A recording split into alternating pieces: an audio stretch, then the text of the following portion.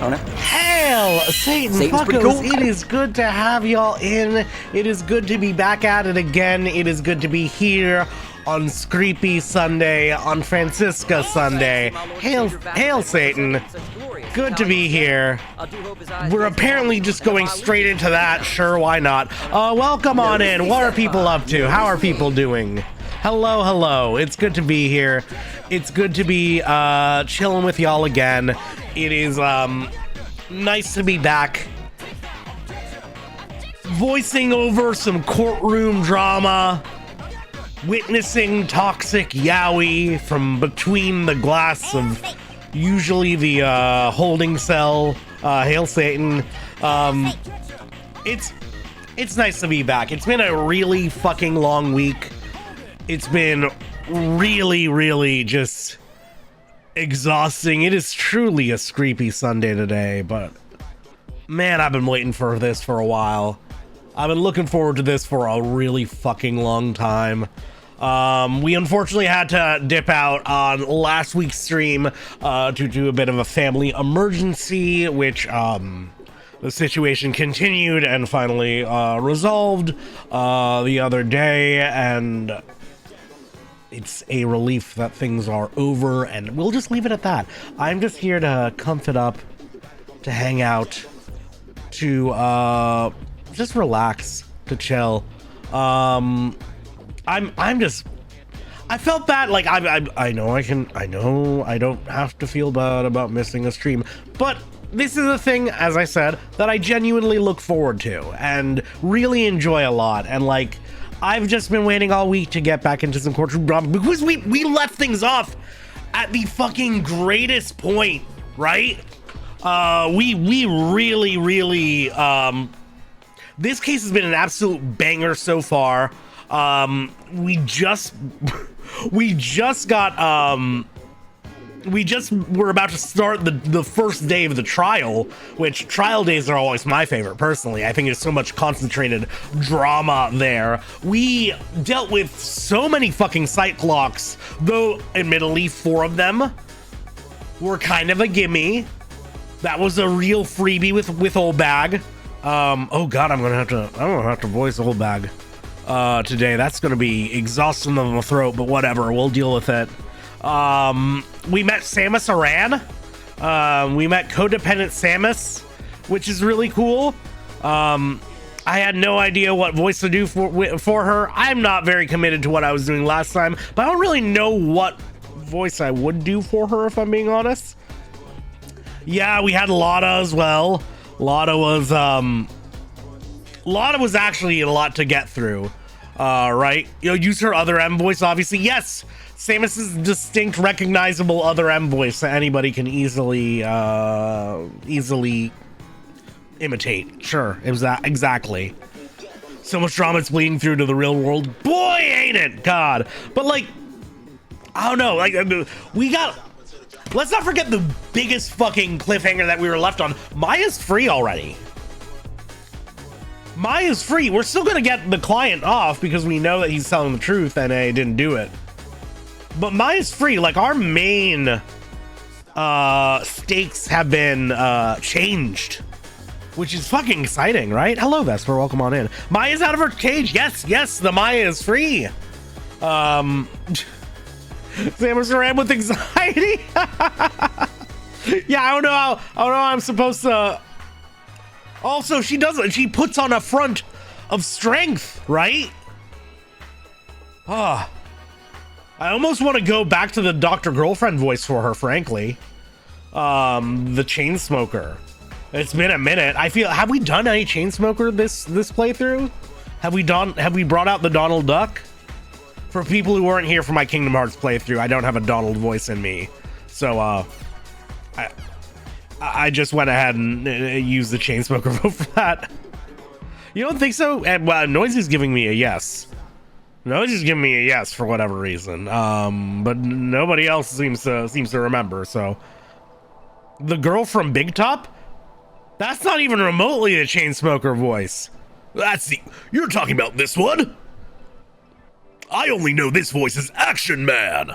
I don't really have I really have like names for what few voices I have on me. It's not okay. Thanks for making me feel shit about my range, noisy god. Okay. Apparently we'll knock down the numbers in my voice index from 8 to 7. -1 to my number of voices. Sure. Yeah. Okay. Fine. My Adrian sounded like red white. Yeah, I was doing kind of the red white with it, which I don't know. I felt like it could work, but I wasn't really committed either way. Do you mean say okay, Mimey? Sure, yeah, pile on. Great. Reggie was clearly Macho Man voice. Yeah. And Damon Gant was very similar, but also Mr. Satan. Damon Gant, I just had to say brother a few times. Yeah. I mean now, okay, fine. Mimey really loves to kick me when I'm down. Apparently, God. Anyways, I will take a little sip.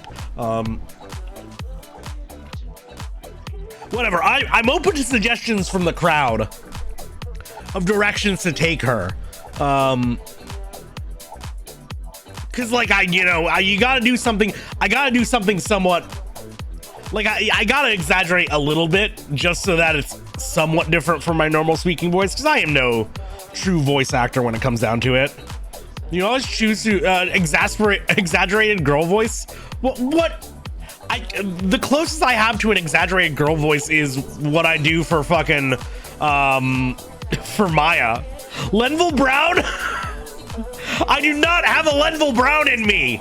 You of all people know that. I had a smoker voice for April May, yeah, but that was the first game, right? Anyways, we don't even know if she'll be put on the stand today. She's definitely gonna be put on the stand today. I see you doubled the cargo redeem. Yeah. Before I can implement counterspell technology, I might as well. I do think that doubling the price every time might be the move. Do you know a Brock Sampson? My Brock Sampson, the closest thing I have to a Brock Sampson, I am already using for Gumshoe. I get like big Dommy mommy with anxiety vibes, but how do you render that in a voice? Yeah, I don't know, and I don't know I got that in me. Bring that Valley Girl accent? What, you mean like my eeny meeny? My eeny miny? That was like 2 cases ago though. I don't know. We'll see what we're feeling when we get to the moment. I'll probably just freeze up again and deer in the headlights it. Marzipan? Oh, just kind of princess. Well, that wasn't. I was trying to go like Princess Peach because Marzipan's Marzipan's a little more peppy and less airheady. But I did just in the process realize that I think I can do a strong sad, just a little bit.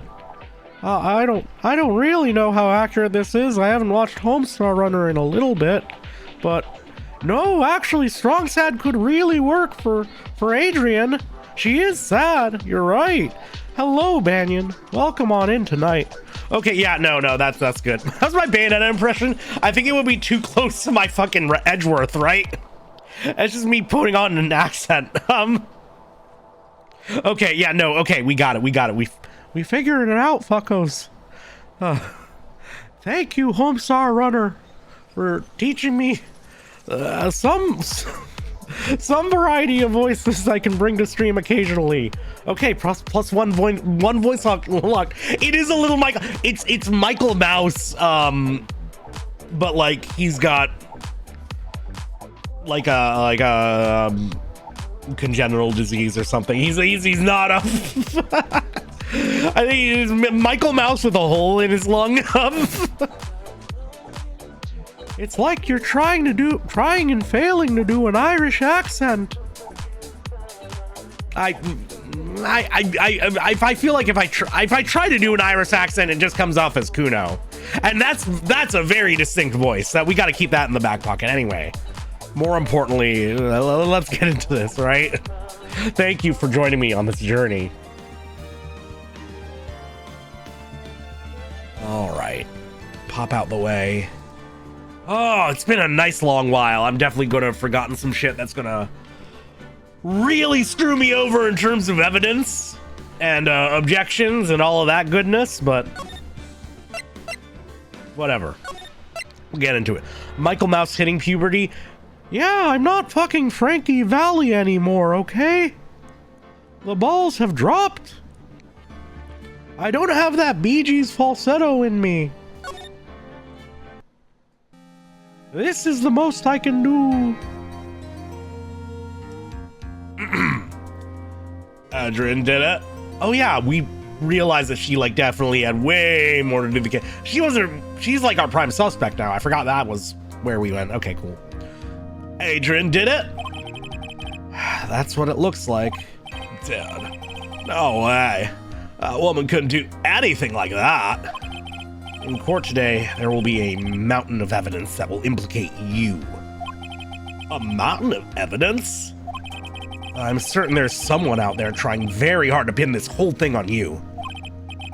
Please, Mr. Lawyer. Dude, like I said yesterday, I'm refreshing like a spring breeze, all right? I can't let any sort of scandal ruin that. I understand. Well, it's almost time.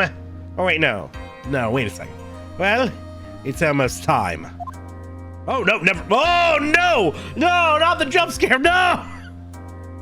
Yeah. We must get a complete acquittal today. I know. I forgot that this was already on deck. Yeah. I'm not judging Adrian because I too would easily fall out of her rail for an old woman mentoring me. Yeah, fair, honestly. Yeah, suddenly improbable breasts.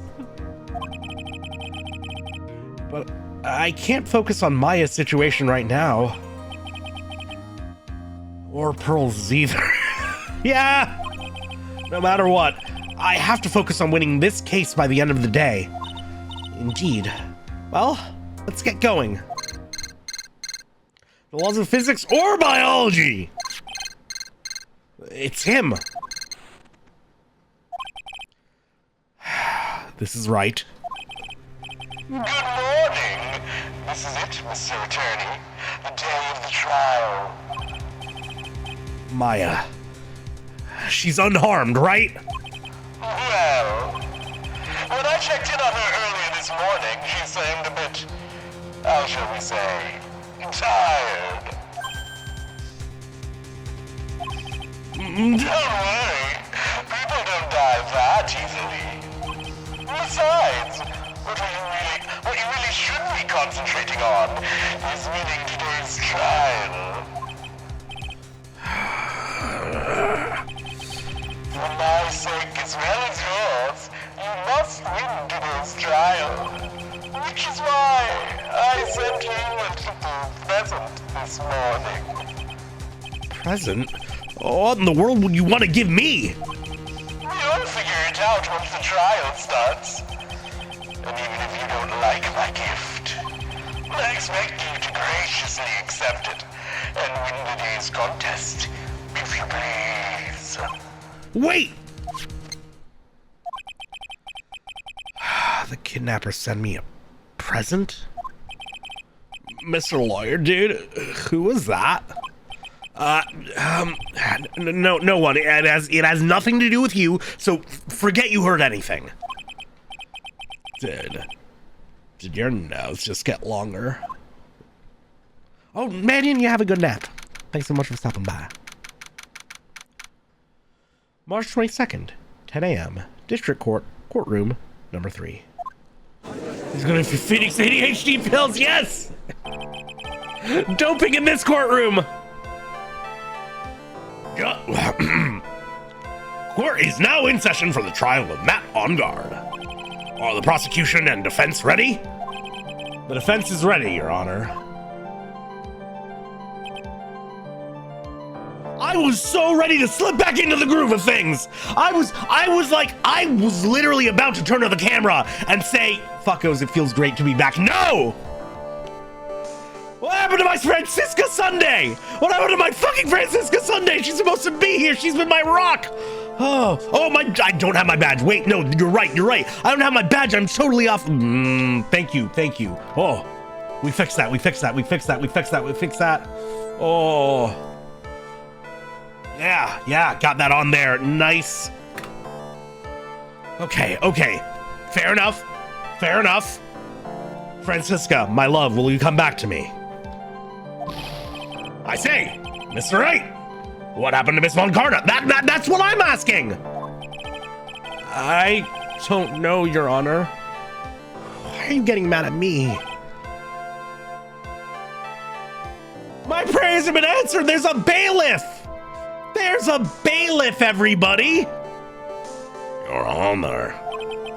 Please be quiet, bailiff. No, fuck you. I wanted a new character. No, the bailiff has to be Meekins. I kind of was about to make him strong bad. Please be quiet, bailiff. Court is in session. If you must tell me something, please keep it brief. Now then, what is it?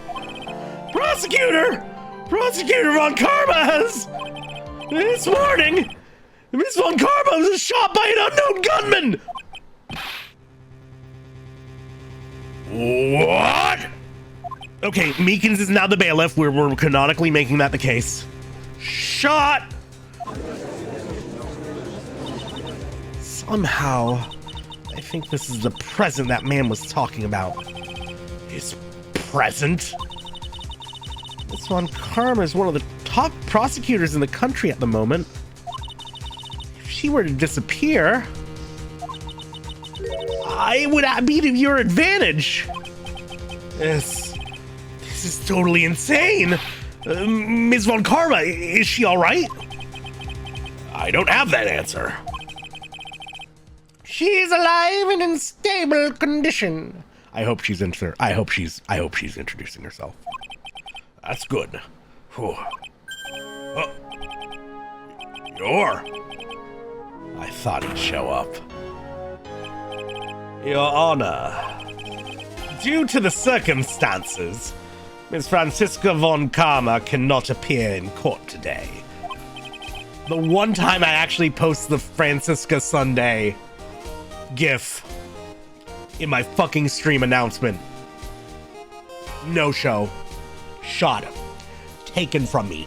Robbed from all of us. We should all fucking Vento Oreo gang just kick the shit out of whoever did this to her. But we did get Edgy back, so it's kind of... This is a trade-off. I don't know. Net gain? Net gain. I, Miles Edgeworth, will be taking her place. The prosecution is ready. Naturally. So now she has a bullet in her shoulder too, like father, like daughter? Oh boy, wait a second. Does this mean we get to witness Francisca's lead poisoning arc? Okay, it's... Toxic Yowie is back again. Okay.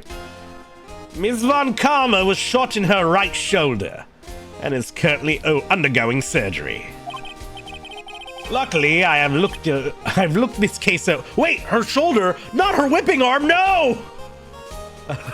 I gotta stop myself. Luckily, I've looked this case over and am familiar with the details. The prosecution seeks to prove the guilt of Mr. Matt Ungard. The court acknowledges the prosecution. Right. I finally found the answer I was struggling for on my long journey this past year. By the time this case comes to an end, you too will know the answer. Now then, the prosecution would like to call its first witness. Please bring Detective Gumshoe to the witness stand. Is it the same shoulder? That's incredible. That's great. We love that. Oh my god. Witness, your name and occupation. My name's Dick Gumshoe, sir. I'm a detective down at the precinct. For now. For now?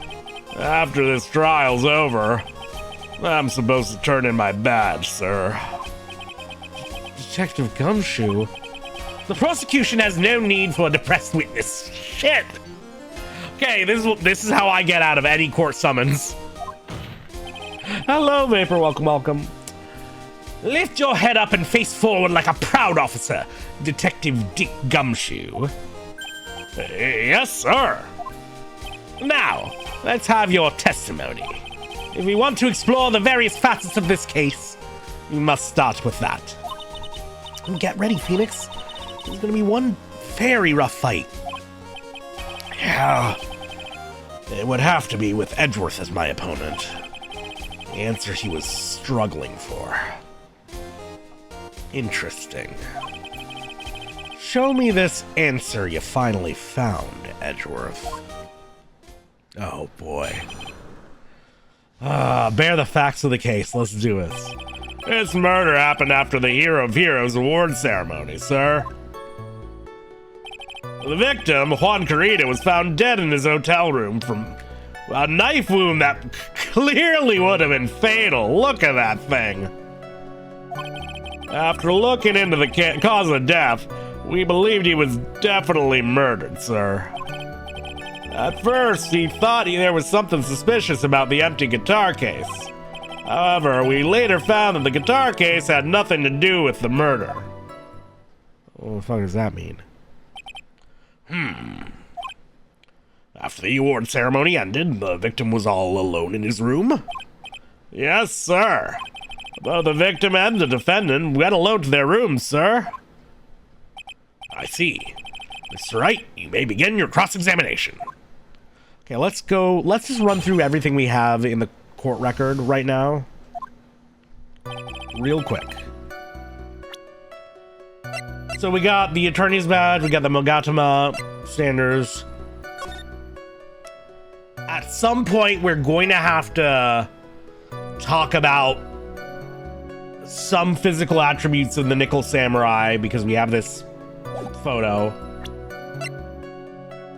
He was going to confess something after the post-ceremony stage show, except Matt didn't even know that he was going to be confessing anything, so...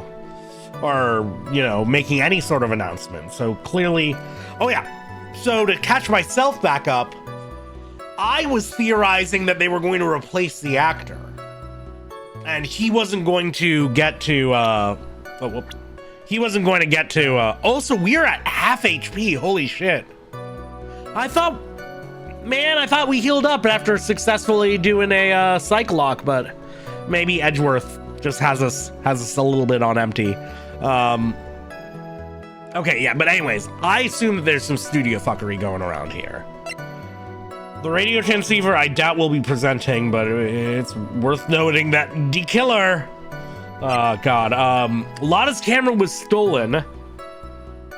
Tabloid article about the victim was in the case, and I'm assuming maybe some photos that she didn't, whoever stole it didn't want to get out. Article from the tabloid Gossip Land. So people are assuming that Juan Carita has been going out with Adrian, but she was just getting close to him because her mentor, Celeste, was killed herself for mysterious reasons. Her suicide note went missing. And Juan found her and likely has her note. Adrian also attempted to kill herself because of that, and is trying to get close to Juan to get back all of that shit. Oh, you heal half your total? Oh, that would be why, because we were on our last legs there. We have the hotel map. Probably gonna have to say at some point that somebody couldn't have gone between the rooms or whatever because they would have had to cross the hall. We're definitely gonna bust that out at some point. There was water on top of the guitar case. Only on top of the lid, so it was closed before the fight happened.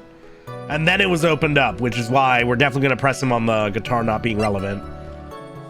And then this was on the table, but had somehow avoided being knocked over.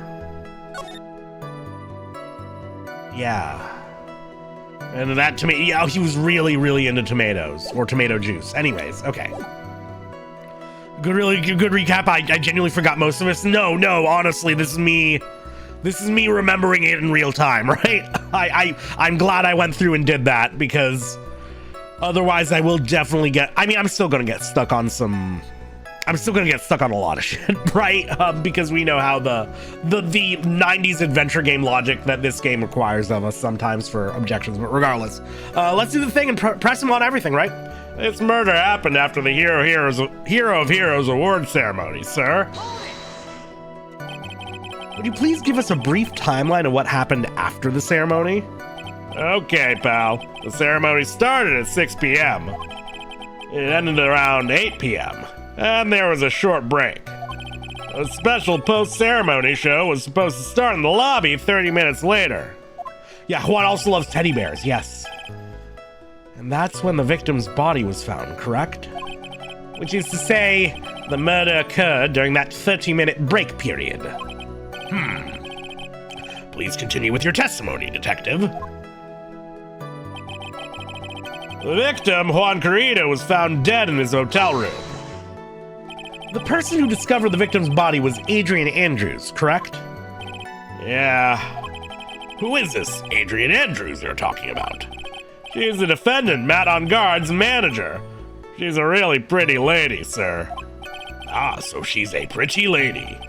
I wonder if she will grace us with her presence. Oh, he's got the Cocomelon eyes again. When the post-ceremony show was about to start, she went to get Mr. On Guard. After visiting his room, she next went to the victim's room to get him for the show, sir. I see. And that's when she found the victim's body. After looking into the cause of death, we believe he was definitely murdered, sir. The cause of death? Wasn't that because Mr. Carrito was stabbed in the chest? Only a careless amateur would believe something so brainless as that, pal. Finally, we're acknowledging it. Take a good hard look at the crime photo. Now, a real pro's attention will be drawn here to this bandana.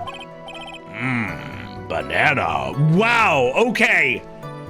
The judge is reaching new lows tonight. First the pretty lady comment, and now this. It's like... It's concerning that Travis Touchdown has developed more integrity than the judge. Yeah! And in like... a fourth of the lifespan? Hail Satan, Trinket. Welcome on in. Donkey Kong! Yeah! Frick! Oh, you get it. Oh my god, you're right. Oh my god. Yeah, no, Judge actually went full monkey. Can we ask him to draw a clock?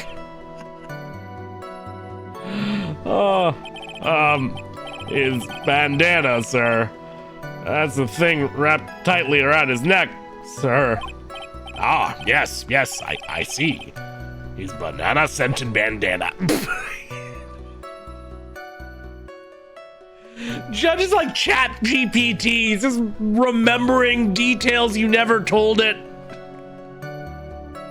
Oh, did y'all see that, like... Oh god, did y'all see that thing where apparently YouTube is doing this experimental like AI summary of videos and or live streams, and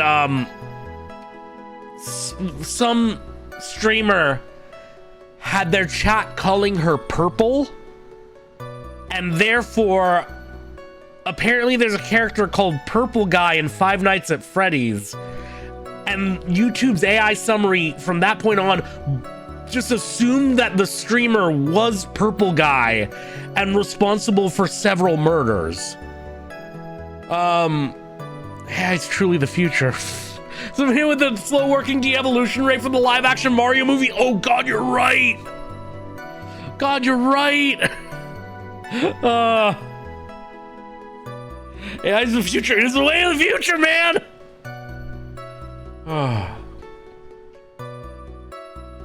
Judge is the type of elder who'd buy toys for his grandson and then go and play kitty plush. There should be no shame in that, though. He can sim however he wants to. That doesn't even necessarily mean that he's incapable of rendering judgment. But this man is definitely incapable of rendering judgment. Then what about the knife? It seems to have been stuck in the victim's chest on purpose after his death. We have a crafty murderer on our hands here. Strangle with a scarf and then stab with a knife. At first, we thought there was something suspicious about the empty guitar case. And why did you think that? Because it was empty, pal. The Jammin' Ninja doesn't go anywhere without his bright red guitar. And we couldn't find it anywhere at the scene of the crime. Oh, and how about this theory? Oh no! Now he's giving us game theories! A fan really wanted the guitar and did the crime to get it. How's that? We thought of that too, but...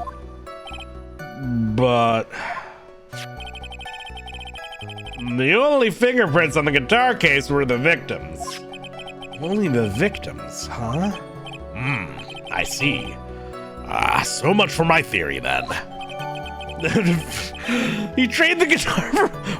he traded the guitar for bananas. Bears Carita's fingerprints. Interesting. However, we later found out that the guitar case had nothing to do with the murder. Suspicious you would even say that. What convinced you it had nothing to do with the case? The guitar wasn't at the Gatewater Hotel that night.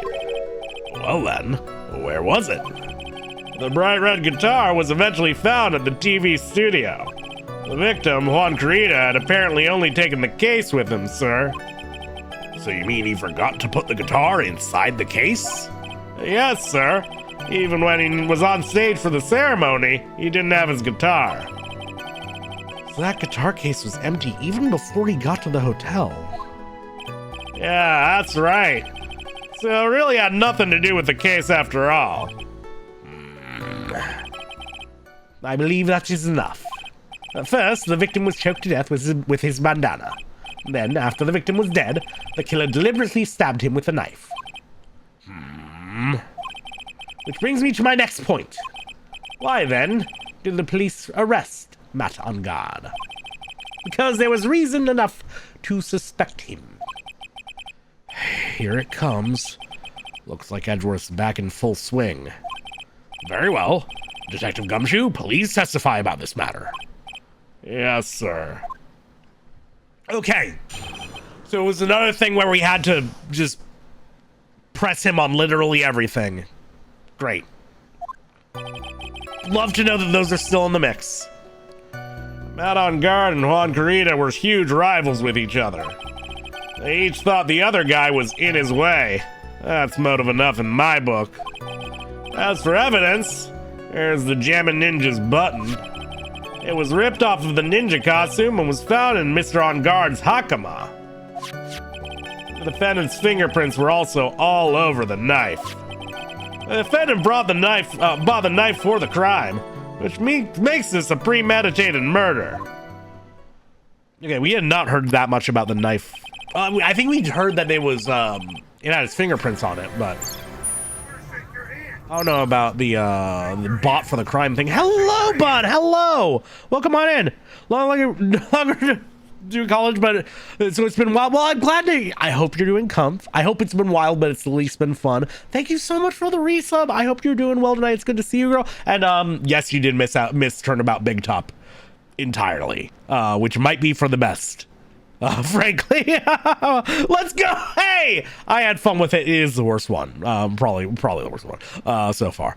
This game for sure. Anyways, glad to have you here. Was it implied or did they actually not say anything? We'll find out. So the defendant's fingerprints were found on the knife used in the stabbing. It was sort of sticky on the handle, so the fingerprints came out pretty clearly, sir. Gatewater is engraved. Then why Then what do you mean? He bought a commemorative knife from the hotel he was staying at? Is that a thing you can do? And there's this button. That was found in the defendant's clothes, was it? And this button is also covered in blood? Yes, and we know that the blood on it is the victim's blood, sir. Oh no, enjoy your lurk, and enjoy your drive. Drive safe. What? Jammin' Ninja's button added to the court record. Oh, all of this points very clearly to the defendant, doesn't it? Yes, it most certainly does, Your Honor. Ready to give in yet, Mr. Wright? Oh, I put in the Mr. and like not only was that a bad line, like not the line, but he would never call him Mr. Save that for the bedroom. I'll find the hole in your argument somehow. Yeah, hole mention. You can press as hard as you'd like. Just hurry up with your usual pointless questions. I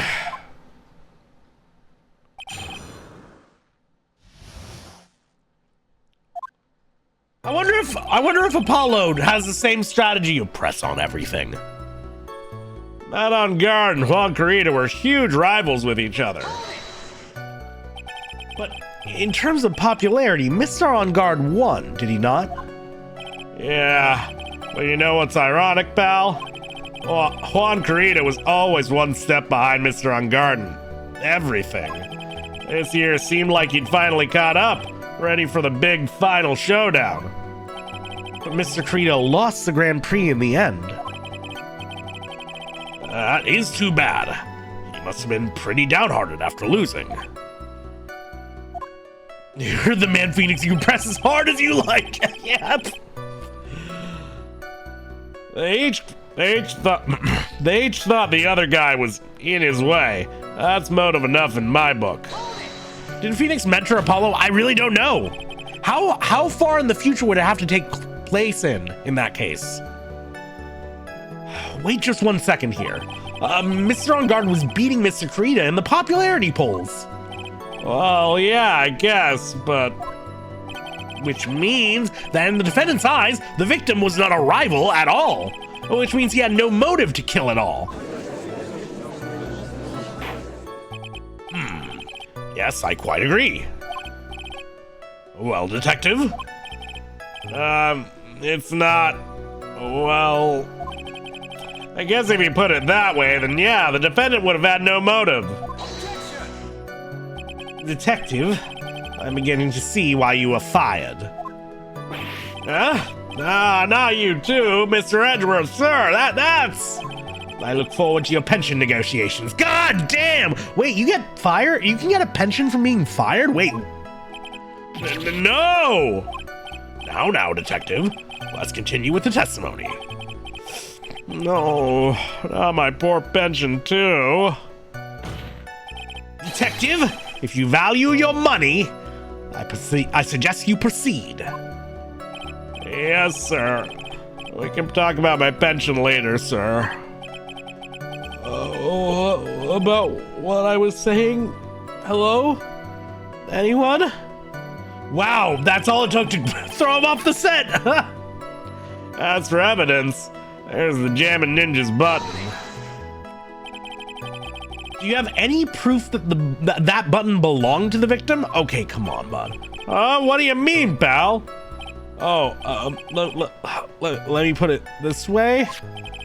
I'm asking you if you have any evidence to back up your claim that this button was ripped off of the Jammin' Ninja's costume. Huh? But can't you tell just by looking at it? And the victim's blood is on it. Anyone could have smeared that blood on there afterward. Mr. Edgeworth, help me, sir. All right. I knew it had to be this piece of evidence. Now to reel this one in. Thread. Huh? The button was attached to the costume by thread, obviously. And that thread snapped when the button was torn off. If you match up the ends of the thread on the costume with the thread on the button, it's a perfect match. Yeah, that's it. They're a perfect match, pal. That's Edgeworth for you. Never misses a beat. It was ripped off of the ninja costume, was found in Mr. On Guard's Hakama. When was this button found? Pretty soon after the body was found, we rounded up everyone who knew Mr. Kurita. And then we did a search on them all. That's when we found the button. So it was almost immediately after the murder. The police didn't have the free time to lollygag and play tricks, unlike some people here. Hey! What is he trying to say about me here? The defendant's fingerprints were also all over the knife. How were the fingerprints arranged on the knife? Huh? What do you mean, pal? By examining the fingerprints, you can determine how the defendant held the knife. Okay, he's actually onto something here. For example, how did he hold it, normally or overhand? Oh, is that what you meant? Well, we didn't actually think of that. I can't believe the bumbling in this department. Hopeless. Were you paying attention to the testimony, right? The defendant's fingerprints were all over the knife. There's no way to determine how the knife was held at the moment of the murder. So is the defendant the owner of this knife, then? The defendant bought the knife for the crime, which makes this a premeditated murder. Imagine fighting guy who's holding the knife underhand. Oh no, wait, did we have a... Oh, nope, that's a little internet hiccup. This right here is my slave. Oh my god. Okay, raids are triggering my stream to break and I don't know why. Raids are triggering my stream to break and I don't know why. Refresh chat. Raids are triggering my stream to break and I don't know why. It's not always, but like it's sometimes. Anyways, thank you so much for following. Thank you, Ayo. It's good to have you here. It's terrible. I saw that I literally saw that my stream crashed before that I saw the raid. Thank you so much.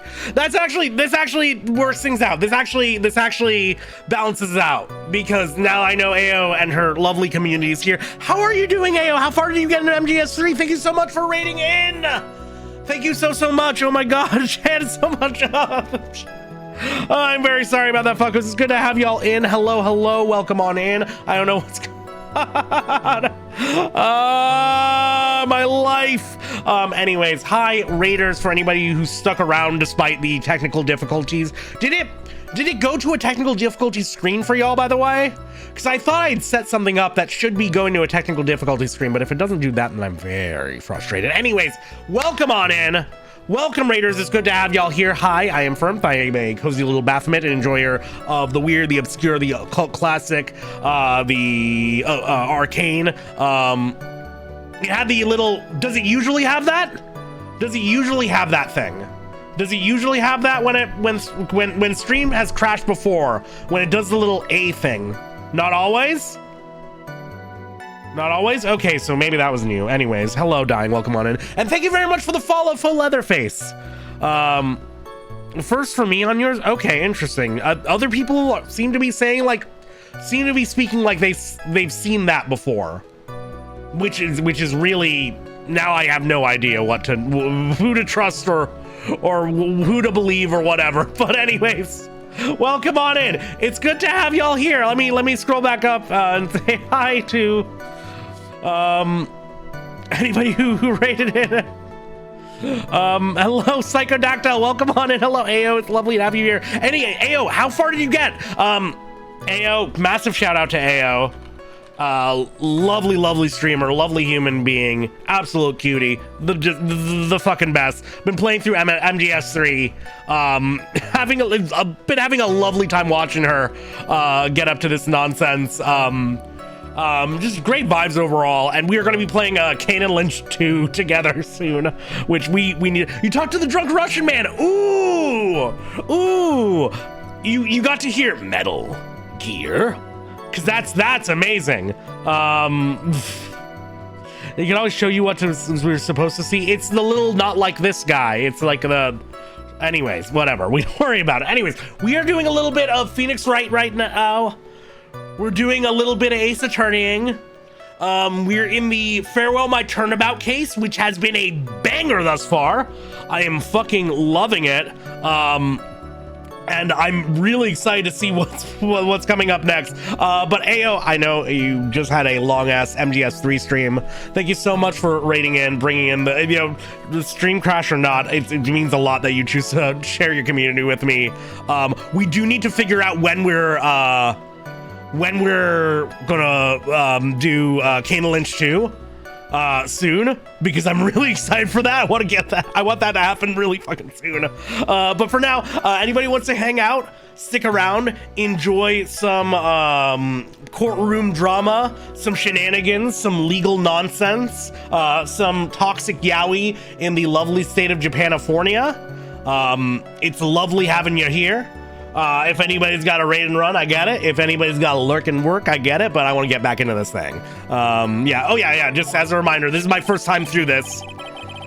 So please, no backseatsmanship, no spoilers. I will be specific when I ask chat for help. But thank you. Yes. Any gators in Japanifornia? No. We ain't gonna get death rolled on, okay? Anyways. Sorry, pal. This isn't some pocket knife. It looks like a butter knife. It doesn't fold, so it's not great for walking around with either. Yeah, it looks like this fancy steak man knife. Well, this is not good. If the prosecution can prove that it was a premeditated murder, we're done for. Phoenix? Yes? There's something very interesting about what the detective said just now. Think carefully, before it's too late. A button covered in the victim's blood. And a knife with on guard's fingerprints. Be careful. If the judge were more rash, he would have already pounded the gavel in closing. We're still in a world of trouble. Hello, Fox. Welcome on in. Well, before any battle, you must find your enemy's weakness. So let's find the weakness in this testimony, no matter how small it may be. Okay, Phoenix? What brings you around these parts, Fox? Did you come in with the raid? Anyways. Matt on guard and Juan Carita were huge rivals with each other. They each thought the other guy was in his way. Oh wait, shit, no, we're looping again. Blurbsberries, cute name. Thank you very much for the follow. Oh, that was the last one? Okay. So he wants us to think about... Which makes this a premeditated murder. Like... I don't know what I can show off to disprove that it was premeditated. In the grip, Gatewater was... Okay, so here's my question, is like, the defendant bought the knife for the crime. Did he buy it from the fucking hotel? How premeditated could it have been? I'm gonna save for sure, yeah, because my trial health is low. I've made some key mistakes. I almost feel like I have to present the knife on the knife, right? You want an answer? No. I'm just gonna try this out. Ooh, Saribot nailed one. Love to see that. Good bot. Oh, wow. Wait a second. What? So the basis of your argument that this was a premeditated murder is simply that my client bought a knife beforehand? That's right, pal. The defendant did not buy this knife. Huh? Take a good look at the handle of this knife and you'll see what I'm talking about. Yeah, okay. Oh, I assumed he had a receipt. What the fuck? Look at this. It has a Gatewater seal set into the handle. Gatewater? I think I've heard that name somewhere before. Oh my god, you were there! That's the name of the hotel! The Gatewater Hotel! Uh-oh. The murder knife was actually property of the hotel, which means this murder was not premeditated. Yes, that is very true. That is a very big... What is it, Mr. Edgeworth? The entire time I was like, am I missing something? No, he was. I'm sorry, but the defense is simply too careless. What? The hotel has a gift lobby. I think whether the crime was premeditated or not has already been determined. How so? I admit this knife is hotel property. There's no one currently on the police force that is dumb enough to not realize this. But I didn't... Oh... Firing confirmed. The question is... Where did this knife come from? Why, that's obvious. It came from the victim, Mr. Kurita's room. Sorry, Your Honor, but that is incorrect. He was only eating chips. The victim ate a last meal before he was murdered. With that being the case, I would like to draw the court's attention to what is on top of the table. There's a knife and fork on the table. Then, where in the world did this knife come from? If it pleases the court, I would like for us to recall the room of the defendant, Mr. Matt on guard. And they're yellow, meaning banana flavored. Banana knife, yes. Especially what was on top of his table. Oh, Edgeworth did work on this one. And there is something missing. Perhaps it is a single knife? We investigated the leftover dishes for fingerprints, and while we were investigating, we came to the conclusion that Matt on guard's knife was missing. Mr. On guard had gone to the victim's room with the knife he had used during dinner. Why would he carry a knife on a visit? To kill, of course. And with that, I believe the prosecution has proven this was a premeditated murder.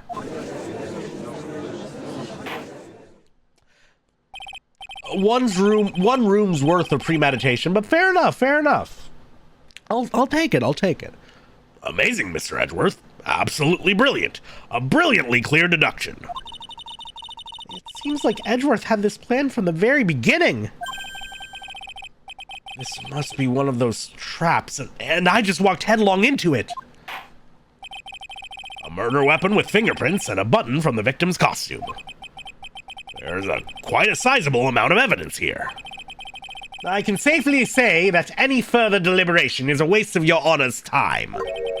Although, I wouldn't mind if the defense were to present evidence not yet shown to the court. Oh, okay. Evidence not yet shown? He means evidence that the court hasn't seen yet. In other words, new evidence. Surprise evidence. That thing that they do in court all the time. What does the defense have to say about this, Mr. Wright? Well...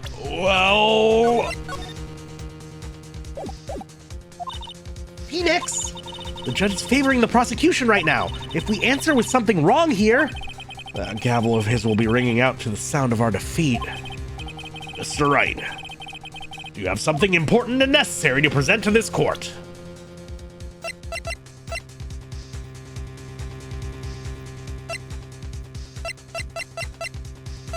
The thing is, like, I don't... This is the evidence section of the court record. I don't know what has or hasn't been presented yet. Now would be the perfect time to... I have something that's banana colored. I don't think that's it, though. Yeah, what the heck is discovery? What the heck is admitting evidence?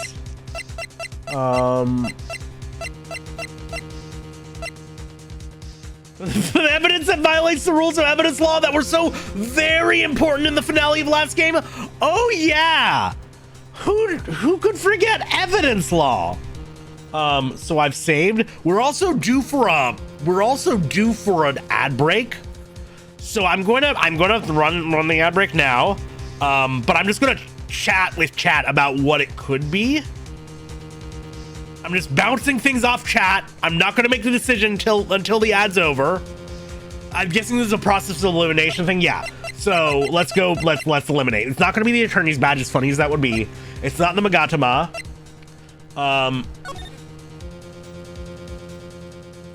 This doesn't really give us anything to work with, right? Not to my knowledge. I was about to be like, there aren't any buttons on here at all. That's a different character. Nickel Samurai is about to confess something after his post-ceremony stage show. So that could be it. Like, why would he murder somebody right before he had a big confession that he was supposed to make? But I don't know if that's strong enough to, like, get us past this point. I think this should be brought up at some point. I feel like maybe the radio transceiver could be part of this. It's something that the court very obviously doesn't know about. But I don't think it's actually relevant in a way that helps us. And Phoenix doesn't know that Maya's free yet. So he would not, like, he thinks she's in danger. He's not going to pull that out. That's not going to be it. Lana's camera was stolen on the night of the murder, and there was a tabloid article about the victim. Yeah, didn't the killer tell us not to tell anyone? Yeah, so I'm assuming that our hand will get forced on the transceiver. But we're not going to have the option to bring it up. It'll just happen. Lana's camera, bringing this up could have some relevance, but the fact that it's not here makes things tough, right?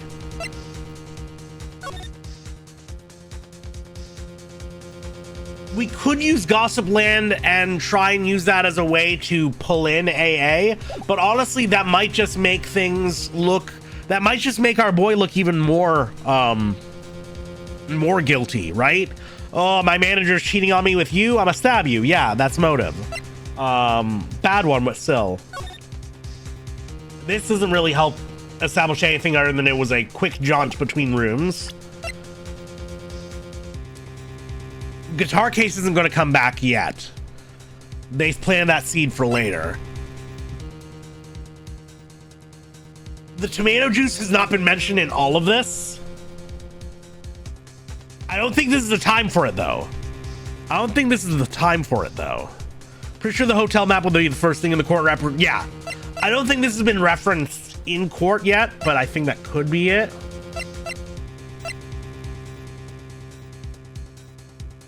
I don't think the suicide report would be it. The crime photo is definitely in there. These, we don't have to worry about. These are definitely in. I don't think these are relevant yet. I don't think anything about Celeste is going to be relevant until Adrian takes a stand. Also, welcome back from Out of Hell Fuckos. We've just been eliminating, and right now, I think my current theory is that the press conference ticket could be it, because the idea is, oh, why would he go and murder somebody right before he had to go and make a confession?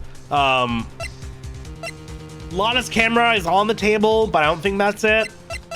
The wine glass is very literally on the table, and that's what makes it suspicious. That's probably my second guess. And then maybe the reports. But yeah, let's trial and error this shit. Okay. Actually, I do. There's one piece of evidence that catches my attention. Something that this court has yet to see. Mr. Wright, I will say this one more time. I do not feel this trial needs to continue at all. However, I am giving you one chance, and only one. We saved before, I will save again for the sake of skipping over less dialogue when we inevitably get it wrong. What the judge is saying, right, is don't try pulling one of your usual bluffs here. If I mess this up, it's curtains for all of us. You may now present one, and only one piece of evidence. Now then, what is this important evidence that you must show to the court?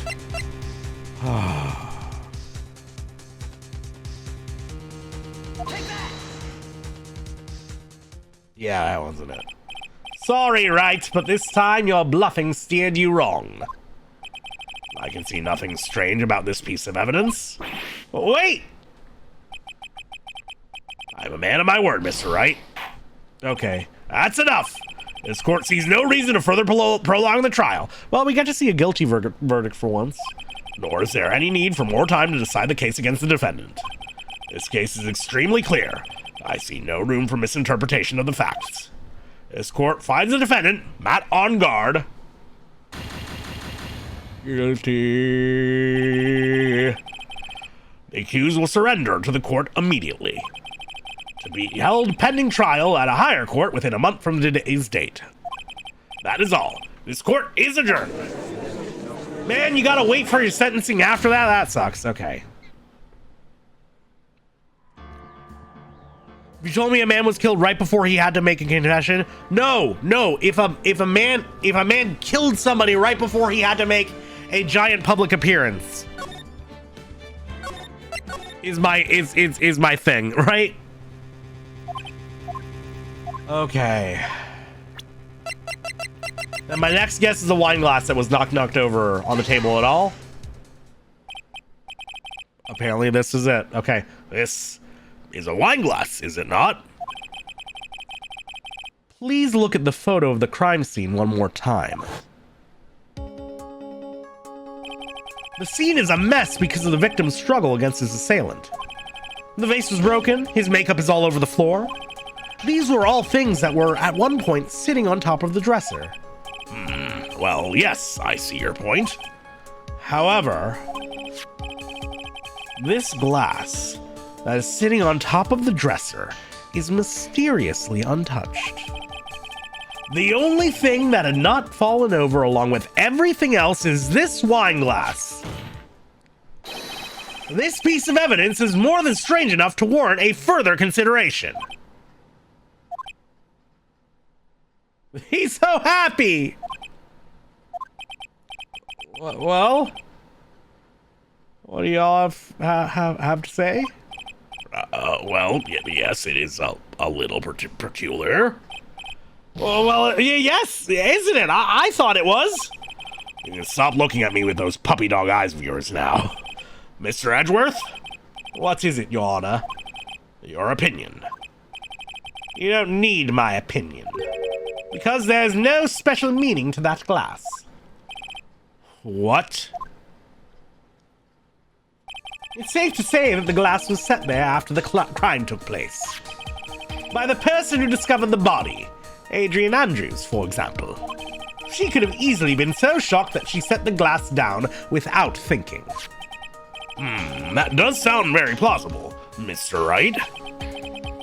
I love how he loses confidence when people stare at him too long. Yeah! You can really bully him out of anything without even saying anything. We'll save just in case. She could have also killed the guy. Dun dun dun. Yeah, but I also think, like, we know that Juan Carita was fucking into tomato juice, right? So that's what I'm gonna drink water. That's what I'm gonna go for first. I will take a hydrate first, I guess.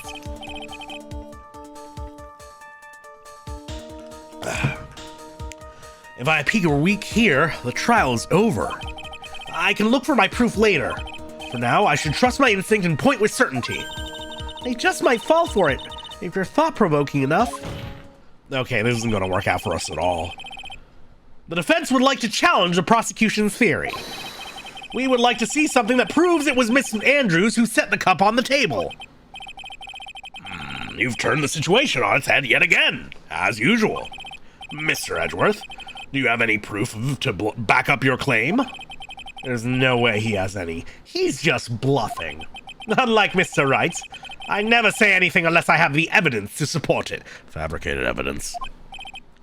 What? I still don't understand how the knife equals premeditation when it wasn't the murder weapon. Yeah. What if this was a suicide too because of the scarf? What if it was autoerotic?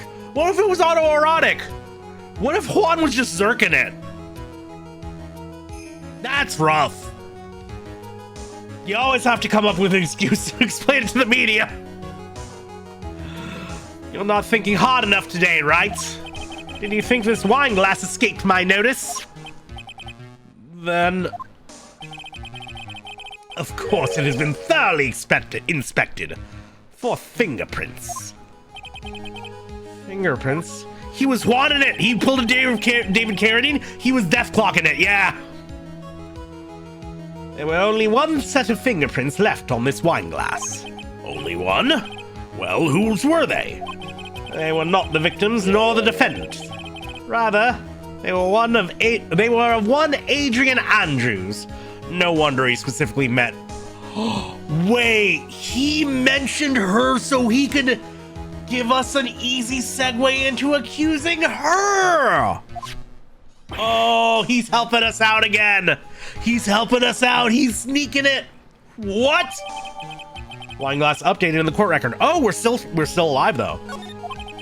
That is why I said the person who had discovered the body left it there. Are we done here, Mr. Wright? I can't believe I fell into another trap. Ms. Andrews was probably holding the glass when she went to see Mr. Carida. But upon seeing his dead body, she was stunned and set the glass down on the dresser. What you just said makes a lot of sense. Tisk, tisk, tisk. Now do you see, right? You can't change any part of my scenarios. It explains everything all too well. I have thought long and hard this past year about what it means to be a prosecutor. And from here on out, I will show you the answer I have come to discover. Wait a second, Mr. Edgeworth. I think the prosecution has provided enough evidence for me to enter my verdict. Unfortunately, I cannot allow you to pass judgment yet. The prosecution has yet another witness we would like the court to hear from. Another witness? Yes. Bailiff, please bring in the next witness. What in the world is Mr. Edgeworth thinking? Bring her like a lamb to the slaughter. Oh no, never mind. Oh no, right my throat. Now then, witness, please state your name and occupation.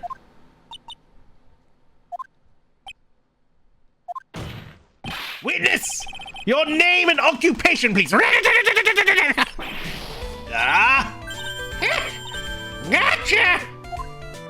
I forgot that rat-a-tat-tat-tat-tat is how she stims now. She's like, Kenshiro, but, very old.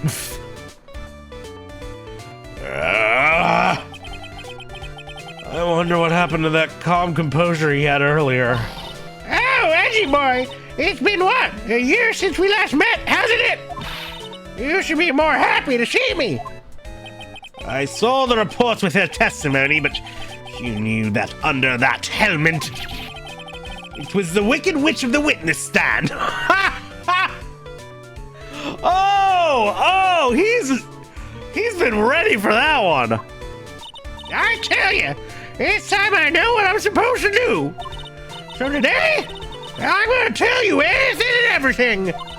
Even things I don't have to do with that terrible crime. Ms. Witness, that terrible crime is all this court needs to know.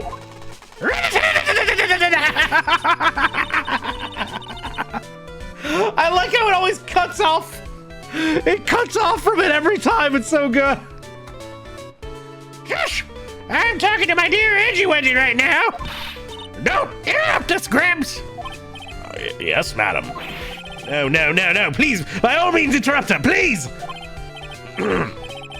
Anyway, witness, your testimony, please. It's true what they say. Youths are hot-headed nowadays. Not that I mind at all, Edgy. Now then, what should I start with? The witness was on security detail at the hotel on the night of the murder. Is this correct, Ms. Oldbag? It was a great job being able to see my dear Juan. It was almost too much for my little heart to handle. You mean you were a fan of the victim? Look, everyone is crazy over that on guard, saying he's cute in a fresh way or something. But not me. I wouldn't say anything so silly. Nobody gives a care about the fate of labor as long as they can get their instant gratification. Not relevant, Emot! Irrelevant! Is this your way of announcing that you're about to play Disco Elysium? Hello, welcome on in. How you doing, dude? Chat, yell at Emot to play Disco Elysium. After all, I have no interest in a little child like him. I'm only interested in a real man, Juan Carita. But those two were the same age. Anyway, as I was saying, I was pacing in front of his room that night. Very well. Please tell the court what you witnessed the night of the murder. Let's go! Anyways, welcome in, Emot. How you doing, dude? How you doing? What you been up to? Have to play Daikatana? Okay, fair enough. That's worth getting out of the way first. Hot damn. Shout out to Emot, who is going to play Daikatana soon. Fuck, dude, that sucks. I'm so sorry. Leave it to me, Edgy Poo.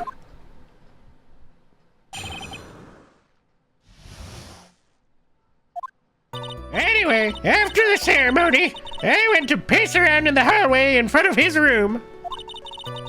There was something I was interested in finding out, you know? Well, since I was on the job, I made sure to keep a good eye out the whole time. That's when someone showed up. There was a man coming out of poor Juan's room. He was on guard, mad on guard. He was trying to sneak his way out of Juan's room. John Romero's gonna make you his bitch. Yeah, that is true. That is true. Emot, you have sold your soul to John Romero for that. I do hope it is worth it. So Mr. On Guard came out from the victim's room. See? It has to be him. He's the murderer. I see. Well, Mr. Wright, you may begin your cross-examination. It is great marketing. It is great built-in marketing, yeah. Also, we do have to finish grinding at some point. Anyway, after the ceremony, I went to pace around in the hallway in front of his room. Like a normal fan would do. Ms. Oldbag, what was your post on that night? The lobby. I was supposed to help us set up the stage for that trifling show. But I refused to help, I'll have you know. It was for that lead-headed samurai show. I even took out a few of the nails. She's just willfully confessing to sabotage. We love that. We love that. Making a grand redeem good. Maybe it was a good thing the show didn't go on. Besides, that manager with the glasses seemed to be working hard at it without me. So I thought I'd take a break and spread my wings a little. That's when you went to hang around that victim's door. There was something I was interested in finding out, you know? Something you were interested in? Then just what was that? It's not some little thing I can just go around telling everyone, you know? It's top secret between me and her and Matt and Edgy Poo, of course. Mr. Edgeworth, what is this thing she was interested in? I have no idea. I despise gossip, Your Honor. Gossip? But should it prove relevant, we can always have it appended to a testimony later. It looks like we shouldn't force it right now. And did the witness stay in the vicinity of the victim's door the entire time? No, I don't think we should just brush past that. Wait a second. Okay, fine. Part of me wants to just slap the tabloid on that, but okay. Well, since I was on the job, I made sure to keep a good eye out the whole time. I'm not a tea gay, Your Honor. Oh? Then Would you tell us the number of people who went in and out of Mr. Creeder's room? I have no idea. I wasn't born so I could count things for those who didn't pay attention in class. That's why ever since I turned 20, I quit keeping track of how old I really am. Yes, well, that would explain why your age was not included in the report. I never noticed. I never even bothered looking it up. I didn't know Will Powers was only 24. Jesus Christ. Dick is ancient for this cast and he's fucking my age. What the hell? In any case, the witness then saw someone, correct? Everyone's way too... That's just media though, right? That's when somebody showed up. It was a man coming out of poor Juan's room. Who in the world was that? I'm not allowed to say. This sort of information has to be carefully guarded from the masses, sonny. The man that came out of Juan's room, he was... Yes, he was. I'm too scared. I can't say his name out loud. Oh, what I wouldn't give to have Francisca's whip right about now. Well, I guess I can tell you since he was such a bad boy anyway. It was Engard! Matt Engard! He was trying to sneak his way out of Juan's room. You saw my client? Are you sure about that? Yes, he. Really? Nothing but when I say I saw someone, I saw that person. I get a sense of deja vu. Maybe to avoid a repeat of last year, I should delve into this a bit further. I mean, did you see his face? Yeah. Was he in costume? Please tell the court about the man's face in more detail. You don't need me to tell you about his face? That soft, gentle look in his eyes and his effeminate lips. His right eye covered by his silky hair. His sparkling, shiny teeth. Ooh. She writes hate fic about this boy, doesn't she? His teeth were shining. Well, he's shining all around in this week's pinup poster, dearie. This week's pinup. Why do you... I mean... I don't care how he looks in this week's issue. Please say what you saw. Please stay with what you saw that night. What? Engard's face is the same no matter where it is, you know. You whippersnapper. So, Mr. Wright, was this testimony just now important or relevant in any way? I'm gonna say it's not important for now. I guess it really wasn't that important after all. Mr. Wright, do you know why we say time is valuable? If not, I suggest you learn. You wasted 3 minutes of this woman's youth. That's more valuable than gold to me. Why do I suddenly feel old in the presence of her childish whining? She may not remember things or be mistaken here and there, but I don't think she's lying. That's bad for us, really bad. But that's how the human mind is. It also has the tendency to jump off topic. Not that she needs a lot of help. She's strayed on a few interesting side topics this time too, hasn't she? That's what makes her a sweet old lady, right? You haven't been here. You haven't been here for all of our interactions with this, Mia. That's because you're not the one who has to question her. Okay, so we gotta ask the other questions. Oh wait, shit. Well, Mag needs the Adderall more than Phoenix? Yes. But at her age, I don't know how else she can handle it. Oh shit, I keep forgetting B. Okay. Save up. Let's check out those other... What about the... Oh shit, I hit A again, I hit A! God damn it.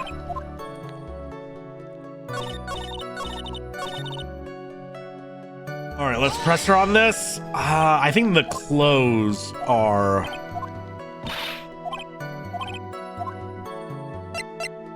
Yeah. Please tell the court about the man's clothes in more detail. What a troublesome man you are, really. As if something like that matters. But it does. What was it?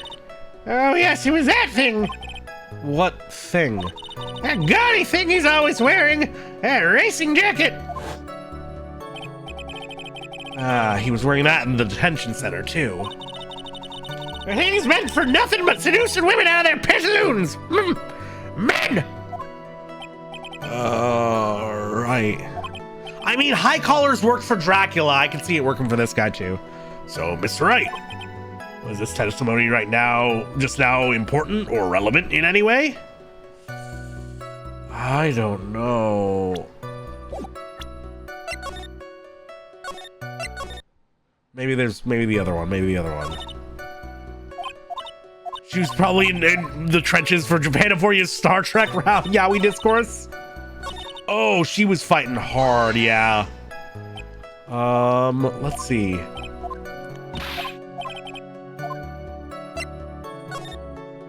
What was the man you saw carrying? In which hand? His right or his left? You didn't see anything in either, did you? Now this is a real mess. I mean, I can't be expected to answer such a vague question. Indeed. Please be more specific with your question, Mr. Wright. Really? Sorry. What was the man you saw carrying in his right hand? He wasn't carrying anything in that hand. Then how about his left? Empty. You can't see it, but I'm raising my hands to the air in supplication, like to... How dare? How dare? How dare? This is probably the worst the game's ever pranked me. Fuck you. Well, this whole thing has been a lot of nothing. So, Mr. Wright, was this testimony just now important or relevant in any way? Let's say yes. Let's say yes for the fun of it. I guess it really wasn't that important after all. Oh, yeah, I didn't. I assumed that option. I didn't actually read what the options were. I just assumed that number one was yes. Oh God. Okay. Straight on some interesting side topics. Maybe we can go. Wait. What if we press her about this one again?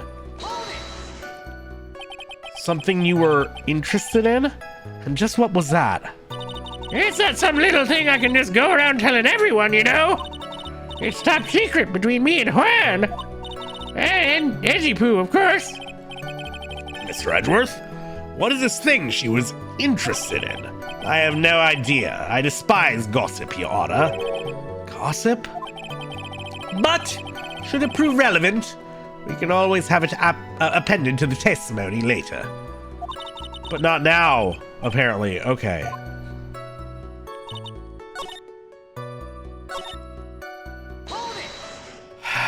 Well, one of these is going to be relevant.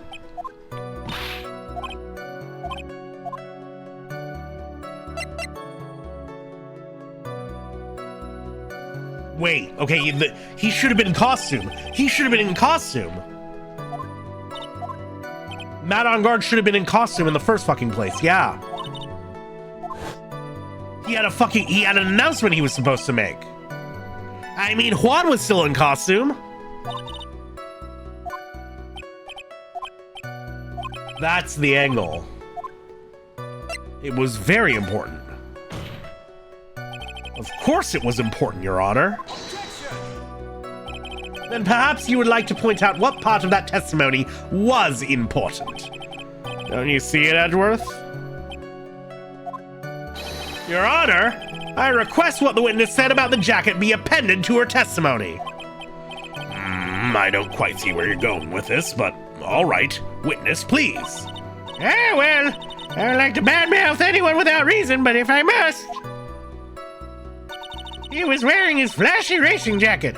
Honestly, it's all just for show. Okay, we'll save real quick. We'll press her on it, right? Just if we get anything else from that, we won't. Are you sure the defendant was wearing a racing jacket? What do you think? It's not like I've seen him in anything other than a horrible thing. I'm sure he was wearing it. She is so sure of herself, it's almost to the point of self-absorption. She may not remember things that be mistaken here and there, but I don't think she's lying. That's bad for us, really bad. No, it's not. Okay. So I have two ideas. We either do this. Oh, the Nickel Samurai's about to confess thing after his ceremony stage show. Or we do the picture of the Nickel Samurai. Hey, this isn't what the Nickel Samurai wears. I don't know which one it was. The sports jacket, knowing Matt on guard and knowing this game, it was probably, oh my god, custom made.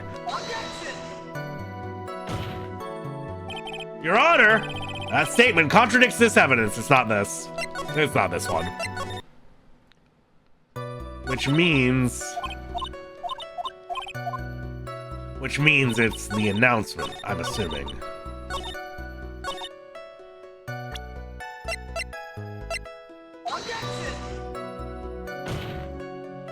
Shit, not that one. Okay.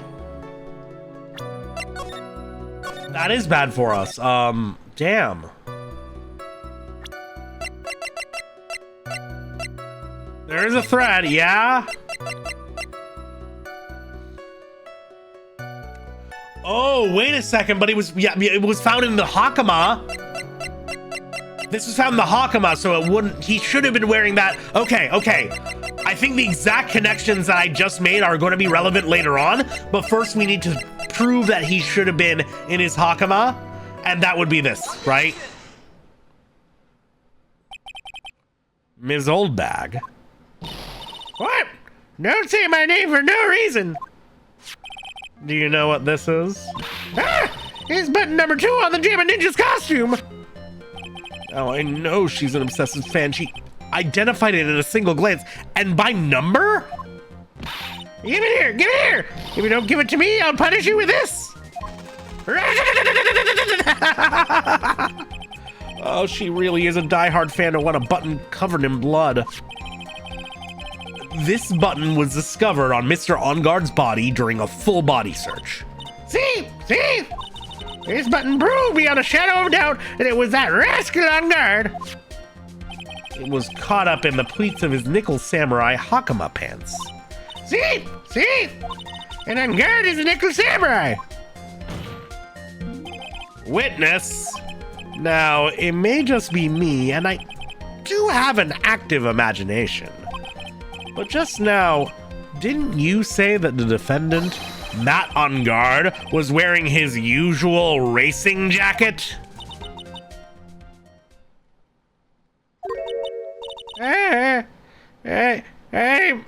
I'm so sorry. Sorry that you judge people based on what they wear.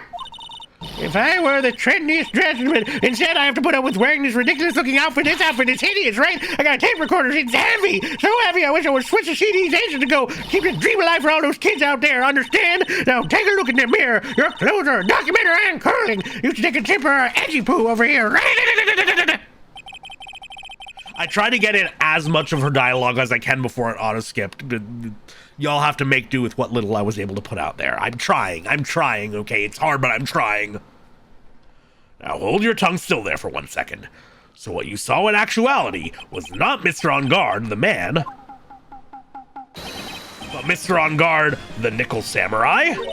But when you think about it... It was a good read? Yeah, thank you. I'm trying. They're really only one and the same anyway. Ms. Oldbag, this is a very important point we're talking about. Edgy Poo, do you think so too? Hello, Mars. Welcome on in. I've heard the auctioneer thing. I've heard that the 5, the 4, like that thing they do is literally to keep their mouths warm. Like it's to keep it moving and active, so that they're ready to keep up the pace. It's like how if you watch Melee and somebody KOs somebody else, they're gonna like do little short hop aerials on stage between respawns just to keep warmed up. Well, it might be something worth considering. Just say it's important and agree with me for a change. Yapping. Glester with the... is that Bubble Bobble? That is adorable. Good emotes. Witness, think carefully and try to remember as much as you can before you testify. All right, if you insist. I should be the one sighing, not you.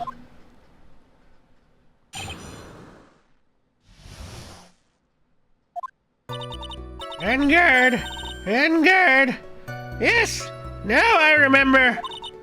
The Nickel Samurai, that's right, it was the Nickel Samurai that I saw. Why? Oh God. Super Mario RPG, Sonic the Hedgehog, Donkey Kong 3, Adventures of Lolo 1 and 2, King's Knight, Dig Dug, Chew Man Fu. Audio mixing for this game fucking sucks. Harvest Moon, League Puzzle Pokemon, Toe Jam and Earl, in Panic on Funkotron. I'm glad I have sound mixer option always. Castlevania, Fatal Fury, Ninja Jaja, Maru, Kunak, Razor, Blazing, Lasers, Bases, Loaded, Mega, Turrican, Cybernator, Rolling Thunder, Dynastic Hero, Bubble, Bobble, Double, Dribble, Double, Dragon, F-Zero, there we go, F-Zero X, and Donkey Kong Jr. Math, Ninja Gaiden 1, Ninja Gaiden 2, Ninja Gaiden 3, Cruising USA, okay, I can't duck out the audio normally, like I can for other games. That made me panic. I have to have fucking sound mixer options open every time I have this stream up or this game up. Okay, we made it work though. We made it work. There is a thread of connection. Yeah, I did say Bubble Bobble. It's true. It has nothing to do with the game. Yeah, always ready. I gotta always be ready. Apparently. Not for raids though, those apparently kill me. Ayo, thank you so much again for raiding it. I love you, thank you. I gotta look that shit up. I'm not gonna lie, for like the past hour, half of my brain's been like, I gotta figure out what the fuck is going on with my streams when people raid in. Even though it hasn't always been raids that have broken stream. So I don't know what's going on there, but I gotta find out. Maddening.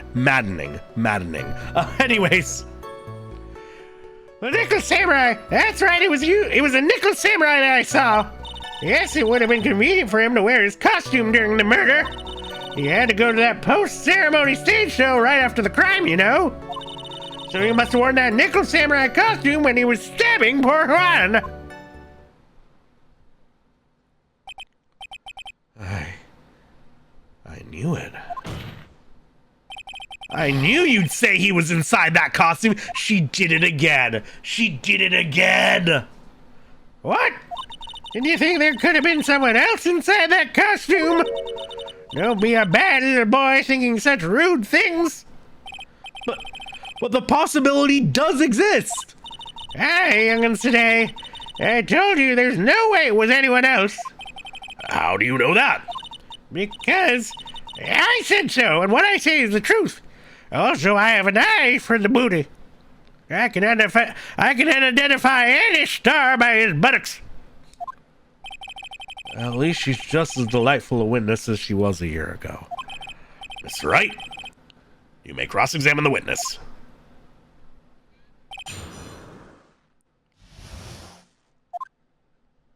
Ungird. Yes, now I remember. I understand. Would you please get on with your testimony? What's your language, young man? What sort of tone is this to take with an elder? My youthfulness isn't what it used to be. So you should forgive me for everything. If you keep on barking at me like that, I'll start singing at the top of my lungs. What? Wait, no. Did it just do it again? Did it really just do it again? Did it just crash on me again? Oh my god, it did? Okay, well that one wasn't a raid. All the girls are on down. I simply don't know, chat. I simply don't know. I think we're back. That is so goddamn frustrating. I have no idea what it is. I think it's my ISP just crapping out for a second, but like, I gotta talk to the mods real quick after stream to confirm some things. Regardless, we're back. I don't know what the fuck is going on here. I really genuinely don't. I am so sorry, fuckos. This is at least 4 times as frustrating for me as it is for y'all. I can guarantee you that much. Anyways, my internet also poops out when it's late. Yeah, maybe we're all just tired of old bag shit, but either way, at least it wasn't in the middle of something. God, back into it. What? A striking figure by the sea, standing all alone is he. He's the nickel samurai. She's actually singing. Somebody help my poor ears. Mr. Edgeworth, can you please do something about this racket? Witness, I'll give you a piece of gum later if you'll be good and stick to just the facts. Okay! You promise, right? Right. I'll be sending the bill for the chewing gum to your office at a later date. God damn, okay. Good night, Noisy. Remind me to send you a thank you note later too, Edgeworth. Old chum. The nickel samurai, that's right!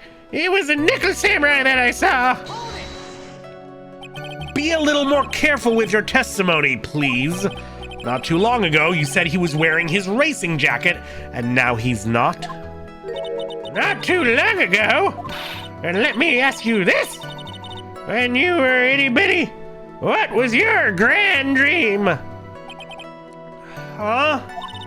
What did you want to be when you grew up, whippersnapper? My dream, huh? Well, I, wanted to be Judge Wagner, hero of the public's court. So what? See? And look at where you are. You're not Judge Wagner, are you? Are you? And you're not fucking a movie star, girl. Well, what I said earlier, who puts any weight into things like that? Perjury charges for one. The now is everything. I can't be held responsible for the past. Since when did court become theatrics over testimonies? That a People's Court reference? I would not know. All that matters is that man was inside that costume. Isn't that enough? Yes, it would have been convenient for him to wear his costume during the murder. Wait. I got a whole achievement called Judge Wagner for pressing her on that, so they are proud of that reference. Actually, wait. Does that mean you get the same achievement in the Japanese version? Is that one also a big reference then? I wonder what the Japanese version of it is for that. Are achievements the same in languages? Like across different languages? They'd have to be, right? Anyways, and why would that be? That way no one could see his face, of course. But there's still no advantage for him that I can see. Hello, Ed, welcome on in. In fact, you would think the costume would make him stand out all the more. Some jokes don't cross the language barrier. Yeah, but like, mechanically achievements, they probably still keep them around, right? You'd think? You are such an annoying child, you know that? You disagree with everything I say. Isn't that what you're always doing to me? I got it! Maybe it was more troublesome for him to change in and out of his costume. He had to go to that post-ceremony stage show right after the crime, you know? Was there anyone else scheduled to appear at the post-ceremony show? Well, all the contestants were supposed to go on stage in a friendly gesture thing. And that included the Jammin' Ninja? Of course it included him. That's why when On Guard came out of Dear Juan's room, I didn't give it a second thought. I see. Well, anyway. So he must have worn that nickel samurai costume when he was stabbing poor Juan. So let me ask you one last time. The person you saw, it really was the Nickel Samurai. As showy as ever. Haven't I been saying that from the very beginning? Can I throw in the towel yet? Oh shit, Proxy, hello! Welcome on in, Raiders! Welcome, Proxy, it's good to have you here. Thank you for dropping off the kids. Hey, a raid and nothing broke. Hey, a raid and nothing broke. I'm sorry, we've been having technical issues tonight. It's been a thing. Welcome on in. Thank you so much for raiding it. How are you doing? Hello, cute fens. Hello, Plant Sky. Hello, Proxy. Hello, anybody else who raided in. Anybody who needs to raid and run, I very much get it. Thank you very much for the follow, Plant Sky, as well. Thank you. I appreciate it. Welcome. What were you up to tonight other than losing your mind in a wall? Or at the very least, what was the context of you losing your mind in a wall? But thank you very much. We are in the middle of, for anybody who's unfamiliar, hi, I am Firm. I am a weird little Baphomet guy who occasionally experiences severe streaming issues, but we're dealing with it. We're moving through it. We're pushing past it. We're moving forward. Played a little bit of Phoenix Wright Ace Attorney tonight. Voice acting in the game. We're into some fun little Hail Satan. We're into some fun little courtroom shenanigans. This trial is a banger thus far. I'm having a ton of fun with it, but playing 9 Souls, beat up a wall for 3 hours. Jesus fucking Christ. Oh shit, Shutter Shade, welcome on in. Welcome, Raiders. Oh my god, another raid. So many at once, so many in a row. Things are holding together. Shutter Shade, thank you very much. Welcome, Raiders. It's good to have you here. Hello, dude. How's it going? Welcome on in. I was just greeting Proxy's Raiders, but welcome on in, Shutter. It's good to have you here. I am Firmth. I am a cozy little Baphomet, a weirdo, a freak, a fucking gremlin guy who is stuck with permanent scuff on the stream, but we make it work. We work around it. We work with it. We just deal with it. It's good to have you here. Welcome on in. We're doing a little bit of Phoenix Wright. I'm doing some voice acting. I want to get back right into it, but please, if you need to raid and run, if you need to rest up after your big stream, I very much get it. Grab yourself a little water, grab yourself a little snack, run to the bathroom, whatever you gotta do. If you want to hang out though, I'm about to get into some legal nonsense, but what were you up to, dude? Anyways. You don't need to think too hard on this one. There's a contradiction in her testimony and sitting in plain sight. The question is what that contradiction means for us. Well, I have to figure out what you're talking about first, but okay. I have one idea. Already. You were risking rain. Ooh, how'd it go for you? You have some good times? Me and baby Close is way too Japan for me. Yeah, no, it's a jump scare every time Mia shows up in. Well, no, it's not Mia, it's Pearl. And that's a whole can of worms. Join for 100% achievements. God fucking speed to you. My God, that sounds nightmarish, but best of luck. Okay, he must have worn the Nickel Samurai costume when he was stabbing Poor Swan. Is that the case? Because it's got the blood and it's got fingerprints all fucking over it. And blood! How would he have avoided getting the blood on himself, even if it wasn't the actual murder weapon? Also, we know that he's gloved in costume, which makes me worry that I could also present, maybe it's expecting me to present this and not the knife, but I'm gonna go for the knife because the knife says on guard's fingerprints and blood. Oh,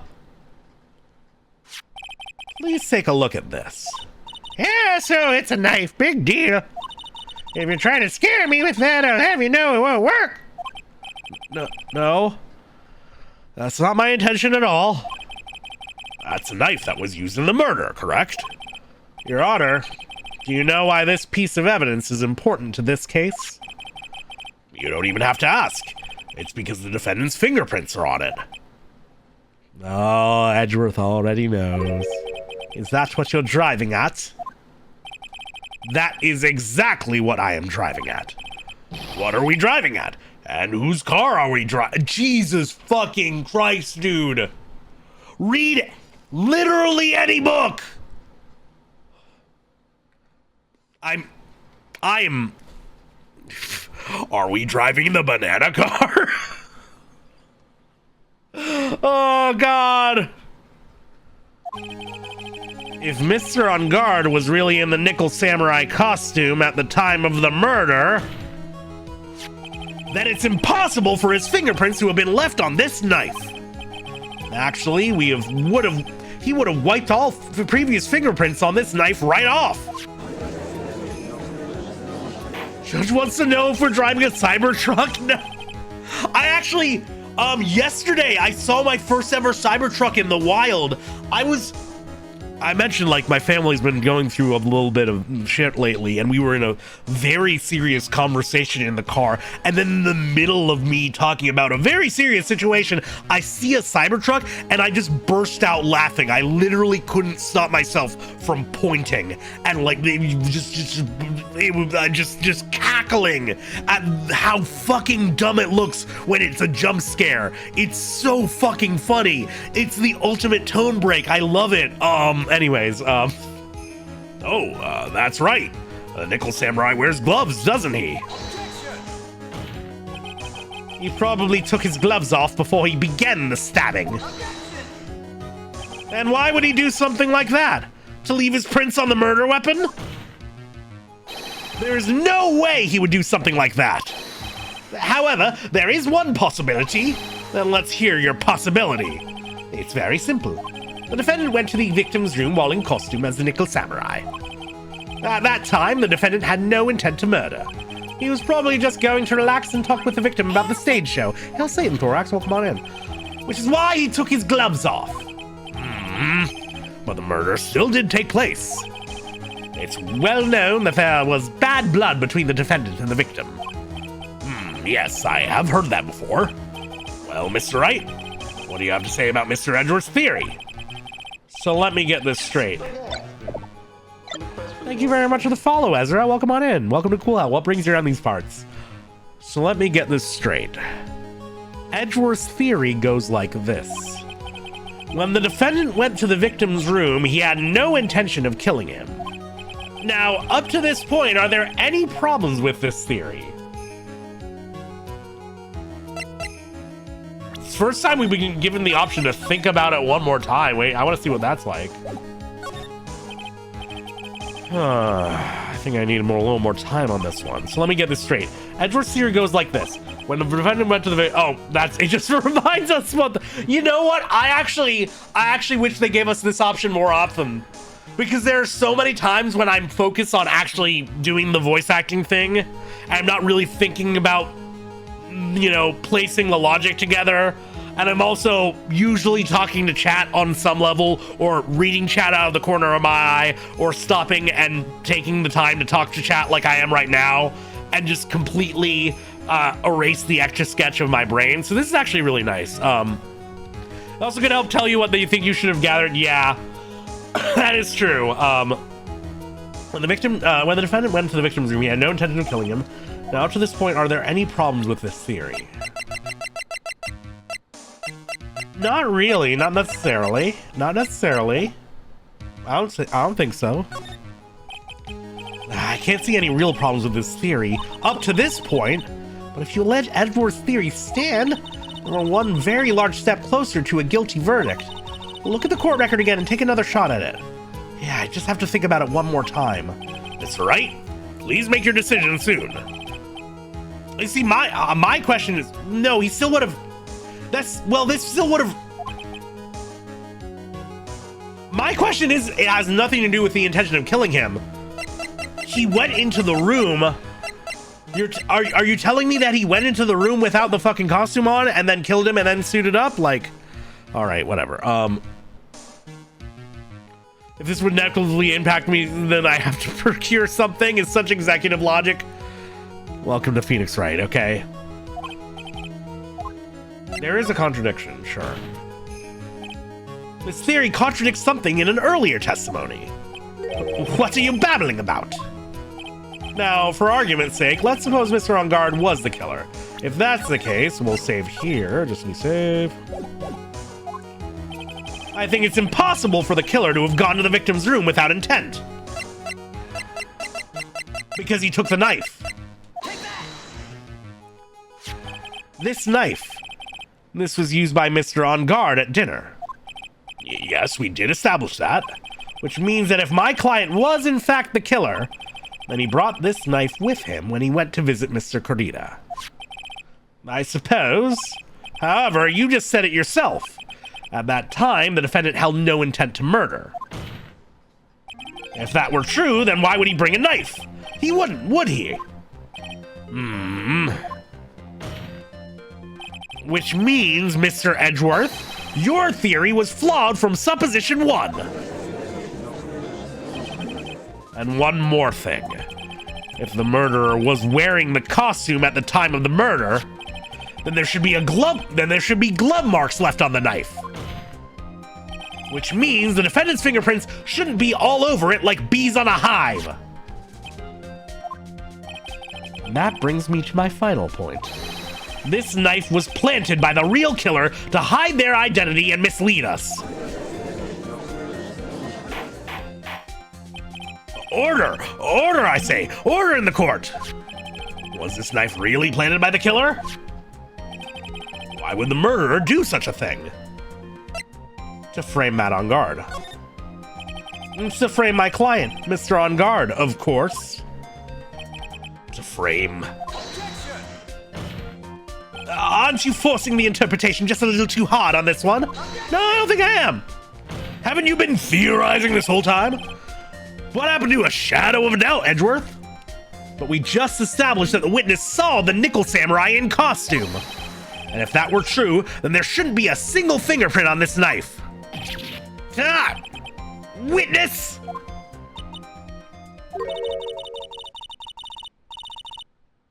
Looks like I've made your life a tiny bit more difficult, huh, Edgy Poo? Oh, that's cute, Proxy. I won't ask more because I don't want you to dox yourself, but that's nice. That's nice to know. Think this trial playing out is even fucking better? Hell yeah. Witness, did you or did you not really see the Nickel Samurai? Well, I guess I might have forgotten, but... Are you saying you mixed up Mr. On Guard with the Nickel Samurai? His character on TV? But I mean, I can't really do anything about that now. Look, I was waiting around in front of their doors because, well, I wasn't waiting around for the Nickel Samurai, that's for sure. Juan was about to nail a restraining order on this lady, wasn't he? Old Bag confirmed to actually believe she's talking to the characters at Disney, right?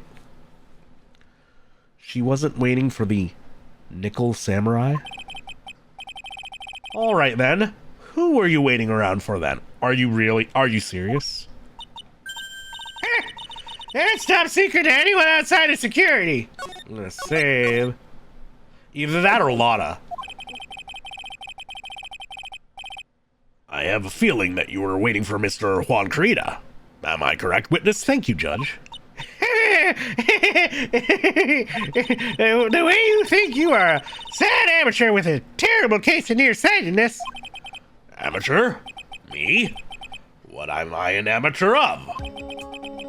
Nobody even bothers correcting him at this point. It's okay, Grandpa.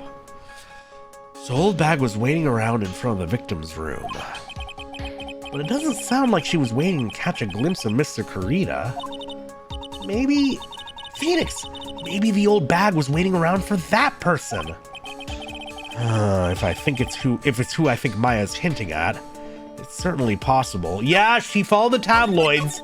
She knew Adrian. She knew she could get closer via Adrian.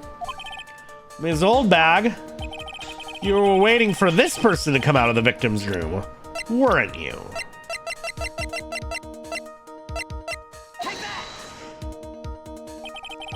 Who is this person? This is Adrian Andrews, Mr. On Guard's manager. But why would the defendant's manager be in the victim's room?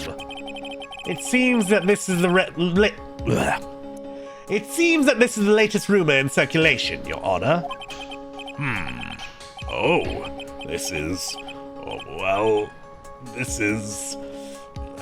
I see. The judge is so fucking illiterate. It's not even like subtext at this point. It's text. It's text, right?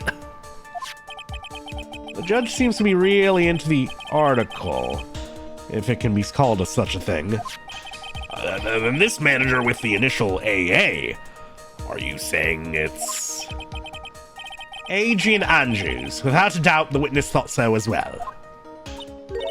It looks like you found me out. Thank you very much for the phone napkin. Welcome to Cool Hell. What brings you around these parts? Well, that's fine.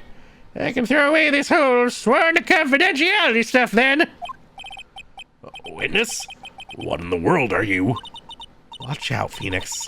I got a bad feeling about this. A very bad feeling. I got some information. Some very secret information from a certain source. So that's why I was doing my own little investigation. In secret, of course. What for? Oh, just for myself. Personal reasons and all that. Well, Mr. Edgeworth, how will you proceed from here? I really don't want to do this, however. I cannot simply let this point slide. I see. Very well, then. Witness, please testify about this secret information. Get ready. This is gonna take the wind out of you young'uns. I'm sure we're all capable of handling this. Really, it's not like we're 10 years old. Okay, what you got for us? What's the hot goss? That on guard is one evil man. He thought he could ruin poor Juan by causing a huge scandal. So to do that, he sent his own manager to get in close with Juan. I cannot condone such dirty tricks, so I took action. Oh, and there's the top secret. You got that? Nobody else but you and me know yet, okay? And the judge, and the bailiff, and the court stenographer, and Edgy Boy, and the gallery, and the jury, and the court TV recorder.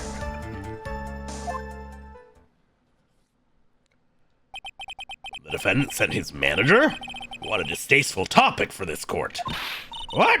Nobody's above gossip. What jury? You know, you bring up a great point. And isn't there a saying? Truth is never pleasant. Never heard that one before. And the ghost Mia's gonna talk to, yeah. Mr. Edgeworth, what about this Adrian Andrews person? We have looked into this matter and found that the truth the article proposes is, in fact, baseless gossip. But should this be true? And this proves the defendant did bear ill will towards the victim. So this means I have to smash this rumor once and for all. Now then, Mr. Wright, you may cross-examine the witness. But first, an ad break. Yeah, we are definitely due for one, and I should refill my water and give a little stretch. Be careful. The old bag seems rather excited right now. That's right! Unguard is nothing but your average foul-blooded youth. Well, as the old saying goes, you gotta burn old bags with fire. Time to fire up the afterburners and hit the highway to the danger zone. Wow, okay. Phoenix just out here shilling for Top Gun, I guess? Phoenix, you need cooler references. God, that's But that's an old saying? I don't think so. But I will say, danger zone? Okay, we're gonna do a little BRB. BRB fuckos! Let's hope stream stays strong! I don't know. Satan's pretty cool.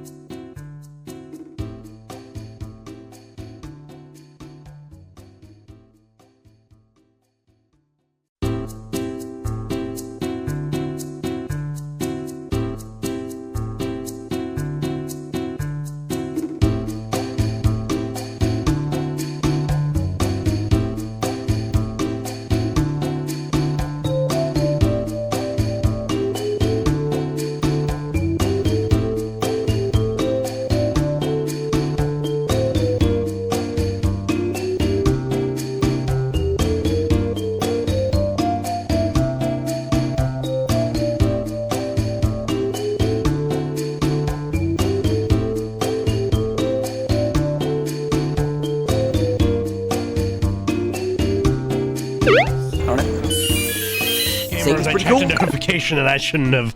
I checked a notification while I was BRBing and I shouldn't have. Oh, I'm angry now.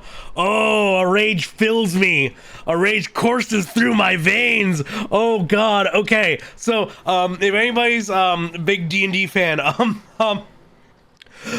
you might be aware that like Wizards of the Coast is for D&D's 50th anniversary, they're releasing like a revised player rules and a revised set of core rule books, and there's already been a lot of shit with those about like the pricing and how they're doing these fucking like DLC map style things where they're yeah, like it looks like a fucking season pass with pre-order bonuses and like you purchase the highest tier and you receive a digital miniature of a golden dragon. Yeah, so I just learned that apparently D&D Beyond, the fucking massive like incredibly successul companion app that's been put out and pushed by Wizards for a while now, like it's essentially an electronic character sheet that lets you look up rules very conveniently and make rules within the make your roles within the app and whatnot. They're completely abandoning all support for the previous set of rules, and like the old character sheets on there might not even be functional, which is fucking insane. That's insane. That's wild. I wonder if Critical Role will still do ads for them after this shit.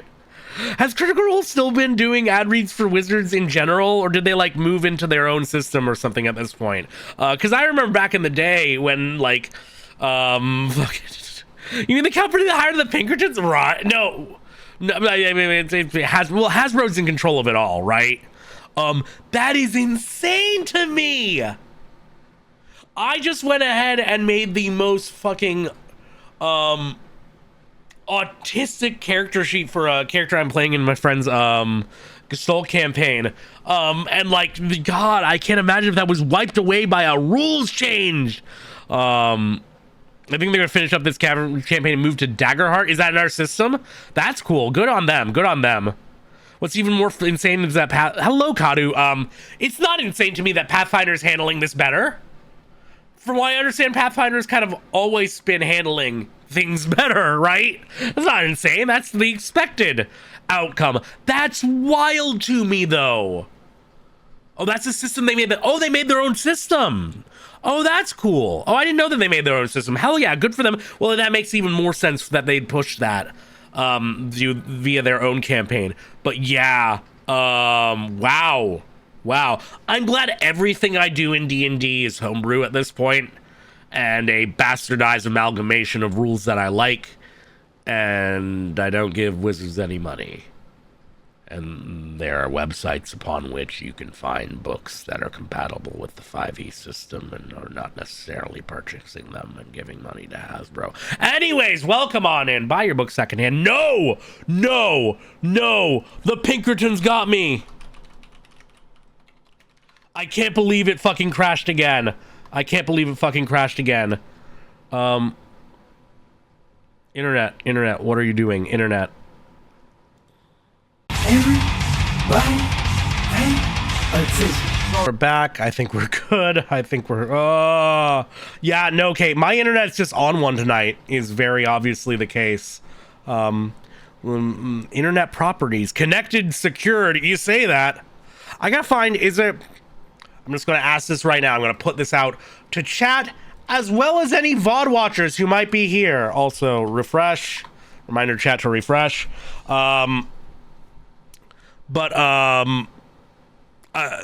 If anybody's familiar with tech stuff, is there like an easy thing that you can install on your computer to monitor your internet connection and leave a record of it that would show blips like this that I could easily identify later? The server I'm good. Oh, wait, so is it a Twitch server thing? Hello, Brace for Haze. I did see that you followed during the BRB, and I forgot to mention that because I got all caught up in ranting about WotC. But hello, welcome on in. The server, is it what you mean, the Twitch server? Can I change my Twitch server? Because I might have to look into that. There should be tools to monitor packet data. You see, I'm not entirely sure what a packet really entails. I can only think of Wireshark, and I don't know anything about these. Terms. I have had similar problems. Interesting. Wait, okay. So Brace for Haste, let me ask you.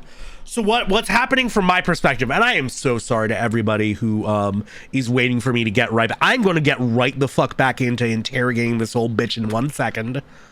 Old bag will get hers, but first I gotta ask. Oh wait, so what's happening with me is like I get a quick blip of internet lossage. I think my Wi-Fi goes down too because very briefly my phone disconnects. My face tracking software disconnects from my PC, which I think is going over Wi-Fi.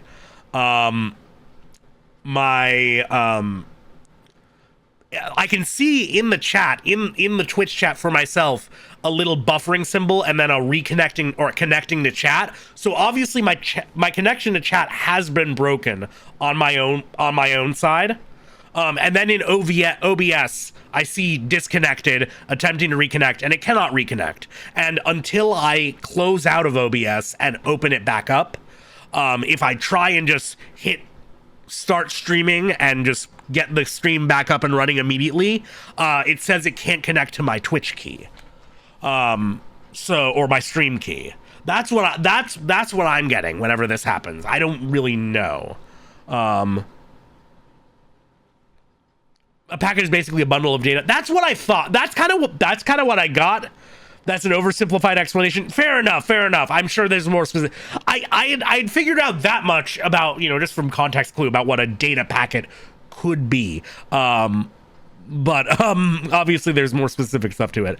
But yeah, I guess maybe I gotta look into my Twitch server or something. Cause that is wildly frustrating. Again, obviously I just want to be clear. It is not always like this. It's like maybe once every other week or so. Do y'all feel like that's accurate, fuckos? People who are here on the regular? What, like every other week? Once a week? I feel like it's gotten once every 3 to 4 weeks. Okay, yeah, it sticks out in my head. Been a while since we had to deal with annoying stuff. I think the last time was a couple weeks ago for Psychonauts. I leave mine on auto, but sometimes I gotta switch to another place. Okay. If it happens again, I will try and change server tonight. But I hopefully we can just get some more. Hopefully there's no more fucking hiccups or whatnot. We can just get more into this. Sometimes it's just a hiccup. Yeah, there's nothing I can do about that. But it's frustrating that it's been happening so much tonight. Anyways, let's get pressing. God is one evil man. Oh, thank you for the flower, Brace. You can't say something like that without proof. That's just slander. But it's true. That woman was getting intimate with poor Juan. Look, it says so right here, doesn't it? Manager to the stars, Miss AA. But the name of the magazine that this came from is Gossipland. What? Are you saying that gossip is all just a pack of lies? Yeah, what do you know? I suppose next you'll swear to me that the news is 100% truth. Honestly, Sonny, you can't discriminate between the news and gossip. Yes, discrimination is bad, Mr. Wright. Oh, no, no, no, no, no, no, no, no, no, no, no, no, no, that's not how that works. That's not what that word. That's not what that word means, Judge. Oh, God. Discriminate. When did I do anything like that? Wrong takeaway, Judge. Wrong takeaway. Correct, but not applied well at all. Anyway, On Guard will get me to say, On Guard will never get me to say touche. Yeah, because you're never going to touch that. He thought he could ruin poor Juan by causing a huge scandal. Also, I'm thinking about it now. Y'all. He had the room full of tomato juice. I think Mimey in chat mentioned that some people go for tomato juice when they are weaning themselves off alcohol. He was being visited by somebody. He was being he was in talks with AA. Maybe he was just getting over a drinking problem. But he still wanted to feel like he was sipping on a Bloody Mary. Anyways. He thought he could ruin poor Juan by causing a huge scandal. A scandal? What do you mean by that? You're a dim-witted one, aren't you? I can't believe you don't know what a scandal is. Honestly, what are they teaching kids in middle school these days? No, I wasn't asking what the word scandal means. Even I know that much. Well, that On Guard thought he could own a monopoly on popularity. So to do that, he sent his own manager to get in close with Juan. A scandal? Like what you wear on your feet at the beach? Oh, I just can't help but voice him as a child now. You don't have any proof that Mr. On Guard did any such thing. Hello, Spacey. I keep seeing you streaming when I can actually afford to watch.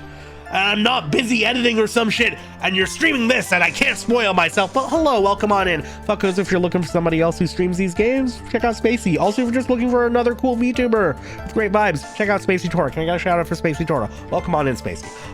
You must be suffering from shock. The shock of hearing truth. And now, since you're in so much shock, you can't do anything right.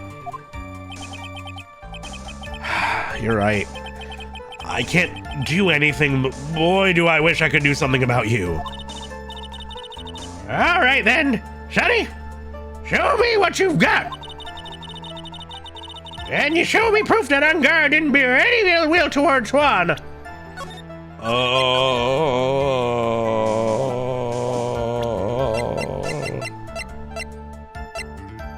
Not really.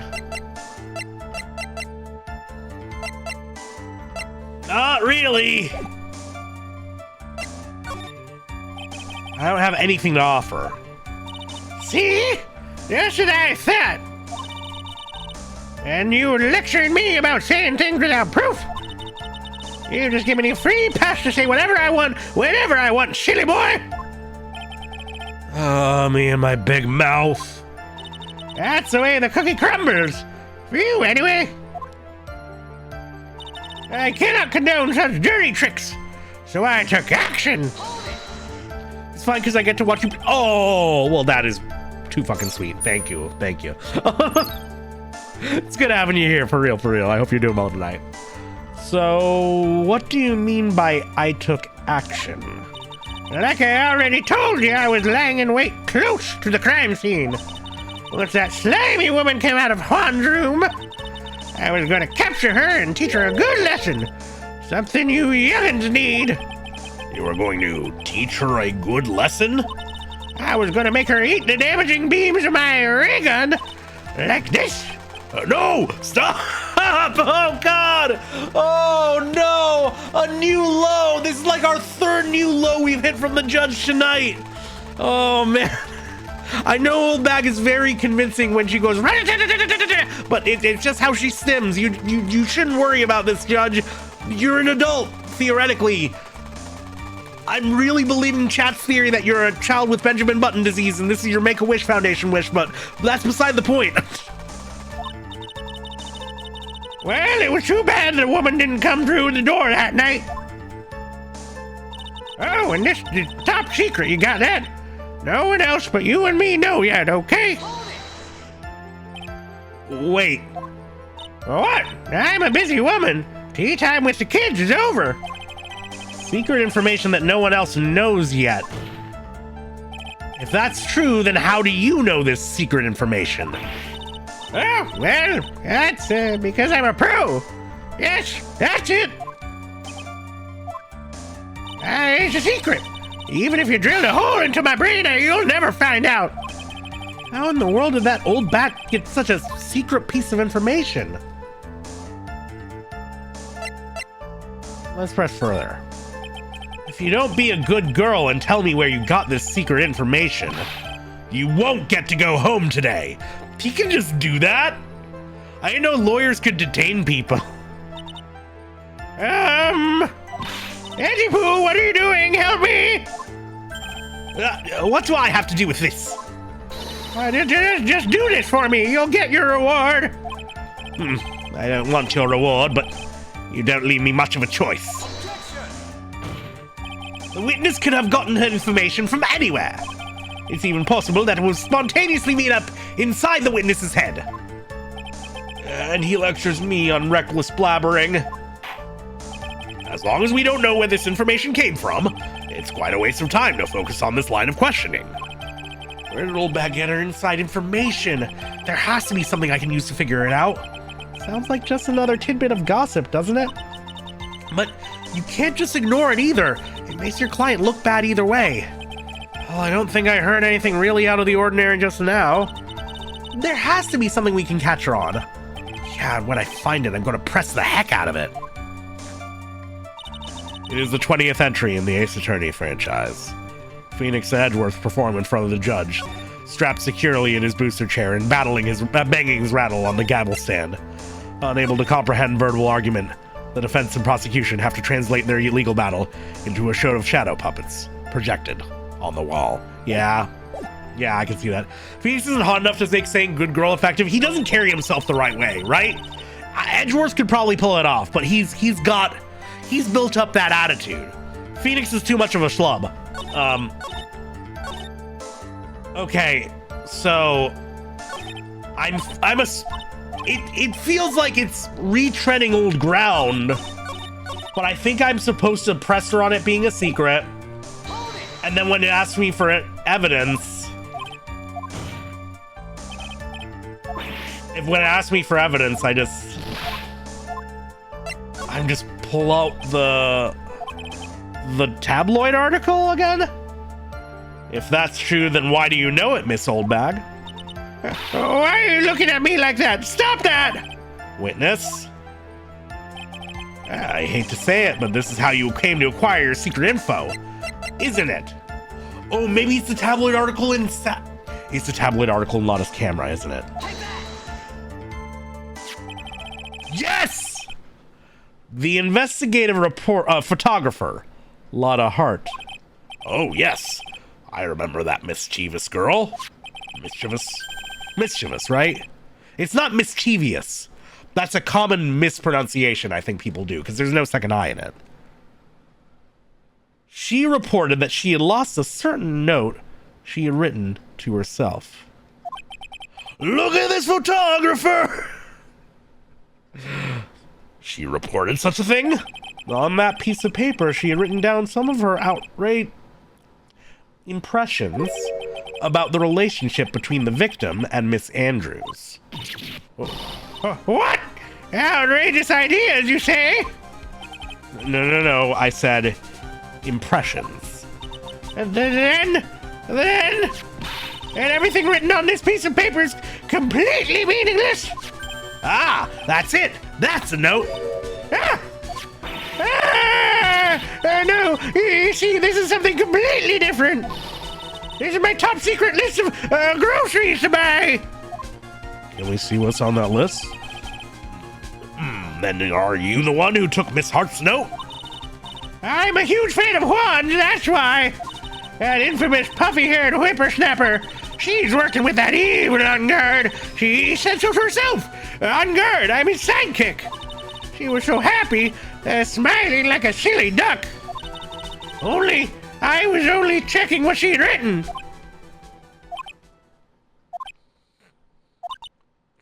Auntie Pooh, You believe me, don't you?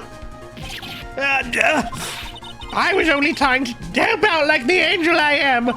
It's only one little piece of paper. I've never taken anything else before. Except for, what about the camera case that came in? What about the camera case that came in? What about the camera case that came in? You really should come up with a supply of cheese to match your vintage wine. Holy shit! Holy shit! I had seen that line before. I didn't realize we were getting it tonight. Legendary! Legendary! Good localization! AI could never! Well, it was only a piece of paper. I suppose we can overlook this just once. She looks like she's really sorry. Should I forgive her? Nah. Nah. If I let up on her now, she'll get away. I have to find some way to inflict a deafening blow to the prosecution. Witness? You said the only thing you stole was that note. Is this correct? This is stole? Why don't you listen more carefully, you annoying brat? I saved this piece of paper from the terrible lonely trash can, that's all. Hello, Marion. Hell Satan, welcome on in. You're lying, damn it, and I can prove it. Are you putting my credibility under scrutiny again? Ms. Oldbag, I don't believe that note is the only thing you stole that night. Ms. Oldbag, that note was with a camera inside its case, wasn't it? Little freebie from the game, letting us present the same piece of evidence twice. We love it. A camera? Yesterday, Lotta Hart was raging a huge stink over a camera. She kept saying something like, my sweetie $1,600 camera disappeared on me. Why? Witness. What is it, Gramps? If you have the note, then it is only logical that you have the camera too. Looks like you found me out again, Sonny. Is this the camera you're looking for? That's... What? Even though I look like this, I'm still a person, you know. I still eat meals like you. I fall in love and borrow things from people. I think your definition of borrow is a little off. I saw that woman's business card, and that's when I noticed it said, Slime Band Celebrity Photographer Extraordinaire. Well, when I saw that, I had to know what sort of picture she had taken. I'm a professional security guard. It's my business to know these things. Bailiff, check this camera's photos. Hurry. We must examine them at once. Okay.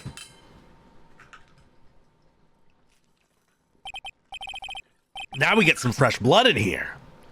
Well, Mr. Edgeworth, what do we have? There's only one photo that seems to be relevant to this case. Please present it to the court. I don't like to let fucking Edgeworth determine what is or isn't relevant here, but okay. This is the Nickel Samurai. See, I told you. That's the guy I saw. This proves that the witness was not lying earlier about this matter. What does this all mean, Mr. Edgeworth?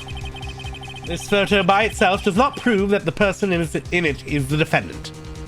However, in his own confession, Mr. On Guard clearly stated that at the time of the murder, he was still in his Nickel Samurai costume.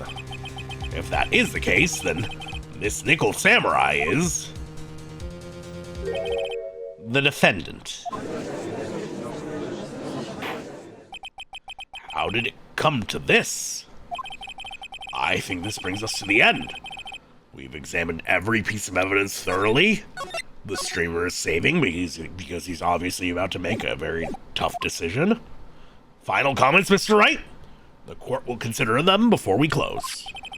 Do you agree that this photo is decisive evidence against your client? If this photo really is decisive, then we're done for. But if I raise an objection here and blow it, then I would put Maya's life in jeopardy. I I can't make a mistake here. There's only one road out of this mess. The truth. This photo that Lotta took. There is something strange with it. He's coming out of his own room. There's something strange with this photo. I knew this was coming, right? Your thoughts, Mr. Edgeworth? I think we can all agree there's nothing strange with this photo. There's no way for the defense to debunk this photo, even with a bunker buster. Debunk with a bunker buster? Is that what you're planning to do, Mr. Wright? I felt the need to just be a lot stagier voicing the judge being an idiot. Anyway, please look at the photo one more time. If you really believe you can honestly find something wrong with this photo, then you should only need one chance, correct? The judge even know what a bunker buster is? He doesn't even know what a bunker is. He thinks... A bunker buster? But I love my bunk bed. Why would I ever want to break it? He thinks... yeah, okay, same chipperdoodles. Same brain. And you should only need one chance, correct? Well... I have to find something wrong with this photo. I can't let this chance go by. Where in the heck did she take this photo from anyway? It's all out of focus. Well, why can't she take a good shot? Especially when it counts. Now then, let's hear your objection. What about this photo is strange?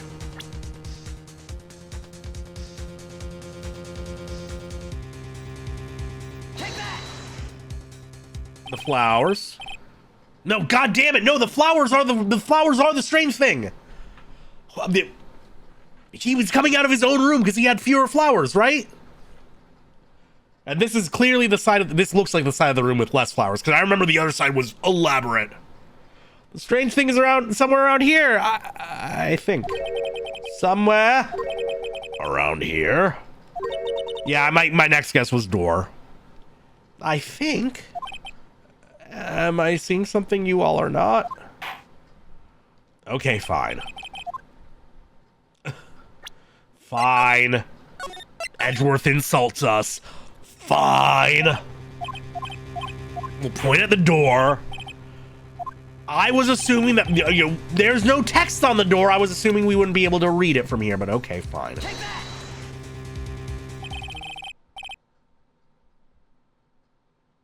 So it's not the door. So it's not the door.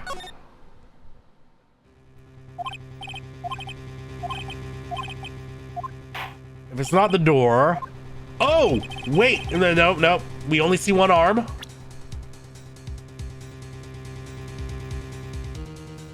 So we can't see whether the other hand is...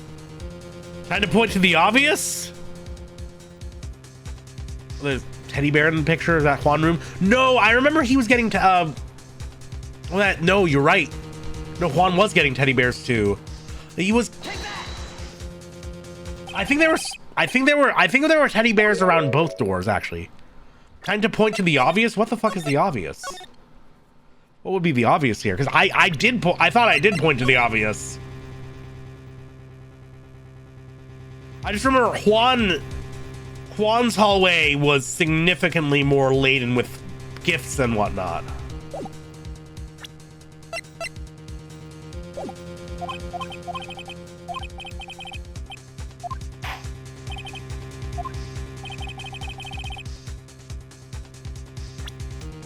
What about this photo is strange?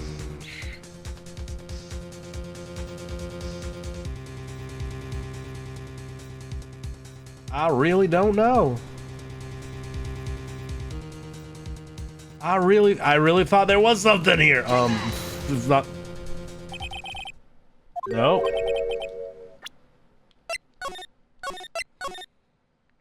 My partner pointed out said I'm not the smart one. Good for them.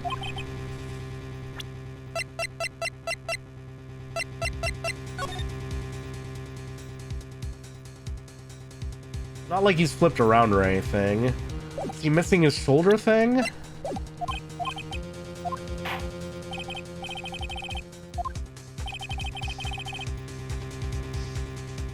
Oh, wait a second. Does he normally have that little thing hanging out of his belt? Does he normally have that little thing hanging out of his belt?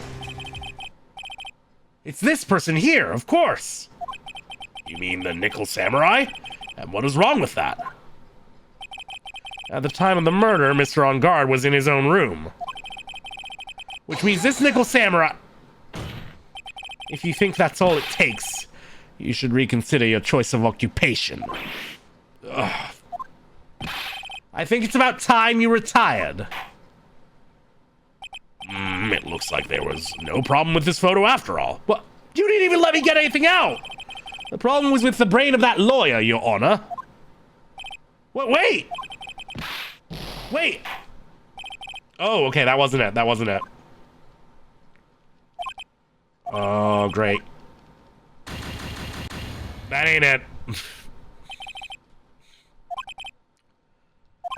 Okay, let's load it back up. What am I missing? I'm being an idiot. I'm being an idiot here, clearly. Yeah.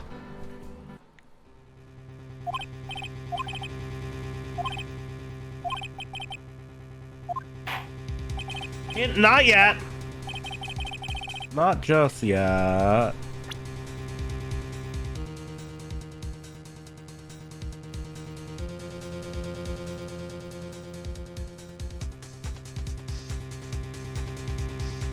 Looking in the background, there's nothing there. Oh, she's poking around a wall. She's poking around a wall. If I figure out I'm going to hit myself, I'm sure. I'm sure I will. Doors closed. Nothing weird about the handle.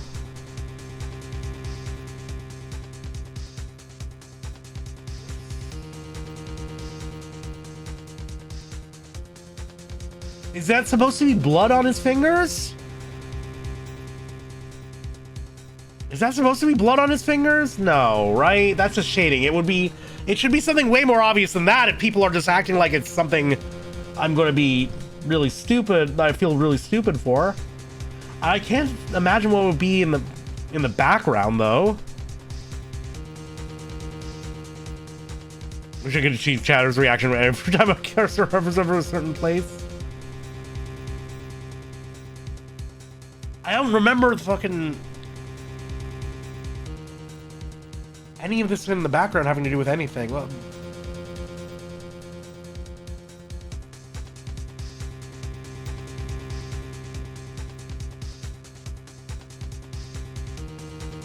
Chad, I'm stumped. Okay. I'm gonna ask somebody I trust. Chipper. Give me a hint.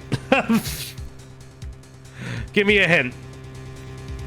I still want to feel stupid here, but I want to let this let the realization sink in. It's not the ponytail. It's clearly not, and I don't think it's anything on the body. Because Phoenix said this person right here. That Nickel Samurai is going to be. Okay, so it is.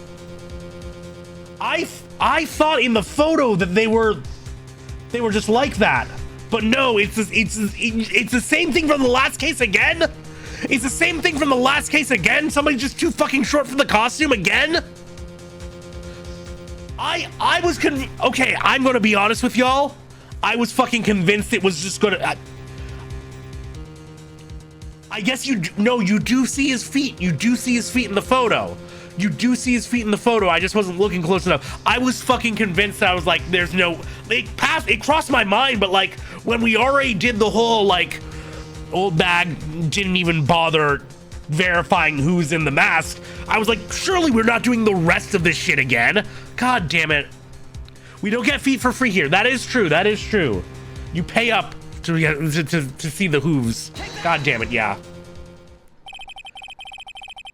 You see, the other thing is that when I pointed out another part of the costume, Phoenix was like, it's this person over here, and that made me think, oh, anything I select that is on the Nickel Samurai's body is going to rule out, is going to count as me just pointing to the Nickel Samurai, and that's clearly not it. So, yeah, Chad is really good pointing out feet. Yeah, that's it. Y'all's priorities are correct. I get it. I thought that might throw you off the answer because of that. That fucked with me hard, but also, you know, I'm gonna make excuses for myself, whatever. It's been a night, all right? Anyways, I would like to direct the court's attention to this one area right here. What are you pointing to? His ankles? If you could see this person's ankles, that would be one thing. However, you can't. Damn, and Sari's been working hard tonight, too. It's a weird night for Twitch. Sari just murdering the fucking spam bots. Damn, we love to see it. And what does that mean? The costume person in this photo could not have been Mr. Unguard. What is the meaning of this? I wonder if you could care to elaborate. With actual facts, that is. Let's take a look at the Nickel Samurai's poster. Yep, way too short. Please pay particular attention to the area around the bottom of the hakama. His socks. You can see his socks. Judge starts breathing heavily. Exactly.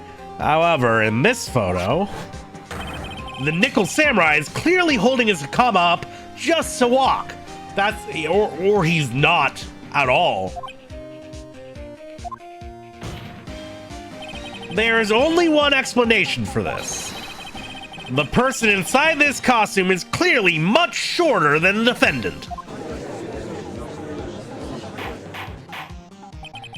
All right, I think I've turned things around for myself this time. That's curious. Huh? Oh, what is? Edgeworth is unusually calm today. That's true. He's just letting the trial run itself as if he's only along for the ride, because Edgeworth discovered that the true calling of a prosecutor is to prosecute for the truth, and that's what he's trying to do here today. He doesn't care about winning or losing, he just cares about finding out what the truth is my prediction. Along for the ride? What do you mean by that? I can only guess that perhaps he doesn't feel under attack at all. He doesn't feel under attack? I haven't damaged his case at all? No, you're thinking of this the wrong way, Phoenix. Mr. Edgeworth, where does this leave us? If the person in this photo is not on guard, then everything the prosecution has tried to prove has become meaningless. I figured it would come to this. What? Right. I have something I want to ask you. I think you've proven that the person inside this costume is not Matt on guard. Who do you think it is? And we already know who we think it is. In that case, who is this a photo of? Who is the person wearing the Nickel Samurai costume? Don't stress out over this, Phoenix. It's very simple. What you should be focused on is Edgeworth's attitude, don't you think? Yeah, why is he so calm? Mr. Wright, let's hear your thoughts. Who is the person in this photograph? All right, let's get her on the stand, huh? Adrian Andrews? If you want to know who that Nickel Samurai is, it is none other than this woman. And why would you say it must be Miss Andrews? What in the world points you to her? Hello, Moss, you have a good look. For starters, she's short. And she can freely move in and out of Mr. On Guard's room. Finally, she had dinner with Mr. On Guard that night. And how does that all add up? It means that it makes it very easy for her to get a certain item. A certain knife with Mr. On Guard's fingerprints all over it.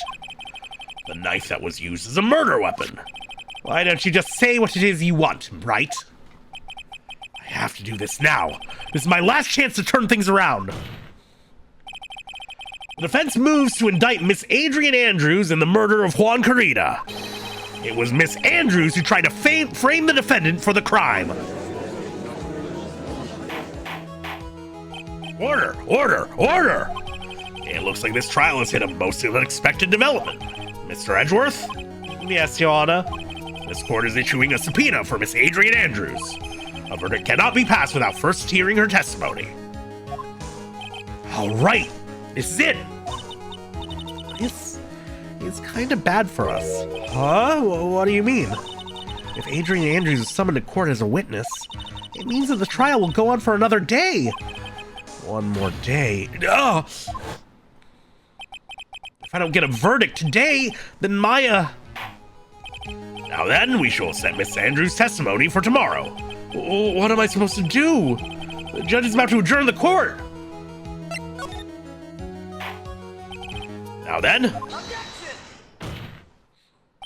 Please, Your Honor, continue the trial. You must pass a verdict today. That is not even remotely sus at all, Phoenix. Go for it, sure, yeah. I can't do that. We cannot hear Miss Andrews' testimony if she is not... I abhor wasting such valuable time. Edgeworth? Your Honor, I request that you please continue with today's trial. But we cannot continue due to this unexpected development. Disc. Unexpected development? I think you underestimate me, Your Honor. Of course he already had her around. And what do you mean by that? Mr. Phoenix Wright would slave his way to subpoenaing Miss Andrews is all happening according to plan.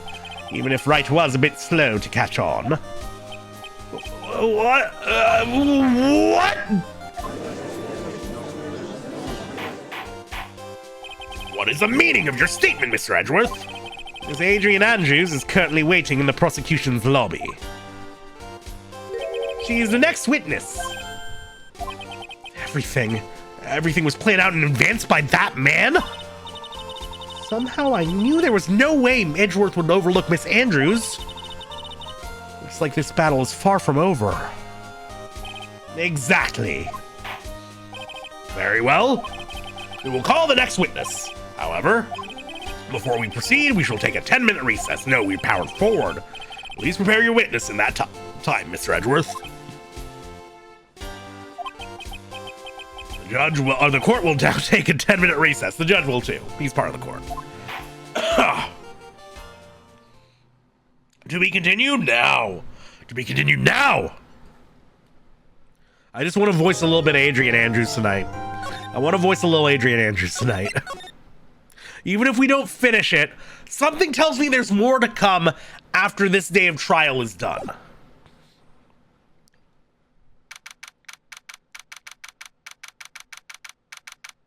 March 22nd, 2:14 p.m.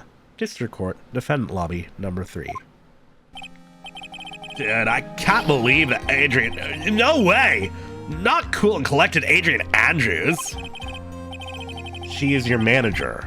It would have been very easy for her to pull this off. The only person who had easy access to the knife you used at dinner was, well, her. So after the ceremony, during the break, huh? I was sleeping like a log the entire time. See, she could have also easily planted that blood-covered button in your hakama. But where did she get the costume from? Because she was the one that came to wake me up? Then, Dad, you're saying it really was her? Yes, she is the real killer. She was the one who murdered Juan Carita. But why? I thought she was buds with Juan. She has her own agenda. Her own agenda? What are you talking about? I'm sure you'll see by the time this trial's over. It'll be all right. I'll get you acquitted by the end of today. Get me a verdict that's refreshing, like a spring breeze. Okay, Mr. Lawyer dude. Phoenix. You think her motive is related to Celeste Impax's missing suicide note, right? Yes. Ms. Andrews depended on Ms. Impax as her strength and reason to live. But then Ms. Impax suddenly killed herself. Sounds like she left a suicide note, and the person thought to have hidden it is Juan Carita, the victim of this murder. And that's why I think Miss Andrews got close to Mr. Carita. All to get the suicide note back. That sounds plausible. But one thing bothers me. Oh, what? Who was it that first told us about their relationship? Yeah, he's been guiding us here. Better stated, Ms. Andrews' dependency issues with regards to Miss Impacts? It was Edgeworth. It looks like he's still the one in command of this ship. Don't let your guard down just yet. Yeah, no, we got this. He wants to lose this case. He wants to lose. All right. Yeah, Mia, are you aware? No, she communicated with her, right? Maya communicated to Mia. Yeah, oh, yeah, absolutely. Thank you. Good point, Vesper. Yeah. Big warning. There is going to be talk of suicide and dependent relationships pretty inevitably in this. So, if you need to dip out, I get it. Thanks for stopping by. Anyways. Court will now reconvene. Mr. Edgeworth, if you please. I will take off redeems. We don't need to pin it. I don't think we need to pin it or anything. If it starts really zeroing in on it, if it really becomes relevant, we can get a pin, but I don't think we necessarily need it.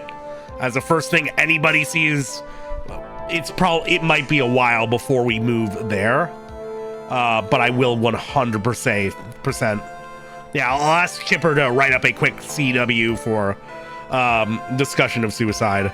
And maybe put parentheses to say, as it relates to this case, because I don't want people think that we're just like having a random chat about that. But I will, for the sake of, yeah, let's just that didn't work. What? Well, that worked. But that's not what I wanted. That's not what I wanted yet. You shut the fuck up. You shut the fuck up, John from Delocated. That's not what we want at all. It didn't.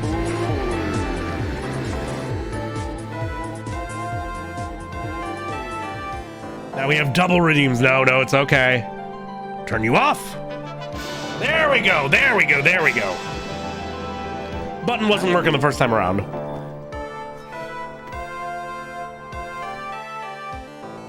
All right, I think it's done. I couldn't duck the game music under that, so I really prefer if you be quiet if you haven't seen that before. I will drink some water. It's okay. Girl, I'm doing nothing but nonstop yapping, and I have a denture in. I need as much water as I can get, okay? Court will now reconvene. Now then, Mr. Edgeworth, if you please. The prosecution calls the witness subpoenaed by this court. Ms. Adrian Andrews, the person who discovered the crime in Mr. Juan Carita's room.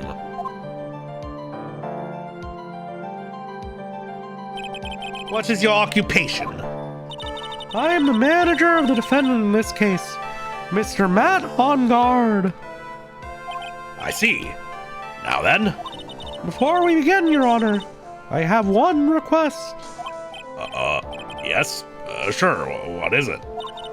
I'm sure everyone in this room is wondering the same thing, and would love to find out more about my relationship with the victim. After all, it was the topic of a certain weekly magazine recently. No, I have no idea what you mean. I've never even heard of gossip land. If the judge was ever a prosecution witness, he'd do all my work for me. Anyway, I was wondering if you could please tell us about your relationship to the victim. Yes, I was seeing Mr. Carita. I was also aware of the rivalry that existed between Matt and Juan. Well, this was just a private matter between Juan and myself. So it was a fry and bait matter, or was that bait and fry? It reminds me of fishing. But I didn't kill him. No one is accusing you of that. I think there's someone who would beg to differ. I think we all understand your relationship with the victim now, Miss Andrews. Very well then. Witness, please testify to the court about what happened when you discovered the murder that had taken place. I'd like to think Edward ordered a non-lethal hit on Francisca. Maybe Edgeworth was the killer all along, and if so, that is fucking wild, right? It was time for the show to start, so I went to get Max from his room. After that, I went to Juan's room, and there was this dead body. I was in shock. What I saw was, naturally, the exact same scene as in the crime scene photo. I felt as though I was about to faint, so I poured myself a glass of juice. You poured yourself a glass of juice? Yes. Sadly, I didn't remember not to touch things at the scene of a crime. And I disturbed the crime scene by moving this one thing. And that is when the fingerprints on the wine glass were made, Your Honor. I see. Well, Mr. Wright, you may cross-examine the witness. Phoenix, she is one cool and collected customer, and she has the brains to match. Yes, I know. In order to catch a person like her, you have to avoid a head-on confrontation. You should disrupt her pacing. Disrupt her pacing? She's the type of woman who's easily thrown off by things inconsistent with her thinking, so you have to attack when she least expects it. The instant you let up on your offense is the instant this trial is over. Understand? Okay. Edgy's here. We gotta do some hard pressing. We gotta press fucking hard. We gotta... No rest for the wicked here. Just had tomato juice on stand... No, Juan had tomato juice on standby. Juan always has tomato juice. He loves the stuff. It was time for the show to start, so I went to get Matt from his room. I am liking this voice. It's very hooty. It's very owly. Legal rushdown, yeah. And don't even get me started on my Oki. And what was Mr. On Guard doing at the time? He was taking a nap. In his costume, which I somehow removed. He was worn out from his mini performance as a nickel samurai during the ceremony. Mr. On Guard did say he was taking a nap. Then I guess you could say it could not have been taken out of his room. Yes? Excuse me? It? What are you... Right. I thought years of school would have taught you how to construct a sentence. If you can't make a sensible sentence with a subject, I'll make one for you. Watch. Did you, Miss Andrews, remove the Mr. Unguard's knife from his room? No. Subject, verb, object, right? Did you skip basic grammar? The witness may continue. After that, I went to Juan's room. Also, can I say, that's another line that I can imagine an AI fucking up royally. Oh, this is why we like localizers, right? They actually fix this shit. After that, I went to Juan's room. And why did you do that? As a friendly gesture, Juan was to make an appearance with the other heroes. So the show was supposed to be a show of friendship, huh? Is that the only reason? I beg your pardon? What are you implying? You had a certain goal in mind when you started to get close to him, correct? So perhaps you had a more personal matter to discuss with the victim. Sorry, but I didn't have any such intentions in mind at the time. I can't get her to talk without a strong piece of evidence, I guess. Maybe continue now? Witness, what did you see when you got to his room?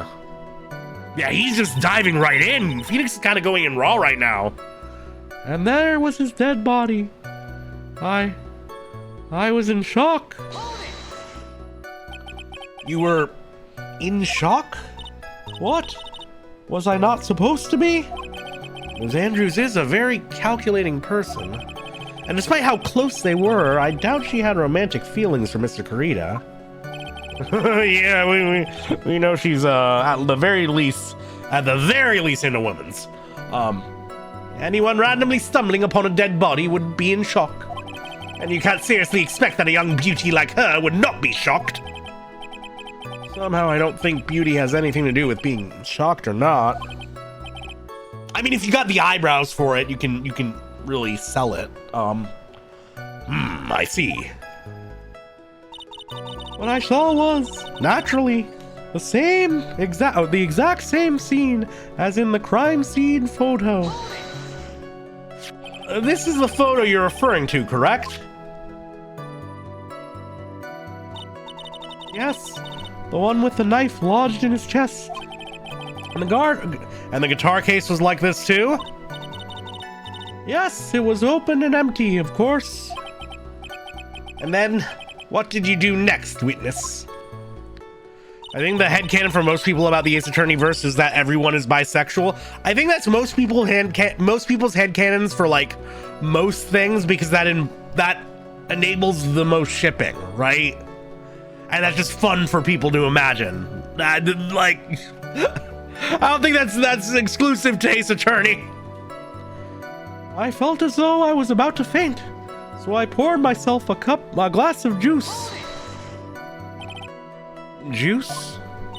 Yes, there was a bottle of tomato juice on the table, so I helped myself. That's a very funny way to fucking say it. But you didn't drink any of it, did you? Huh? Well, there were no lip marks left on this wine glass to suggest that anyone drank from it. I wasn't feeling terribly great, so I set the glass down without drinking it. Ms. Andrews, I would like to confirm with you one more time.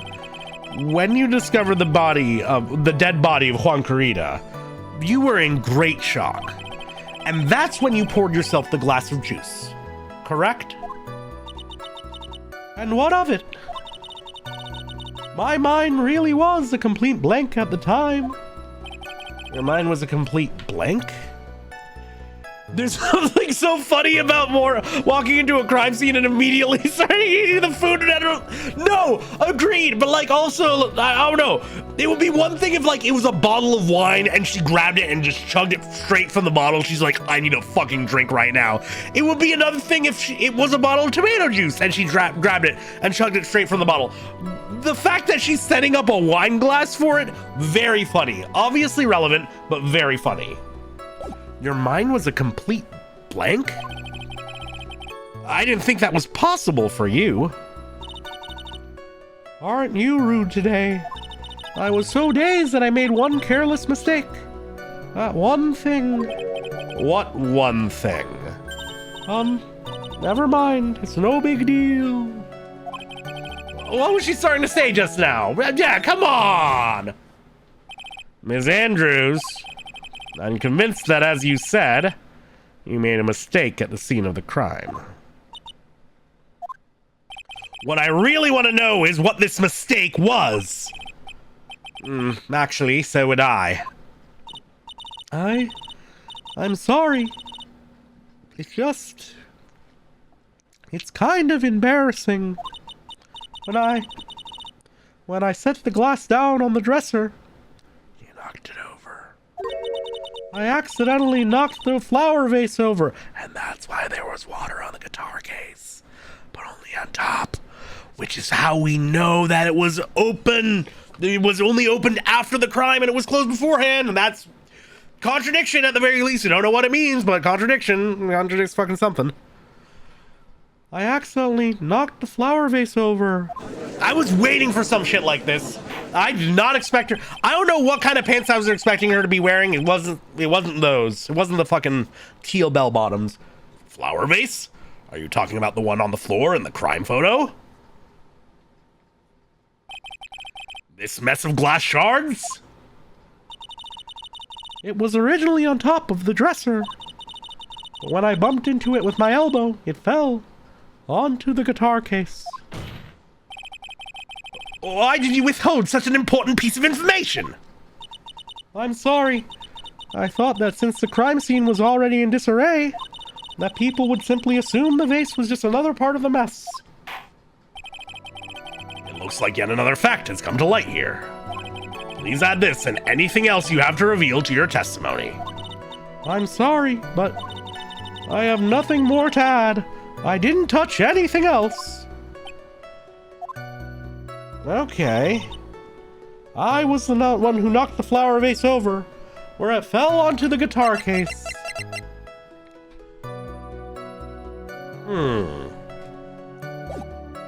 Let's press her on that. Oh, see what? Oh, they CMYK. They've CMY get up. Oh, I guess you're right. I guess you're not. Well, no, except it's. Is it cyan? No, there's no magenta. Where's the magenta?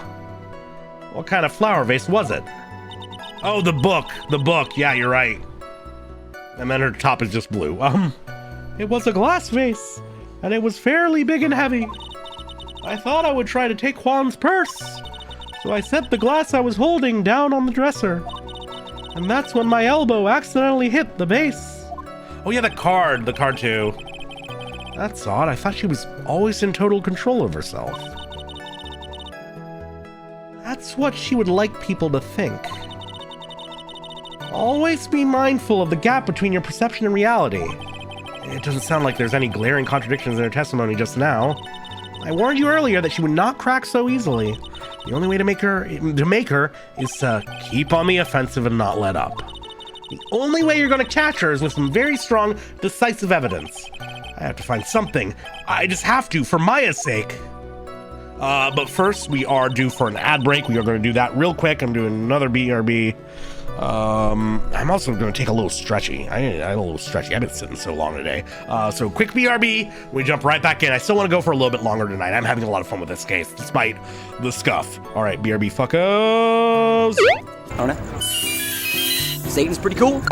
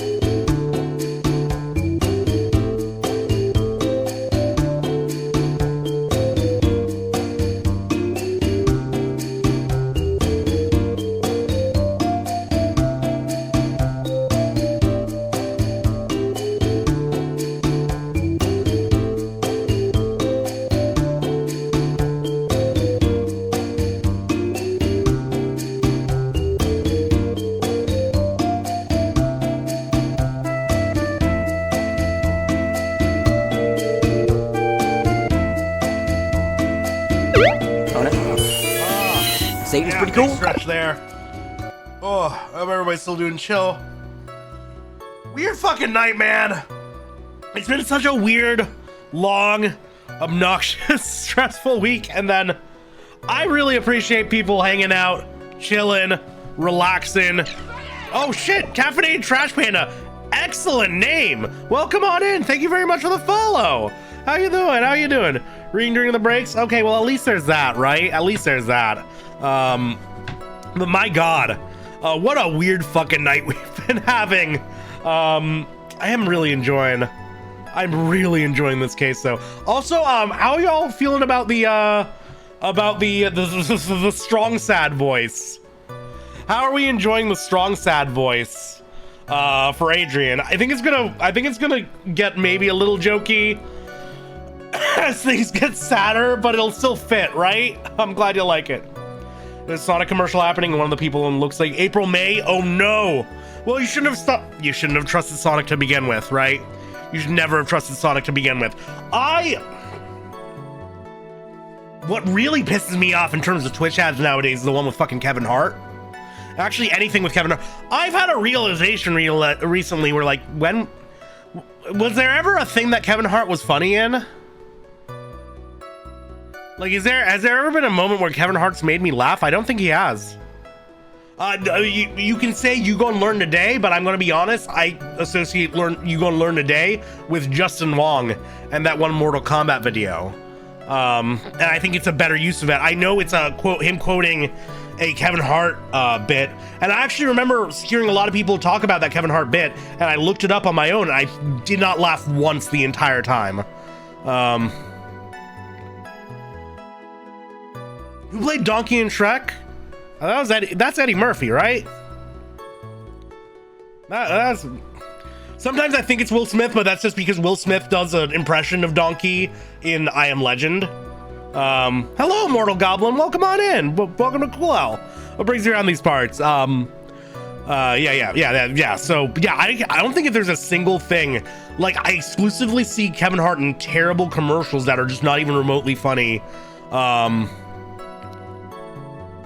then, like, he was in the Borderlands movie.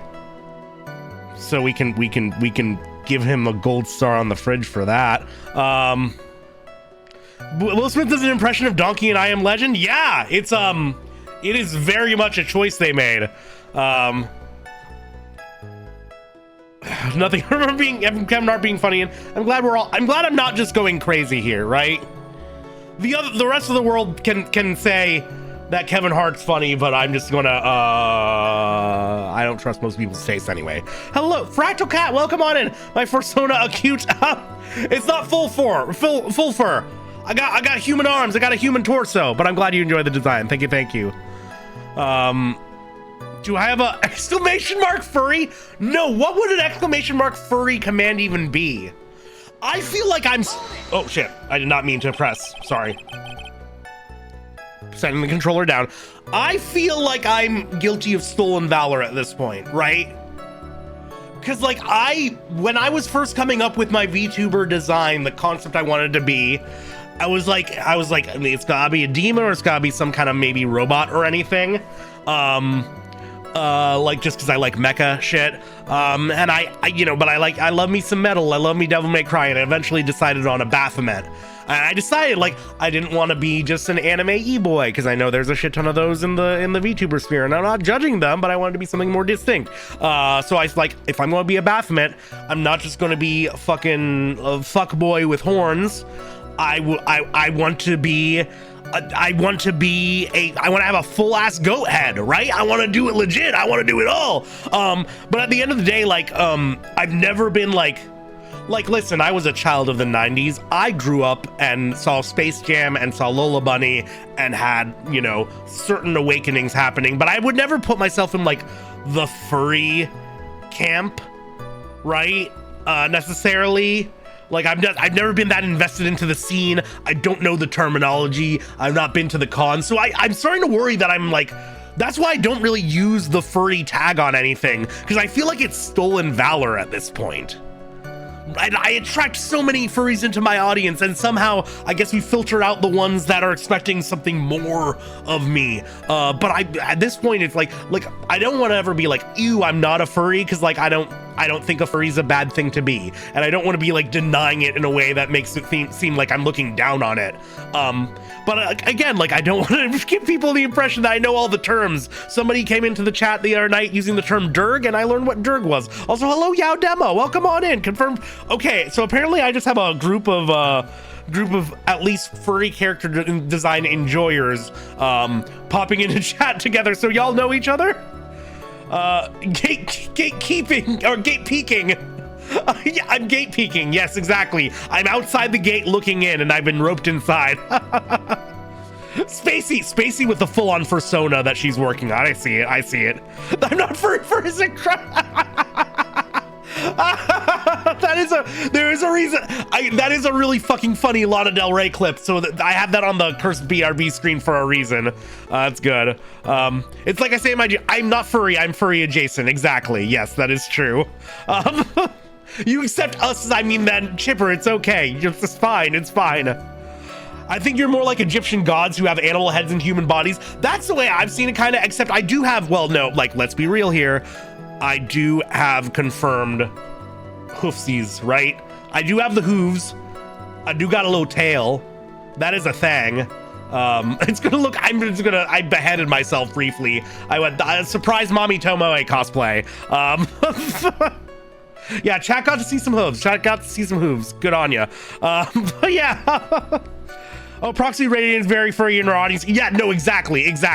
And Proxy's lovely, and we love her around these parts, right? And you know, I happen to get, I mean, Remy Demon, another phenomenal streamer, and very much a furry, and very much advanced rated in before.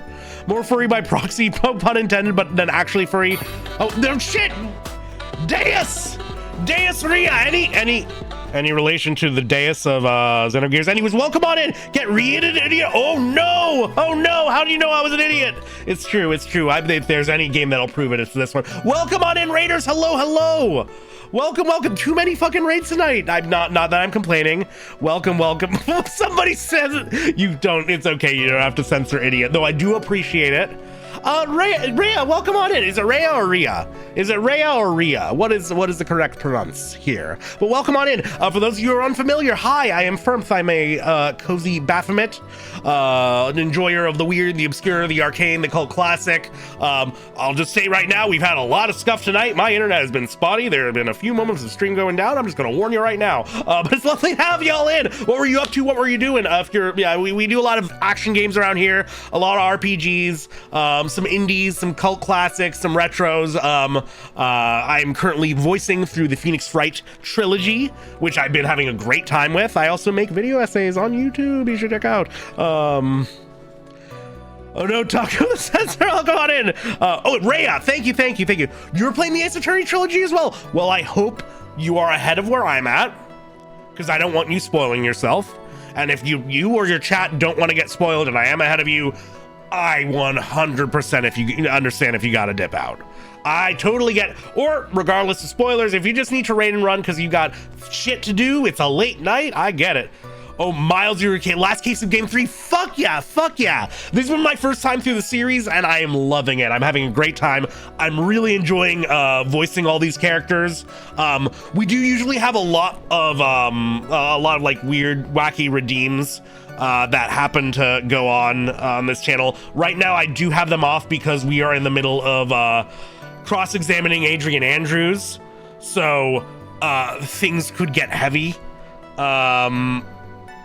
You know, that's all that is an entire thing. Chat's also been talking about furrydom and where various people align on the furry spectrum. So that's just a conversation y'all are coming into if you're wondering why people are still chatting about that. So excited to see people enjoying this game. I've been having a great time. I've really enjoyed one. I love the fucking wacky characters I get to voice. It's a good time. But yes, there might be some mental difficult content ahead. If you're from Rhea's community, Rhea. If you're from Rhea's community, you might be familiar with this, but Adrian Andrews does have suicide as a notable part of the backstory relevant to this case that is very likely going to come up shortly. So just if you need to dip out, I very much understand. Thank you very much for the follow, though. I appreciate it. So also sorry to see the circus case. Okay, no, here's the thing. The circus case, we got to make a lot of Drake jokes, so at least that was fun, right? Anyways, let's get back into it. Also, I've chosen to voice Adrian Andrews as Strong Sad. It's just a thing that's happening right now. And what was Mr. On Guard doing at the time? He was taking a nap. He was worn out from his many performances as the Nickel Samurai during the ceremony. Mr. On Guard did say he was taking a nap. And I guess you could say it could not have been taken out of his room, yes? Who's strongman in this case? Obviously Juan Corrida. He's got the accent for it, right? How is he sleeping in his... No, he only has one shoulder pad. And it's up right side up, okay? I don't have Mo that Mo. No, I still hate Mo. I mean, Mo isn't a creep, but he's just a problem. Excuse me? It? What are you? Right? I thought years of school would have taught you how to construct a sentence. If you can't make a sensible sentence with a subject, then I'll make one for you. Did you, Miss Andrews, remove Mr. Ungard's knife from his room? No. Subject, verb, object, right? Did you skip basic grammar? The witness may continue. I almost denied the auto because it's sports mode. No, it's okay. It's okay. Ria's fine. Oh, God. No, Mo was not the realest one there, though. It was Money, the monkey. Money was just out there trying to get that coin, right? Just a chimp trying to get his shiny. All right, so I think we've been through all of this. I wonder if I just drop the guitar. Because it was only on top of the lid. I'm hoping that the game makes the connection that I'm trying to make here, where I'm like, it was only on the top of the lid. That means that the guitar case was closed before. Yeah, it's obviously relevant. The BGM paused, so I think we're good. You testify that you knocked the flower vase over. Is this correct? Yes. And are you sure it fell onto the guitar case? Is there some problem with what I said? It's not some problem, it's a major problem. It's true that the top of the guitar case was wet with water. However, that's exactly what is so strange. Ms. Andrews, you testify that the vase fell onto the guitar case. However, if that was true, the case should have gotten wet on the inside, not the outside. Oh, it's back seating for the reminder, Chipper. Just a reminder. Thank you for giving chat a reminder. Yeah, this is my first time through. No suggesties or whatever. Just not that people were doing it, but just as a reminder, preemptively. Let me get frustrated with the game's mood logic and then ask y'all. Phoenix was off his rocks. Maya's cranked up and aired. Regina was. Oh, you should have heard the voice I did for Regina. It was not fitting at all. It was great. That's very true. Furthermore, there is one other strange thing about this guitar case. And what is that? Let's take another look at the crime scene photo. The remains of the vase are scattered on the floor. And what is wrong with that? If the guitar case was open when the vase fell, the glass shard should be inside, not outside the case. I was going to point out the wetness, but that works too, yeah. Oh. What is your point, right? That the case was closed at the time the vase was knocked over? Is that all? No. Think back to what Miss Andrews testified to. She said that other than the vase, she didn't touch anything else. Yes, that's right. She did implicitly say that she didn't touch the guitar case. But this whole matter with the guitar case is a dead end. The bright red guitar was found at the studio. It has no bearing on this case at all. May very well be. However, the empty guitar case does seem to have no relation to this case, doesn't it? It seems that there is no deeper meaning to the guitar case. Well, Mr. Wright, do you think we need to hear more details about the guitar case? Yeah? I don't really have anything. Yes, testify, girl. The empty guitar case. I believe this is a crucial piece of the puzzle. I can't believe anyone would reach for straws like this. But it is you. I can't believe I'm doing this either. All right, I'll follow along. For now. Ms. Andrews, please testify to the court about the guitar case. Yes, Your Honor. Also, a very important question. Please, yeah, absolutely. I will say right now, chat's current headcanon is that the judge is a child with Benjamin Button disease, and this is his make-a-wish wish to be placed as a judge. How much of the gay subtext between Phoenix and Edgeworth have you noticed? Subtext? I've seen text. I've seen text. Yeah, no, I am very much not a shipper.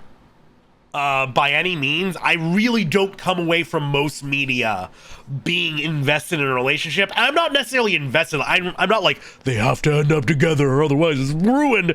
But like, no, it's very, I assume that it was a case where people are just so fucking obsessive and they need to draw the characters banging somebody, right? So it's probably going to be, Edgeworth. That just makes sense. I very much get tired of how a lot of people in a lot of fandom spaces seem to engage with media, as I've seen it put, just as a series of Barbie dolls to slap together in various configurations. I get really tired of that shit, and I don't engage with a lot of fandom works in general, or fandom-based content, because of that, the prevalence of shipping content. I just don't care that much.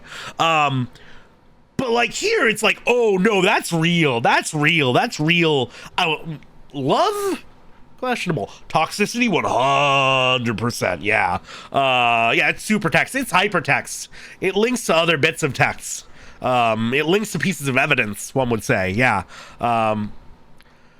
Okay. Anyways. So yeah. Don't you worry. Things have been picked up on. Yeah, and thank you for bringing Garth Marenghi into this, because he always has his place. All right. I don't remember too clearly because I was a bit dazed. I suppose I must have opened the guitar case after I knocked the vase over. It's not a big deal though, right? The case was empty after all. As for why I opened the case, even I don't know. No, it's not Boy Yuri. That's Char and Amuro from Mobile Suit Gundam. I'm pretty sure this is still Yaoi. It looks like this really wasn't a very important point. Wastefulness is such a familiar feeling by now that it's almost comforting. Anyway, I'll just go ahead and start the cross-examination. Using anyway to change the topic. A convenient escape for a weak man. Yeah, sure. He just loves seeing his boyfriend work, right? I don't remember too clearly because I was a bit dazed. Dazed? During your testimony just now, did you remember those events clearly in your mind? Well, you see. Are you sure you were the one who opened the guitar case?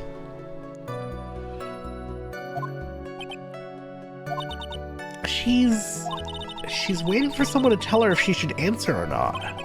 Sounds like her dependent side is taking over. Oh no, oh no. Baby girl, it's okay, it's okay. We're gonna take care of you, it's fine. Well, Miss Andrews? Yes, it was me. Oh no, what if she became dependent on the judge? That's the worst person to be relying on, oh no. I suppose I must have opened the guitar case after I knocked the vase over. And Mimi's about to start getting Rhea to play fucking disco, isn't she? So you open the guitar case then? Yes, well, maybe. Why did you open the guitar case? Huh? Secreta's dead body was right there in front of you, wasn't it? I would think that the first thing you would do is call for help, not open a guitar case. As the witness has said multiple times, when she found the dead body, She was dazed. Maybe I was curious to know if the bright red guitar was all right or not. I thought maybe the criminal took it. Why would she care about the bright red guitar? But getting back on topic. Hello, bro. Cassance, welcome on in. Can you get my attention? That depends.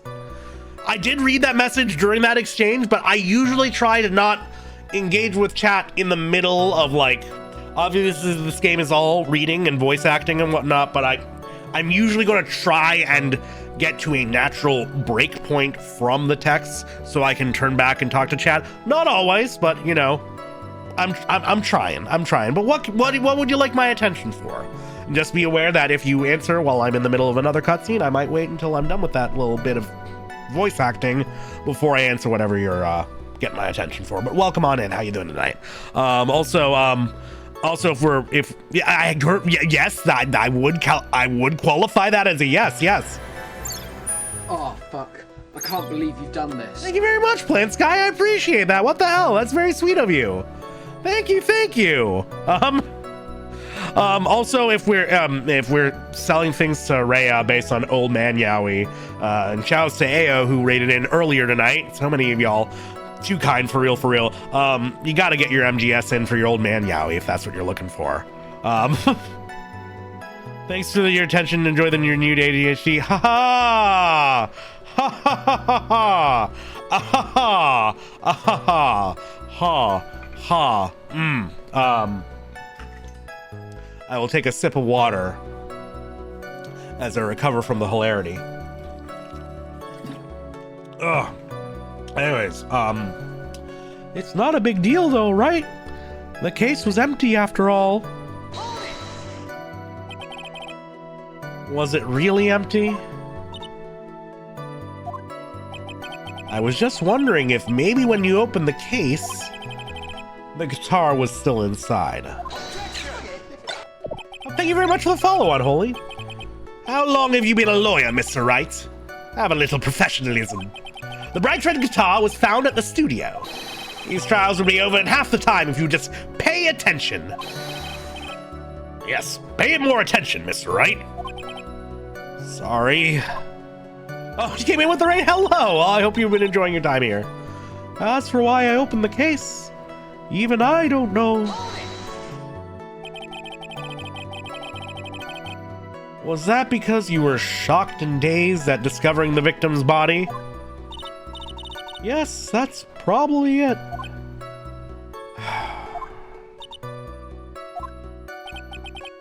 I'm not going to get anywhere if I continue pressing her like this.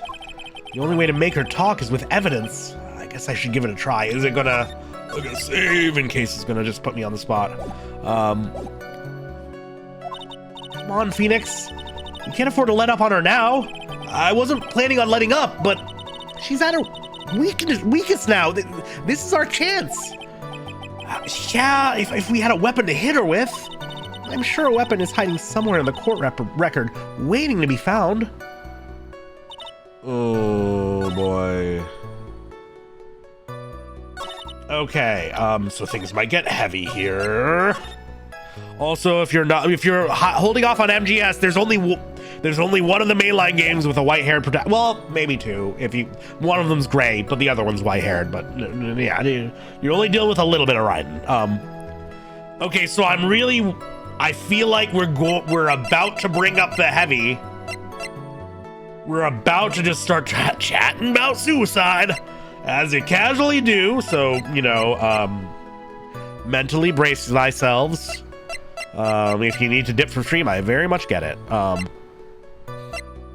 gonna start this bitch from game 1 type, gal. Well, you don't necessarily have to play the old MSX Metal Gear games, but yeah, no, just play Metal Gear Solids 1 through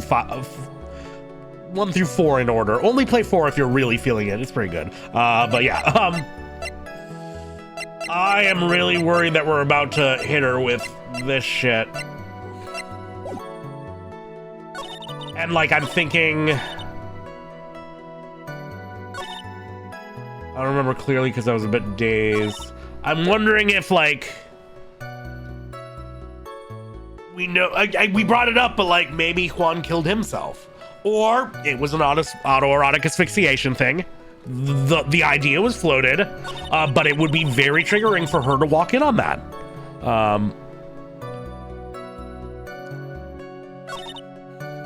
As for why I opened the case, even I don't know. Okay. Oh wait, shit, I didn't mean to press her on that. Okay, yeah, I think we press her on that. But I think I hit her with the, I know what you were looking for. I know what you were looking for. You were looking to see if the suicide note was in there. That's my guess. That's my guess. I don't know what else it would be that I'd be presenting right now. I don't really have any other great leads. Yeah, this is our first I know what you are, right? I did save already, Andy. I'll do it again. I'll save right there. Just so that you've seen I've done it.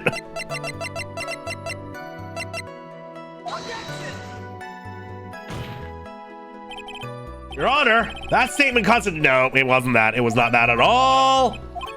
Hello, Blahaj. Welcome on in. How you doing? Yeah, okay, so this, we might have to root around a bit. Okay. I suppose I must have knocked the guitar case after yeah, I can't argue with that. The case was empty. We do I can't exactly say, how would you know that?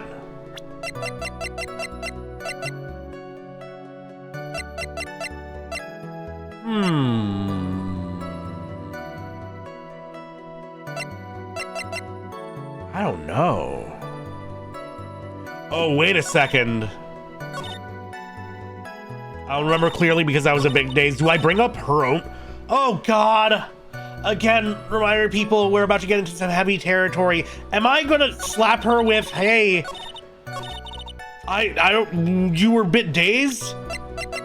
Yeah, I bet. You tried to kill yourself before. Like, is that the route we're going with this? Is that really what we're doing with this?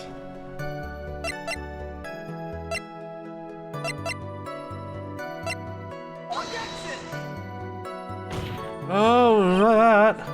Not that. Ooh, this is a toughie. This is a toughie.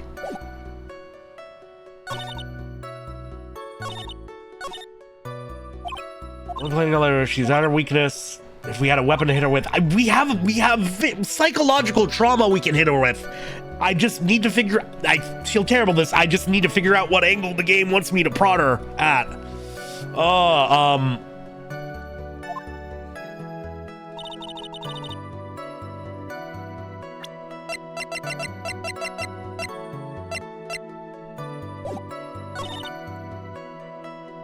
Yeah, I mean, yes, you did. We know that. We've confirmed that. Only on top of the lid. Yeah, no, it's like... yeah, that's the thing. One thing, Ray, like that I've been experiencing, and it's why I'm doing no backseating for this, because, like, I want to experience this part of it. You know, the true Phoenix Wright shit. Like, yeah, you don't even remember what to present. Yeah. It's like I usually know where we're going. I just have no idea how it wants us to get there. And right now it just feels like I'm trying to fucking re-traumatize her.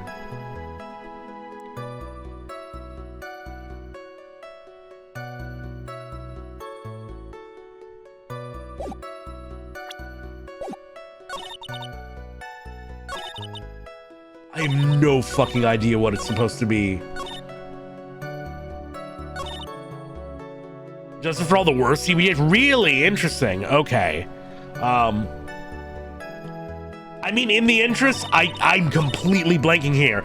In the interest of not being here all night and not trial and erroring through all of this, I'll allow chat to make suggestions if you don't know it.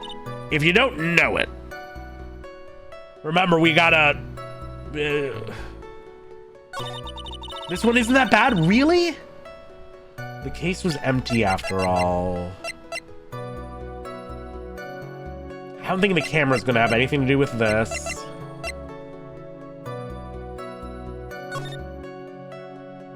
Something about this. Anyone who hasn't played, yeah, can make a suggestion. Probably don't want suggestions for people who have played and don't remember, just because you might remember and you don't know you remember, or whatever.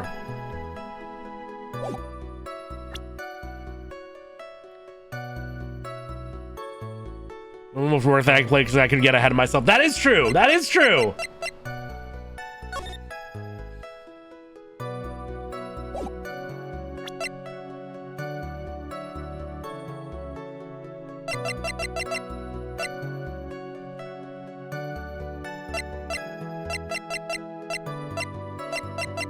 The glass? Yeah, but with what? What would the glass even contradict, right? Can you look over the guitar case again? I can. There's nothing to check. Empty, there is some water, but only on top of the lid. Bears Karita's fingerprints. Oh, wait, yeah. No, you're right. You're right. I do think I mentioned this. Yeah, why wouldn't her fingerprints show up? Why wouldn't her fingerprints show up? Yeah, why wouldn't her fingerprints show up if... Aha! Yeah. Yeah, no. I remember I might not have said it, but I swear I thought it when she mentioned spilling water all over. I was like, well, that would have fucked with the fingerprints, right? Even if she didn't touch it, would have fucked with the fingerprints. But she 100% touched it. That's it. There we go. Okay, we got there. Thank you, Mimey. Good move. There's no way you were the one who opened the guitar case. Why would you say that? It's elementary, my dear. No, man, because the only fingerprints on this guitar case are those of the victim. Ah. The thing I was contradicting was her saying it's not a big deal, not her saying the case was empty. That's the way it was supposed to. Okay. What is it, Miss Andrews? Oh no, I legit love the localization for the most part, I'm not gonna lie. Just some jokes don't land, but overall, I kind of fucking love it. We got to the cheese and wine line earlier tonight and I was into it. You shouldn't assume that I must have left prints just because I touched the case. What do you mean? And what if I were to tell you that I was wearing gloves at the time? Gloves? But why would you be wearing gloves at the time? It was the night of the award ceremony, so of course I dressed up for the occasion. Yes, now I remember. I'm almost sure I was wearing a pair of thin gloves. I see. Well, Mr. Wright, it seems as if the witness was wearing gloves at the scene of the crime. Nothing strange about that if she were dressed as the Nickel Samurai, which might not be a case because we've seen multiple shots of Homeboy napping in the Nickel Samurai outfit, but I guess so, and I guess that makes sense. You're the epitome of a half-baked idea. A brain is to be used, not to look pretty for med students carving cadavers. Looks like I need to bake my thoughts just a little longer. Now, if the defense has no further objections, let's return to the testimony. Okay, now let's go back to that.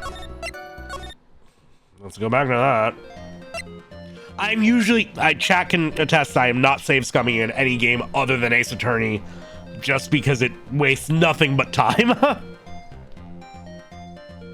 That's strange. You were wearing gloves? Isn't that a little strange? Why is that strange? You have something that would prove I was not wearing gloves at the time? Yeah. Your fucking fingerprints on the glass. I have your proof right here. This wine glass. The wine glass? You left your fingerprints very clearly on this wine glass. Even if you took off your gloves off when you poured yourself this glass of juice. Wouldn't you think it was just a little strange that you put your gloves back on just to open the guitar case? Oh.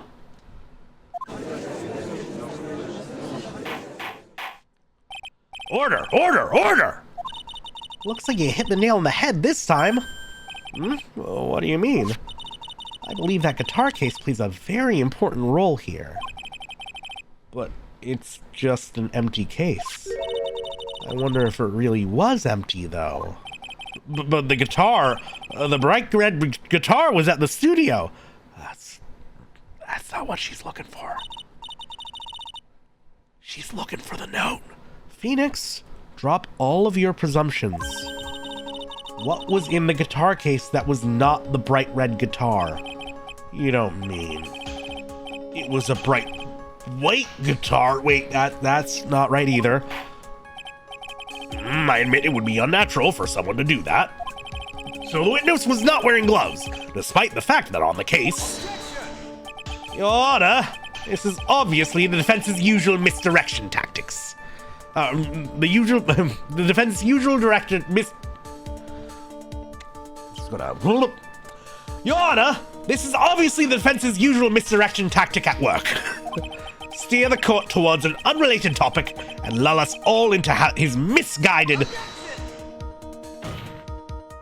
No, Your Honor. Please recall that Miss Andrews had testified that the vase fell onto the guitar case, which means that the case was closed when the crime took place. However, it is wide open in this photo of the crime scene. I am sure this guitar case has some relation to the murder. If you are so sure, Wright, then I'm sure you can somehow substantiate your outrageous claim, correct? Please, enlighten us as to why that guitar case has anything at all to do with this murder. Can you do that, Mr. Wright? Well... Let's suppose for a second that the bright red guitar was not the only thing that could have been in the case. The bright red guitar not being the only thing? You don't mean to believe this suggests...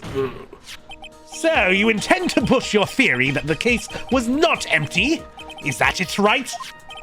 I wouldn't say something I didn't intend to prove. Deflate that head of yours. You haven't proven anything yet. Now then, let's have it. What was inside the case at the time of the murder? I didn't get a chance to save. I didn't get a chance to save. Wouldn't have been Lotta's camera.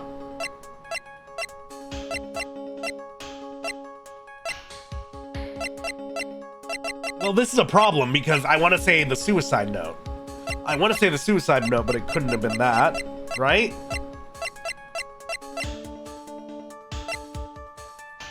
There's not much else it could have been. It wouldn't be the button. Also, somebody asking if I played Fire Emblem. I played a few Fire Emblems on my own time before. I don't know how much I'd like them to stream. And if I'm being honest, I've found that the Fire Emblem's kind of low on my tiers of tactical RPGs. I tend to prefer something closer to like Final Fantasy Tactics in gameplay style to the way Fire Emblem plays. And I usually get caught up reloading every single encounter. Because I want to get through without losing any dudes. I know recent games have like rewind systems and things where you can like take back turns and whatnot.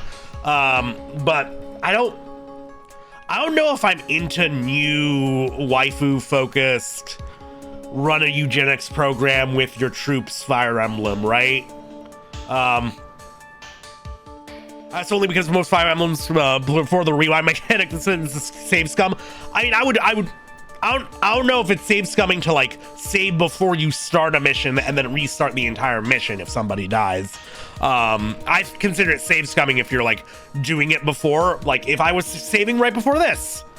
Yeah, the eugenics was Awakening. Yeah, Awakening is when it started. Yeah, when everybody started doing selective breeding for their fucking units. Right? And I get it. I did it too. I had a whole army of daughters that all had Gale Wing or Gale Force or whatever it was. It was broken as shit. But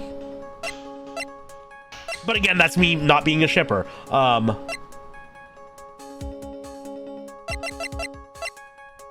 Yeah, this is tough. It's okay. So, process of elimination. Not these. Not the Nickel Samurai. Not a press conference ticket. Not the radio transceiver. It will not be Lotta's camera. That was already accounted for. Let's see. Article from the tabloid Gossip Land. Probably not that. Not a guide map. It's not the guitar case itself. It's not a wine glass. I think it might have to be the suicide report.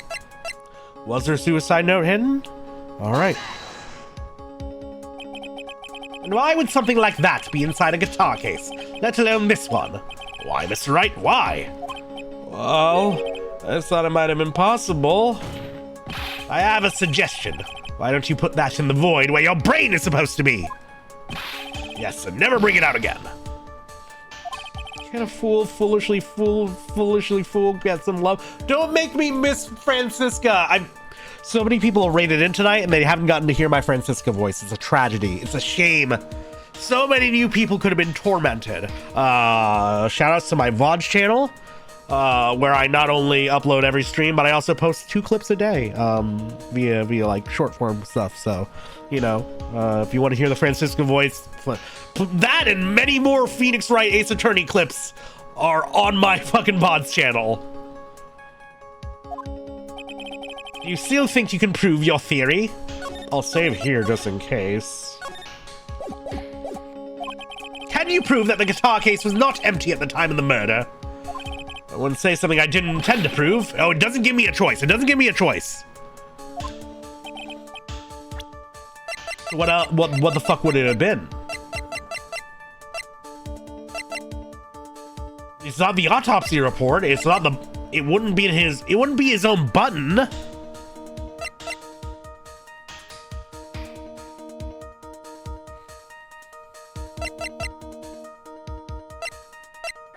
Is it supposed to be somebody?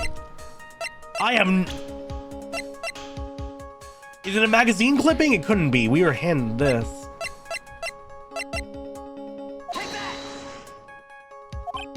Nope. I wonder what the guitar controls are like in California. I'm pretty sure that there's a waiting period on whammy bars. But distortion pedals are basically over the counter. If you want a flying V, you gotta hit up a gun show. BC Riches are sight unseen. Oh god, okay. Fuckos, I am lost on this one. The guitar case itself. Why would a guitar case be in a guitar case? You make a great point, Edgeworth. You make such a fantastic point, Edgeworth. I'm saving here so I have less dialogue to skip. I think that's the last possible point I could have saved at.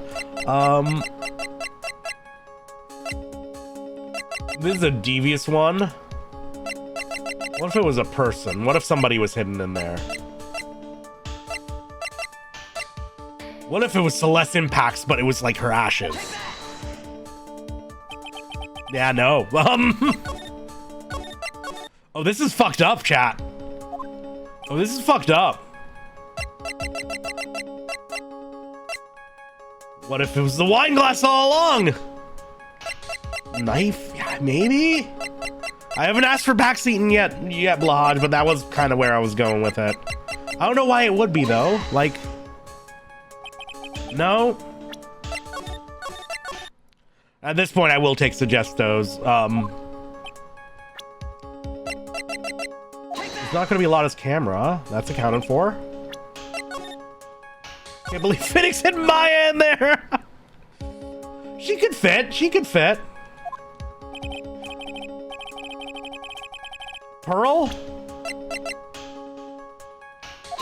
Press conference ticket? Nope. Like, this is full trial and error right now.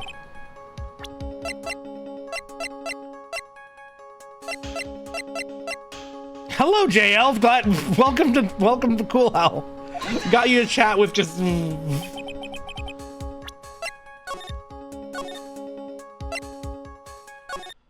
Why would Adrian try to get away with saying she wore gloves? Oh, so wait, it would have been the fucking, not the button, right? No.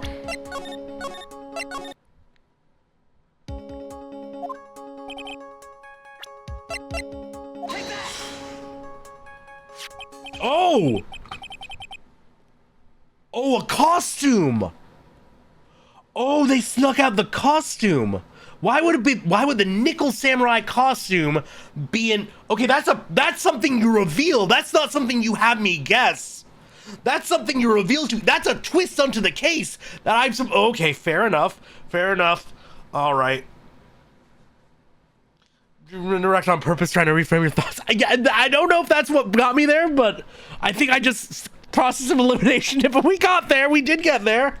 This is a photograph. Yes, but what is important is what is in that picture, Your Honor. In this picture? Showing that this is not a pipe painting to the judge would destroy him? Yeah! It doesn't take a genius to see what I mean. What I am proposing is... Inside the guitar case was the Nickel Samurai, the hero's very own costume, which we've seen him napping simultaneously in. What? Miss Wright, explain yourself. Right, are you saying that this witness opened the guitar case to take out a costume? What insane point would there be to doing something like that? That insane point would be to wear the costume, of course. Ms. Andrews put it on to hide her identity so she could make her escape. After all, you couldn't let anyone see you leave, could you, Ms. Andrews? I refuse to accept your theory. Do you have anything to support such a preposterous idea? Just outside the door was an investigative photographer who was starving for a big scoop. And in the end, she managed to get this shot, correct? You mean this photo? I wonder if I could have shown that photo too. Order! Order! It looks like we've wandered into quite another mess again, haven't we? Nice job, Phoenix. Well, you know my strategy. Speak first, think later. So the real murderer was hiding inside a costume. Damn, Sari is killing it tonight! Okay, that's another bot slain. Damn, good bot, good bot. Wait 1 second, Your Honor.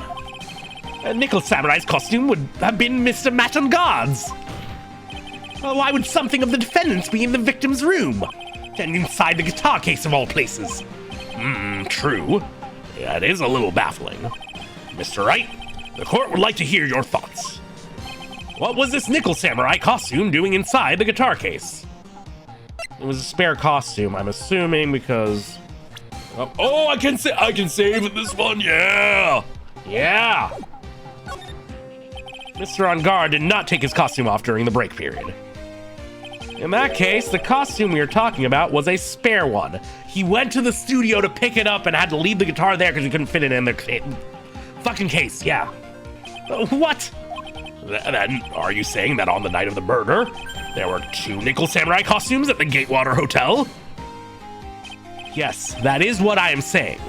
And how do you explain the costume that was inside the guitar case? It would mean that the victim itself had brought this spare to the ceremony on purpose.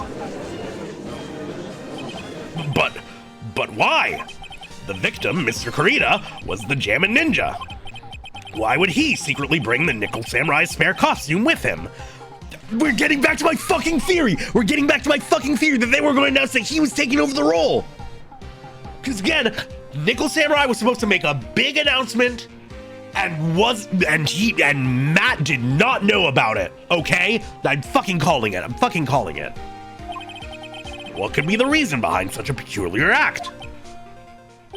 And therein lies a sticking point. What are you mumbling to yourself about now? Have you just been rambling all this time without any sense of inner monologue?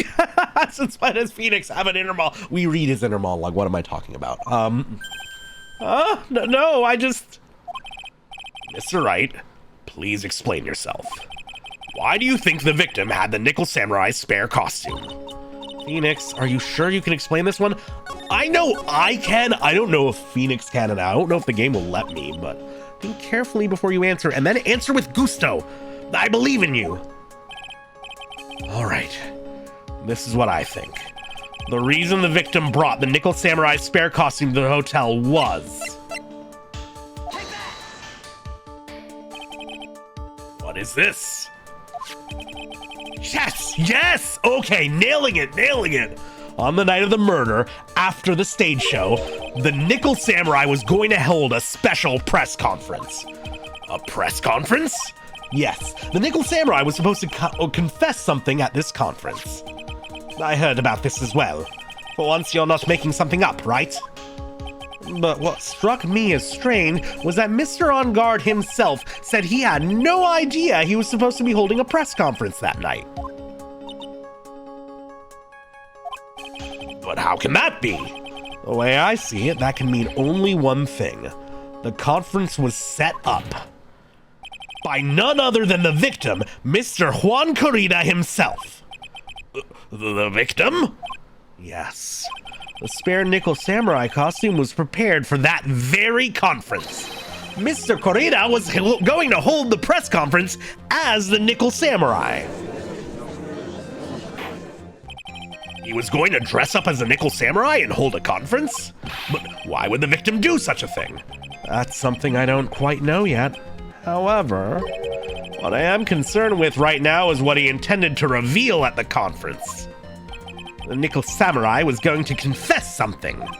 And by confess, I'd wager he was going to reveal something about himself. Which means that Juan Corrida, posing as the Nickel Samurai, was going to speak about Matt on Guard. Yes, I guess that is what it would mean. But if that's the case, that's not a confession, that's public disclosure. Ms. Andrews? I can see why you are pros at what you do. Pardon me? Yes, just as you say. The press conference was set up by Juan. Ms. Andrews, please offer us an explanation for this. I was the one he asked to help set it up. And the person he prepared the second costume for him. That was also me. I need a fucking sip. God damn. I'm not over the fact that well, it could be that they're not, he's just trying to slander. He could just be trying to slander the Nickel Samurai or Matt on Guard. It might not have been that there was a plan to replace him as the actor. But regardless, Juan had bet everything on the Jammin' Ninja this year. And if he lost the Grand Prix, he was going to make sure Matt was going down with him. That's what he thought anyway. He was going to ruin him, huh? And it looked like somehow Juan had in his hands a secret so powerful that it would destroy Matt's acting career had it been revealed. What? And do you know what this secret of Mr. On Guard's is, Ms. Andrews? That's something only Juan knew. I don't know what it is. Ah, I see. I've probably been coming off quite suspicious to everyone. Well, that's to be expected. I've been trying to protect Matt, after all. Protect Mr. On Guard? And yet again, another strange bit of truth comes to light, it seems. Ms. Andrews, if you could, please tell us the truth about your behavior. Yes, Your Honor. I understand. Oh, it just keeps going. It just keeps going. Yeah, listen, the next time the game offers us a saving point or a really good out point, I will probably wrap up because I am getting hungry, but I'm having such a good time. I just want to kind of blaze forward. Probably not going to do ad breaks unless I need to run to the bathroom for a bit. People will deal with pre-rolls, which is unfortunate, but we'll live with it. Yeah, I want to get into this. From the moment I saw the crime scene, I had a feeling that Matt was the murderer. Matt had to kill Juan no matter what, and he didn't have an alibi for what he was doing at the time of the murder. My thoughts were confirmed by the evidence, of course, the button and the knife. But I'm Matt's manager, so I felt that I had to protect him. You wouldn't have known about the button and the knife beforehand. What are you talking? The button's already contradictory. She's telling us she didn't say she'd been lying. She did say she was trying to protect someone. This does account for everything. Well, I am the logical type. We're finally seeing her true self. She's more nervous than a scared rabbit. If the defense can find no fault with this testimony, I am ready to make a ruling. Please keep that in mind as you cross-examine, Mr. Wright. Looks like somehow everything has swung to the opposite side of the scale again. That just means I have to put my weight into this and turn her logic upside down. Yeah. From the moment I saw the crime scene, I had a feeling that Matt was the murderer. Would you say that was your intuition speaking to you? Don't confuse my methods of reasoning with your own. If you want to prove that someone did something, you need 3 things. 3 things? A motive, an opportunity to commit the crime, and finally, decisive evidence. It's a very arbitrary list, man. I feel like if you have decisive evidence that somebody committed a crime, I don't think you really need the motive, if I'm being honest. And if you think these things through, the answer becomes quite clear.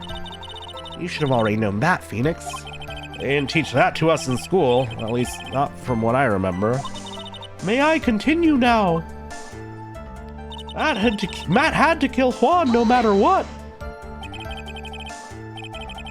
So, would you say this need came from the press conference?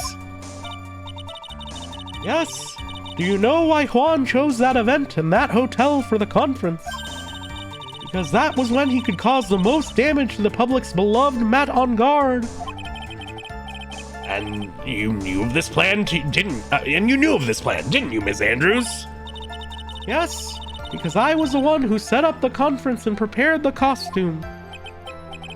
But I'm sure Mr. On Guard himself didn't know anything about the press conference. Oh, really? Can you show me any proof that he didn't know about the press conference? Anyway, the important thing here is that this information was not in your testimony.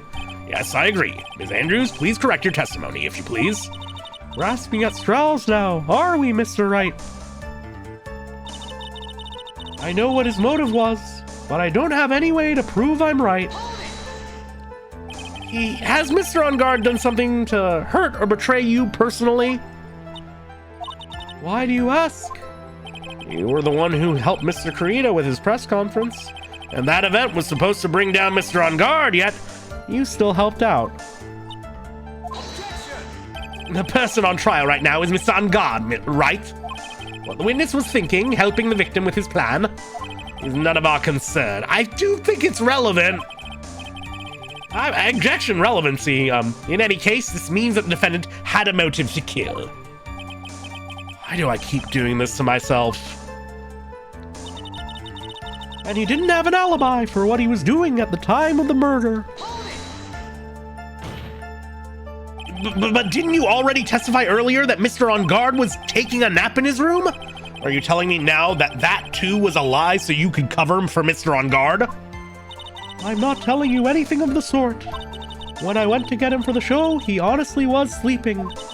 However, as to whether he was sleeping the entire time, that I cannot say. I was too busy setting up the stage at the time. I keep trying, but I can find no flaws with what Miss Andrews has said. I can't say the same for some people here in this courtroom, however. The judge is glaring straight at me. He's glaring at you, smart guy.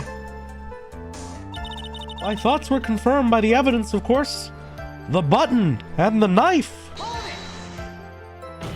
Oh, wait, she could be saying my thoughts were confirmed by the evidence of the button and the knife, which she found after the part. After the fact, like when she learned that the button was on him. Or, I still think I can press her on that. But, okay. You can hardly call the knife decisive evidence. The fingerprints on the knife could very well be a clever camouflage. The fingerprints on the knife could very well be a clever camouflage. Then, what about the button? The button? It's clear from the crime scene that the victim and his murderer fought. And during the fight, the killer ripped the button from the Jammin' Ninja's costume. You're talking about this button, correct? That button was found in the pleats of Matt's Hakama. Isn't that correct? Okay. It's an after the fact thing. I can't press her on that, damn it. I would think that makes it very decisive evidence. When the seashells landed with the seashore, damn! You see, the first thing that came to my mind were Vaz jokes, so Marion, you're way ahead of me. Is Mia currently possessed? No! Mia is currently possessing Pearl. When you're going, okay, Mimey went to the same place that I was going. Oh, God. Rainforest pussy is great because it also implies it's endangered. Looks like you were outfoxed again, Mr. Wright. Anyway, the knife doesn't prove a thing. Please fix your testimony. I can't stand the sight of a man who can't gracefully accept his defeat. Thank good Mia can still look at me with an icy stare, yes? That was my first thought. Okay, fair enough, but you prove that you're better than us. Miss Andrews, for Mr. Wright's sake, please add this information to your testimony. That button was torn off Juan during his fight with Matt. And how do you know that? When the ends of the threads on the button and the costume were matched up, they were found to fit together perfectly. Or so I heard. I've heard that before too. But why would Miss Andrews know about this case down to such a fine detail? Don't look at me like that, just because I'm prepared and you are not. And I thought I had heard this in time for sure. Yeah, no, I did. I really did. If there's anything to trip her up on, it has to be here, but where and what? I'm Matt's manager, so I felt that I had to protect him. But what you really did was stab the guy in the back, didn't you? And at the worst possible time. Who's to say she really stabbed the guy in the back, as you put it? This witness could have disclosed things about Mr. On Guard at any time. But why, then, would she wait until there was a large audience before doing so? It's the same reason why Mr. Kurita planned such an elaborate conference. Ms. Andrews wanted to cause Mr. On Guard as much damage as she possibly could. This witness bears ill will towards the defendant. This isn't the Phoenix Wright Wax Philosophical Power Hour. And please stop slandering the witness. As I expected, Ms. Andrews' testimony seems pretty solid. Really? Because to me it sounded a little wishy-washy. Wishy-washy? Well, I guess we'll see if I press a little more. You should know this by now, but we'll need strong, decisive evidence to make her talk. Got it, Chief. I'm gonna pin you down this time, Miss Andrews. Okay. So we got 2 new things that we can drop evidence on.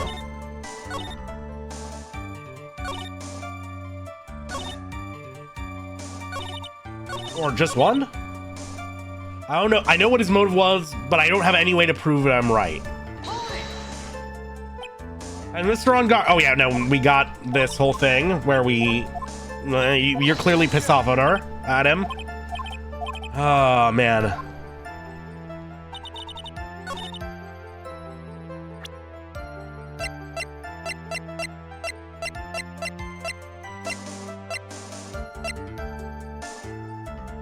See, I don't know. I don't think we're bringing this stuff up yet.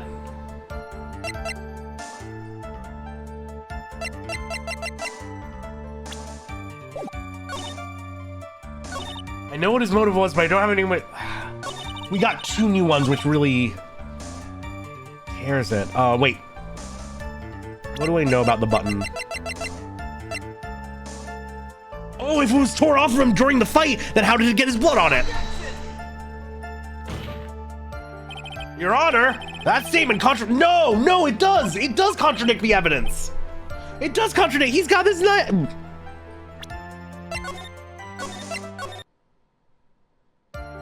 I disagree.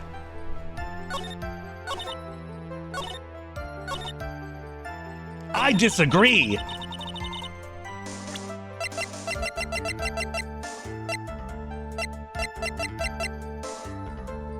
Do I bring this up because of the blood or like what?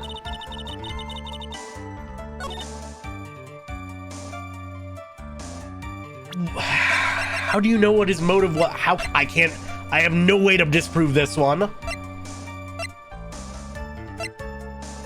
Fuckos, I have no goddamn idea. If it's not the button on the button statement, what would it be? It's not the knife. Totally not the knife. I don't know. I'm taking suggestions from the audience again. I hate to ask for it, but like, fuck, what would it be?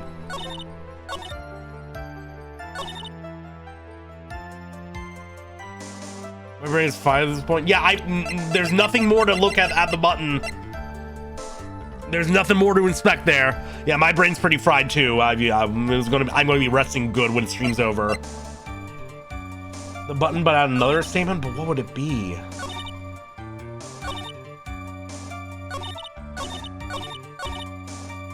I don't know. Would it be the button on this statement? No, I can't. I can't see the button having anything to do with any of the other ones, right?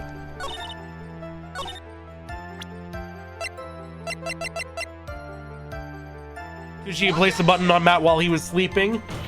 Oh, the nap thing, yeah.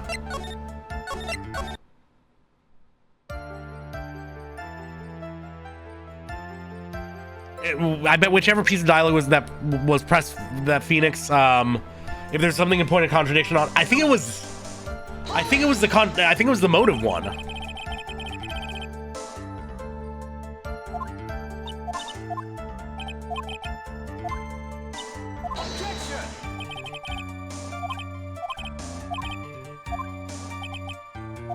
Why do I keep doing it? Wasn't that one?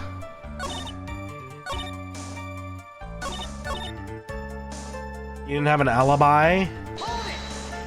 Right track with the button?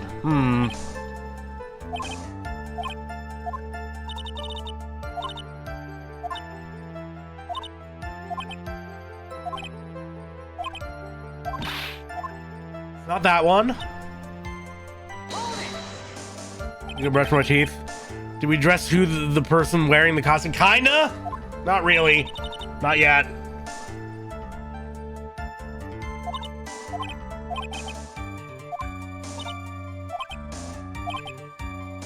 If there's anything to trip her up on, it has to be here, but where and what?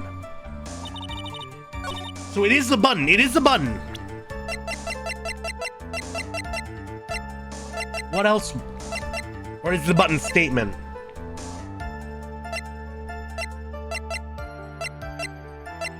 What the fuck would it be then? That button was torn off. No, wait, no, I didn't mean to present the button. I think I'm presenting I gotta present the photo of the murder scene. I think I gotta present the photo of the murder scene. I think I gotta present the photo of the murder scene. Cause,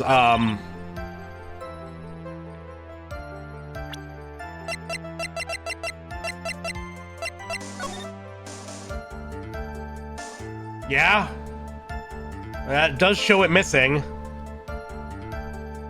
But like, yeah, it again begs the question of like, oh, there's blood on the button itself, and then there's blood underneath. I mean, that would make sense that there would be blood both underneath and on top of the button, but regardless, okay, yeah, Blahaj has the same idea that I do. It's not the murder photo. It's not the murder photo. It's not the murder photo. Fuck.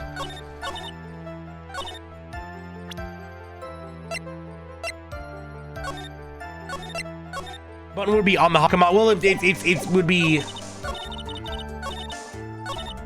Wait, what, are you saying that like?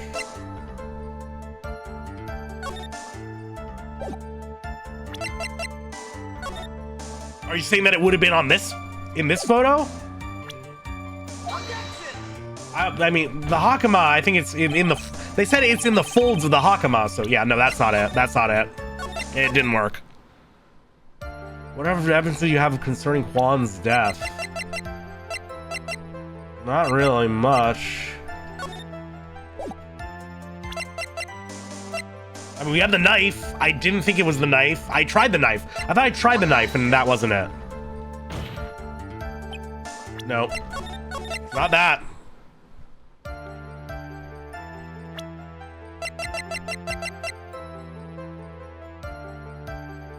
How did Juan die? Scarf. He got strangled and then he got stabbed.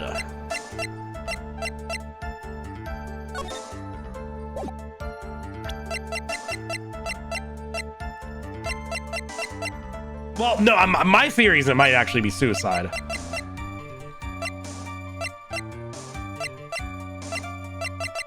Oh, strangled with a scarf, then stabbed with a knife.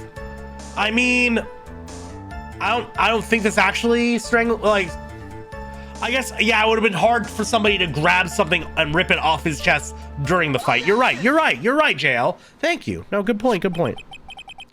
Yeah, I do think it was autoerotic asphyxiation gone wrong. This is the victim's autopsy report. It clearly states that the cause of death was strangulation by a scarf. Strangulation? The knife stab to the victim was done after the victim had already died. And what does that mean? Let's examine the evidence. The button has the victim's blood on it, which would mean that it was ripped off the costume when? After the knife was stabbed into the victim. Okay, so it's the kind of thing that I was trying to figure out before, but like... It was something I was picking on before, because like, why is the blood on the button? But yeah, this is how they wanted me to go about it. Now we got there. Finally we got there. Exactly, which means... It is impossible that this button was torn off during the victim's final struggle. Thank you, by the way, very much, JL, for that. Because the victim was strangled to death in that fight. That's right, Ms. Andrews. There's no way this button was ripped off during the struggle. This button was consciously pulled off of the victim's already dead body. Order! Order! What is the meaning? What is the meaning of this, Wright? So what if the button was torn off the body after the victim had already died? Oh, Rhea, thanks so much for stopping by. Thank you again for the raid. You have a lovely evening. Take care. What does that change? Enjoy your din. Let me ask you one simple question, Mr. Edgeworth. Why was the button torn off? What purpose did that serve? What purpose? We now know this button was not torn off during the fight, so the murderer took the time and effort to purposefully rip this from the victim's body. That would mean that the murderer has something in mind, wouldn't it? Holy shit, Dr. Jellybean, thank you very much. This is like the 6th raid tonight. What the fuck? Welcome on in. Welcome, Raiders. It's good to have y'all here. Hello, hello. Hi, I am Firmth. I'm a cozy little Baphomet. I'm an enjoyer of the weirdly obscure, the arcane, action games, RPGs. We do some voice acting. We do some cult classics here. What were you up to? What were you doing? Right now, we're in the middle of Phoenix Wright. Ace Attorney, redeems are low and off right now because things might enter a very sobering and dark subject matter. But yeah, also spoilers abound for Ace Attorney. So if you got a raid and run, I very much understand. Disco Elysium, no fucking way. Hell yeah, great game. Fuck yeah. You in here in chat, Mimey is like the #1 Disco super fan. I played it years ago and it was a year and a half ago or so, and it was fantastic. I loved it. I adored it. It was an excellent game. Loved that playthrough.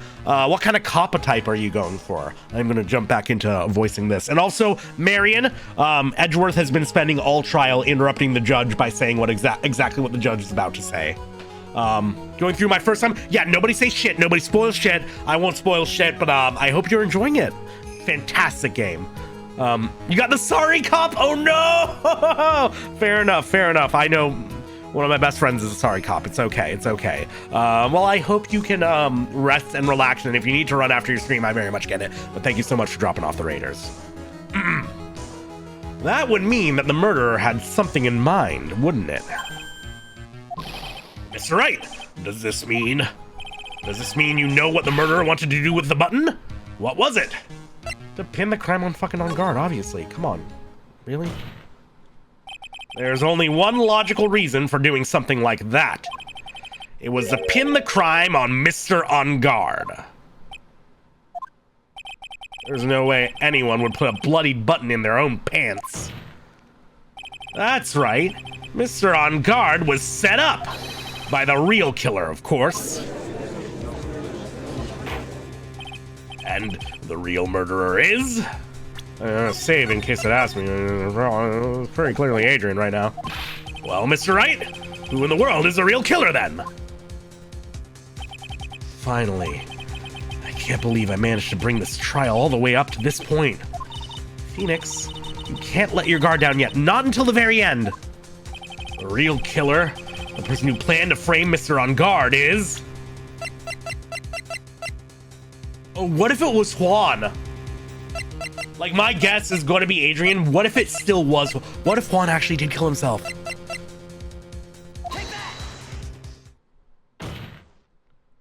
Ms. Adrian Andrews, I choose you. You are Mr. Kurita's killer. Throwing out the Pokemon air. Order, order, order! Mr. Wright, this is a very grave matter. Do you have any evidence that supports your charge? Any evidence? All of the evidence points to Miss Andrews. How preposterous! You can't stick any of that on me. I can't, can I? Would you care to test me? Then what about this knife? The knife was used to stab the victim after he had already been strangled to death. It was used to throw suspicion onto Mr. On Guard. Naturally. A knife covered in the defendant's fingerprints could only be taken from his room. And the only one who had dinner with him and knew which knife to take was you. Ah! She's got a spare, it's okay. Then, what? What about the button that was found in Matt's Hakama? This button was removed from the victim's body after he had already died. The only people who could have done so were the person who found his body, or the killer. However, if Mr. On Guard was the real killer, there's no way he would have put such incriminating evidence in his own Hakama. Oh! The only person who could have put this button into Mr. On Guard's Hakama is the person who went to wake him from his nap, which is you yet again, Ms. Andrews. I see. What about the empty guitar case? That is also another piece of evidence that incriminates Miss Andrews. That costume was used to hide the killer's identity as they fled the crime scene. Now, who could have known that there was just such a costume inside the guitar case? It could have only been the person who prepared the costume for the victim. And that person is you, Ms. Adrian Andrews. No, But Miss Andrews' fingerprints are nowhere to be found on the guitar case. And it was you who proved that she was not wearing gloves at the time. That's right. That's because she did not intend on leaving any prints. If anyone had found that she had touched the case, they would have asked her why. So to avoid leaving any prints, she used a towel or something else to open it. But the glass of tomato juice is a different story. Ms. Andrews purposefully left her fingerprints on the glass to show that yes, indeed, she was the classic dazed discoverer of a dead body. Ah! And to top it all off, there's this photo. A photo of the killer as they exited the scene of the crime. No reasonable person on Earth can believe this nickel samurai is Mr. On Guard. He would be much too short for his own costume if it was him. Oh. Speaking of how tall people are, Ms. Andrews, you're also kind of short in stature, are you not?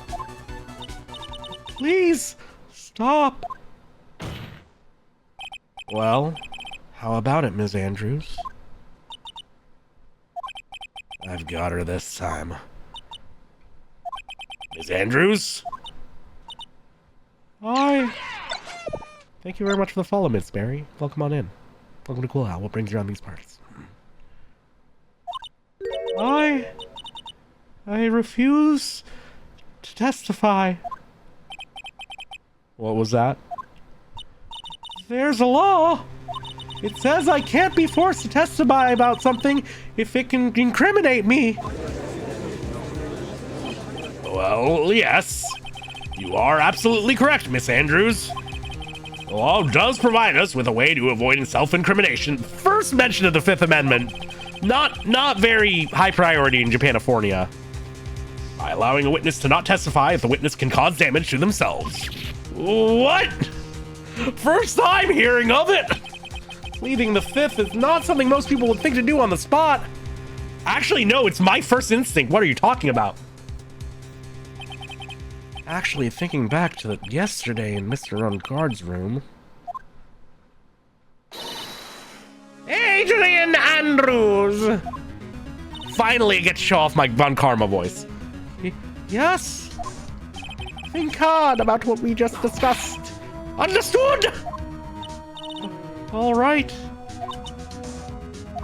It still was Francisca Sunday for a brief second. That's it. That's when Francisca planted this idea into her head. She must have told Andrews to not testify if things look bad. You did a good job proving everything up to this point, Phoenix. But there's still one thing you haven't done. Something I haven't done. What's wrong, Wright? Are you finished already? Run out of evidence? Yeah, no, Ms. Andrews' pants, we were talking about it. It's CMYK. She's the cyan, magenta, and the yellow. She's a printer made form. Made flesh. What is so humorous, Mr. Edgeworth? I'm sure you realize this as well, Your Honor. But everything the good lawyer here has proven up to this point is meaningless. What? Everything you have proven is circumstantial. Circumstantial? Yes, circumstantial. You have yet to provide a single piece of definitive proof. Proof that Miss Andrews did in fact harbor a wish to murder Mr. Corrida. Murder, but she was definitely, concerned with the guy. Miss Andrew, did you want to kill Mr. Corrida? I believe this may lead to me incriminating myself, so I will abstain from answering. But, Ms. Andrews, if you do that, it would be the same as admitting your guilt, don't you think? Maybe so, or maybe not. There's nothing to prove it either way.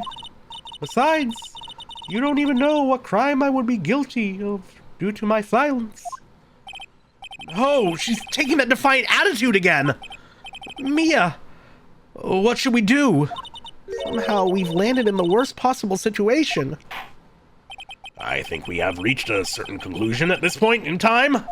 Ms. Adrian Andrews has refused to testify, and the defense's theory that she's the actual murderer has not been fully substantiated with solid, definitive proof. But that's not true. We have to be due for another save point any moment now. I'm assuming we're due for another save point. In this situation, there's only one thing this court can do, and that is to declare a recess. Yes, that's what I thought. Recess? I request that both the prosecution and the defense look further into this matter. And at tomorrow's trial... Tomorrow? Oh, wait a second, wait. We don't have a tomorrow. We don't get a not guilty verdict today, then... Please wait, Your Honor. That's not necessary. The trial? Please continue the trial. What are you sweating for? Your client is getting one more day to live, isn't he? Yeah, but they've got to fit in more trial today. Not this stream today, but, today in universe, right? That's not it. This isn't about that. Edgeworth, I know you know who the real killer is. Please, let the trial continue. If I don't get the verdict, then Maya... But it's impossible to continue as long as the witness refuses to testify. I will see. I mean, I'll do another save. I'll do another save just in case. Do another save just in case. That is a great emote. It's Mary. Now then, this court is... It is not impossible for this trial to continue. Mr. Edgeworth, what are you? It's true Miss Andrews holds the right against self-incrimination. However, if the topic of conversation was something unrelated to whatever she may be guilty of, then she has no right to withhold testimony. Yes, that is very true, but... Actually, there's one little thing I'm curious about. Miss Andrews. When you found the victim's dead body, you poured yourself a glass of juice. Yes, and... Oh, yes, and... I can't help but think how unnatural that is. Usually when one finds a body, they are shaken up, not stirring a glass of juice. So my actions were unusual, but I've already... Before you speak, I want to state that if you have a reason behind your actions, I would like you to testify to that effect. Oh, shaken not stirred. You're totally fucking right. You're totally right, Chipper. God, that's good localization right there. Testify? Your Honor, I would like to request that the witness testify again as to what happened when she first discovered the victim's body. Whatever we find out in this testimony should in no way implicate the witness. I don't know what it is about Edgeworth today, but I can't get a good read off of him. Is he friend or foe? I just don't know. The court acknowledges the prosecution's request. Ms. Andrews, if you please. Jesus, it keeps going. Okay. Oh my God. Okay, I'm gonna have to ask somebody who knows this case. How far off are we from beating this? How far off are we from beating this trial day? Yeah, it's almost been. I'm hungry. This might be not too long. Have, what does that mean? What does that mean? Like I mean, oh man. It's like I want to ask if this day of trial is the end of this case, or if there's more case after it, right? But like, I don't want to spoil how much more case there could or could not be. I don't know. The thing is, if we're very close to the end, it's like, I don't want to start the next Phoenix Wright stream and then finish it. A pull? I don't know if pull is the move, right? Yeah, we're not going to pull an, oh, it's almost done for 7 hours, right? Exactly, yeah. I don't know if a pull's going to help. I'm going to... 2 more testimonies from a save point, this one included. Both are quite brief. Oh, thank you, Lilith. Thank you, Lilith. Thank you, Lilith. Bless you, Lilith. We're going to go for it. I might be quicker to ask for chat help, but we're just going to power through. That glass of juice, I didn't really pour it for myself. I was surprised when I walked into the room and saw it in that messy state. And Juan, he was sitting slumped over and tired looking in the corner. When I saw him sitting like that, the thought that he was dead didn't cross my mind. To be honest, I thought he had just fainted or something, so I went to pour him some juice. When I realized that he was dead, that's when I knocked the flower vase over. So you poured that glass of juice for the victim. Why didn't you say so in your earlier testimony? I didn't think I needed to include something so trivial. Phoenix, please be careful here. If you can't find anything wrong with the testimony, then there's nothing left. I know. Edgeworth, what the heck is going on in that brain of yours? Now then, Mr. Wright, you may begin your cross-examination. On the body and you think my sex. Alright, that glass of juice, I didn't really pour it for myself. But there wasn't anyone else in the room, right? Of course not. Then, who did you pour it for? Mr. Wright, there's a rhyme and reason for everything. Can you wait just a little longer for it to be revealed to you? In other words, Wright, be quiet and listen. Precisely. I couldn't have said it better myself. God, I would kill for a Crunchwrap right now. You're not wrong, Vesper. I was surprised when I walked into the room and saw it in that messy state. So, it was a mess? Are you sure it wasn't messy because of your fight with Mr. Kurita? I understand your frustrations at not being able to prove your theory.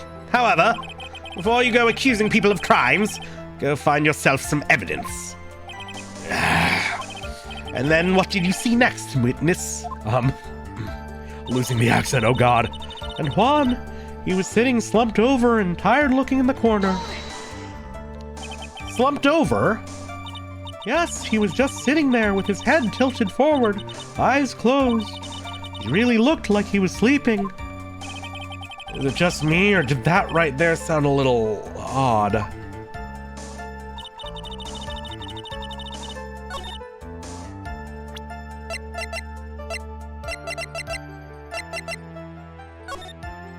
I mean, he does look slumped over. He does look slumped over. Can't argue with that.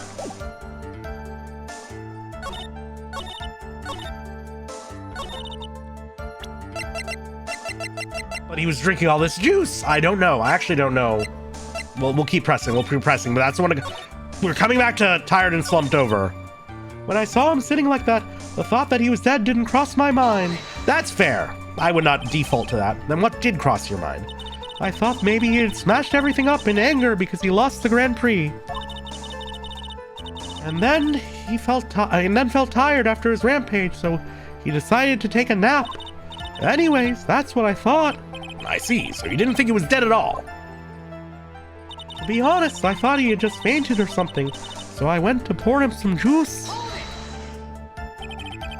You thought he fainted? I thought he was asleep at first.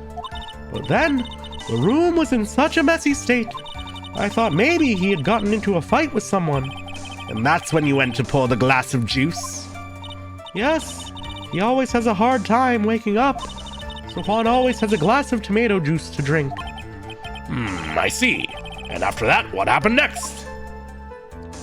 When I realized that he was dead, that's when I knocked the flower vase over. And how did you come to realize that he was, in fact, dead? I shook him over and over, but I never got a response. So I set the glass down on the dresser and tried to take his pulse. I was shocked and staggered backward. And knocked the flower vase over. So that's what happened. Yes. This is what it all comes down to, huh? It's the absolute end for both sides. And Adrian is letting her guard down. Phoenix, now is our best chance yet to kill the prosecution's case. Isn't that a bit harsh? Ms. Andrews, will you tell us the truth this time? I'm glad you like the way I say juice. I hope I'm getting a lot of that strong, sad energy in there. So if he was sitting all slumped over and tired looking in the corner... I mean, I guess that is the corner of the room, technically. Would she not have noticed the knife, though?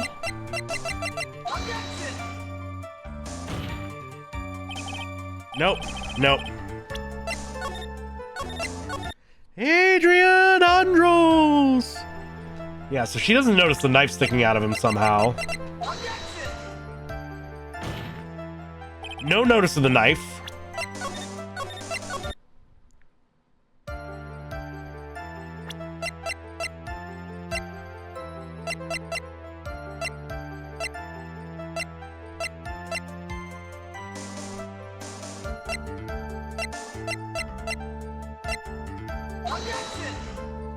Different statement? No, but he was saying that sounds odd. The thought he was dead didn't cross... Oh, the thought he was dead didn't cross my mind. Really? Like, there's a fucking knife sticking out of him. So you honestly didn't think he was dead when you found him? No, not at all. Even though this is what you saw when you discovered the body? Ah! Oh, what is the meaning of this? Isn't it obvious, Your Honor? There's a knife sticking straight out of Mr. Kurita's chest. Anyone who saw this scene would have immediately thought that here was a dead man.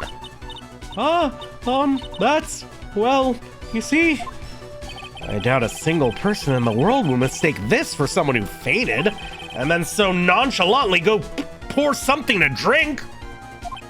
Your point is, Ms. Andrews, your testimony just now, it was all one giant lie. And your lie has proven one thing very clearly, that you are the real killer.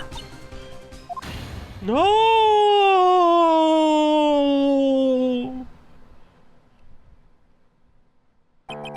It looks like the defense has somehow brought the ugly truth to light. The defendant, Mr. Matt On Guard, is not guilty after all. That's impossible. You're wrong. Ms. Andrews, try to have some composure. It wasn't me. It wasn't me, I tell you. It was Matt. I swear it. He's the one who killed Juan. But you were the one who refused to testify. And your reason for not doing so was that you might end up incriminating yourself. That's because... Ms. Andrews, I will give you one last chance. What exactly are you hiding that may incriminate you? I refuse to testify. Starting to sound like a ghost? Well, then that's strong sad energy, right? And there is no need for this court to continue any further. Mr. Matt On Guard's innocence has been clearly demonstrated. Is it over? Have we found the truth at last? What's wrong, Phoenix? Usually the real killer confesses his or her guilt. Now that I think about it, this is the first time someone hasn't. Now then, I would like to hand down my verdict for Mr. Matt On Guard. I did it for the Nookie. Yes, the Nookie. Your Honor, the prosecution feels it would be premature to pass down a verdict at this time. What? The reason is quite simple. This witness has yet to speak the absolute, real truth. Lilith did say 2 more testimonies. The absolute, real truth? What are you? Witness? Don't you understand yet? Huh? I don't know who planted this silly idea in your head, but as long as you protect yourself through your silence, Matt On Guard will go free. And in his place, you will become the guilty party. That's a lie. I don't believe you. What? I was told if I spoke, then it would be all over, and Matt would never be declared guilty. What in the world is she talking about? Has she lost it? I can't speak about it. I'm too scared. It's Franziska von Karma. Huh? Don't you remember, Phoenix? Ms. Andrews lives by gripping tightly onto the words of another, because she doesn't have the strength to believe in herself. Then, right now, Ms. Andrews is... Yesterday, she was tossed a lifesaver by Miss Von Karma. Don't say a word, no matter what happens. If you do, Matt On Guard will be acquitted. Miss Andrews undyingly believes in those words right now and is clinging on to them. Then, what should we do? This is the first time I've ever come across anything like this. Miss Andrews has to be the killer, right? All we have to do now is get her not guilty. That is my only priority. It wasn't me. I'm begging you. Please believe me. I didn't kill Juan. Help. Please, someone help me. Mr. Wright? Yes, Your Honor? The court can't continue on like this, therefore I'd like to hear what you'd intend to do. What I intend to do? What am I supposed to do? What am I supposed to say? Wright, I suggest you think very carefully about this. Oh, Think about what this witness did and what she did not do. And think about who is the real mastermind behind this crime. Who's the real mastermind? Isn't that obvious? There's no one else it could be except the woman crying over there. Right? Come now. What will you do? What kind of man are you, Mr. Finks, right? Guess I'm forcing her to testify. I have to win a complete acquittal today. There's no way around that. But I can't bring myself to do it like this. Not when she's making a face like that. Ms. Andrews, I would like to know what you are really hiding. Mr. Wright, are you sure that you know what you're doing? Sure, Mr. On Guard would get an acquittal, but in his place, you would be found guilty. Is this really how you want this trial to end? Be quiet. How dare you? You're trying to trick me. That's enough. I commend you for trying, Mr. Edgeworth. However, it's clear that the defense's theory is the truth. You're wrong.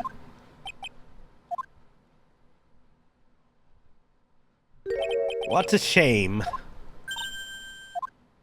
I had hoped things wouldn't come to this, however. Oh, what is it, Mr. Edgeworth?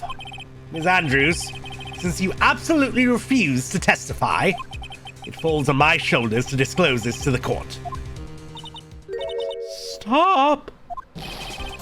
Mr. Edgeworth, things are about to get heavy, chat. This witness, how should I put this? She has an illness. What? And because of this illness, she has tried to commit suicide in the past. Jesus fucking Christ, at least we're not the one who has to do it, but god damn it. Stop. Please stop. No matter how much you want to hide it, it's no use. I have the evidence right here. That's the second part of the suicide report. The attempted suicide report. What will you do now, witness? You know what I am about to do, don't you?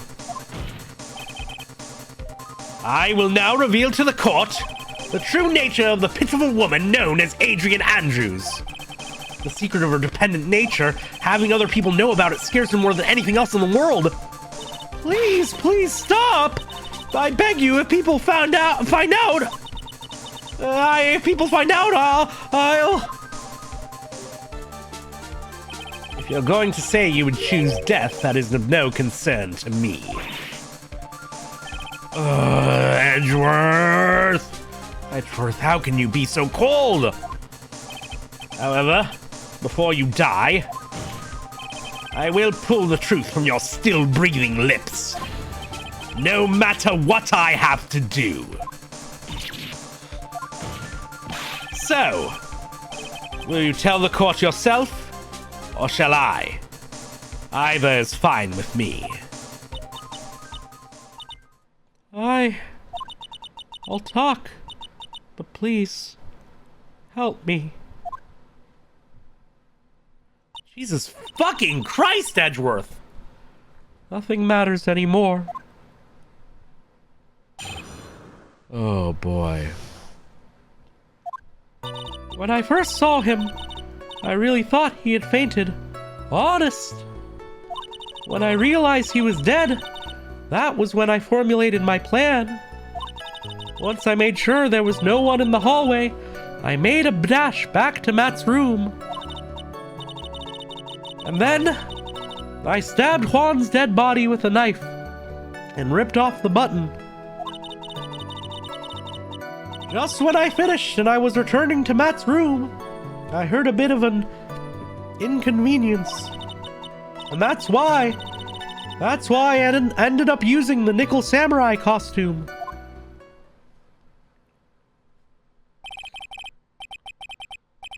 Stabbed in the body? With a knife? But why would you do that? Isn't it obvious? To pin the blame on a certain person. A certain cowardly man. What do you mean by all of this? It might take this court a little while to understand, but this is the truth. The real killer is Matt. That scumbag of a man, I'll never forgive him. He's trying to escape his guilt again, just like last time. Last time? So, Ms. Andrews stabbed the victim, Juan Corrida, in the chest with a knife. However, she didn't do it with murder in mind. She did it with the intent of framing Matt and Guard for the murder. And this is her crime.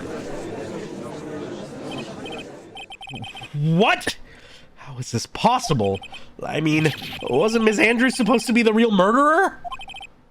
Mr. Wright, please get over your shock and commence the cross-examination.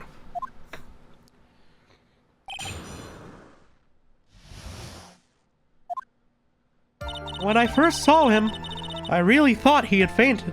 Honest. Wait, gotta go back. I am excited. Obviously, there's more case after this. But I am excited to wrap up this trial day and get some snoozing in. But this is a good fucking case. I do appreciate people staying up for this, because I've been riveted, not gonna lie. But you could tell from the state the room was in that there must have been a fight. Are you telling me the truth when you say that you did not know he was dead? He had a scarf tied around his neck. Well, that scarf is a part of the Jammin' Ninja's costume, so I didn't think anything about it was strange. His head was also tilted down a bit, so I couldn't see his face that well. That's why I thought I'd wake him up and went to pour the juice.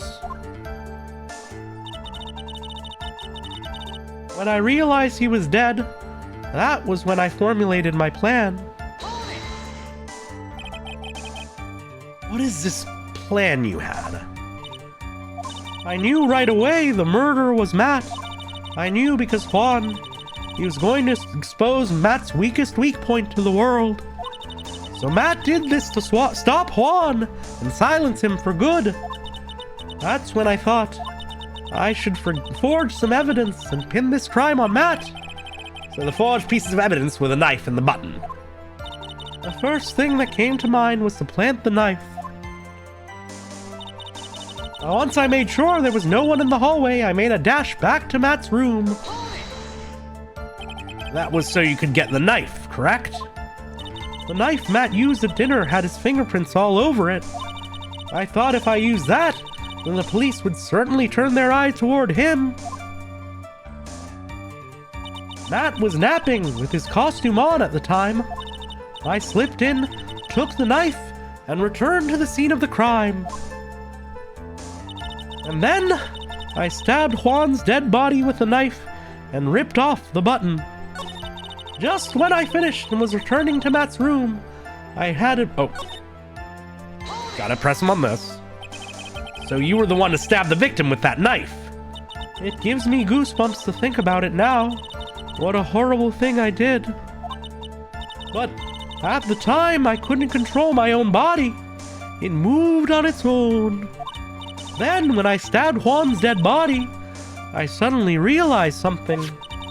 If I used the button somehow, I could make Matt look even more suspect.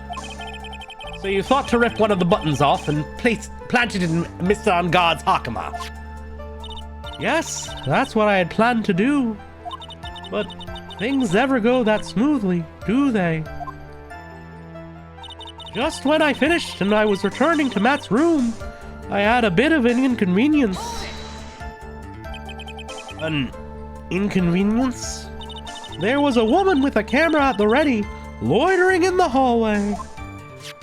I'm willing to bet my spikes it was Lotta. There was also a woman with a ray gun at the ready, pacing back and forth. That's Miss Oldbag for you.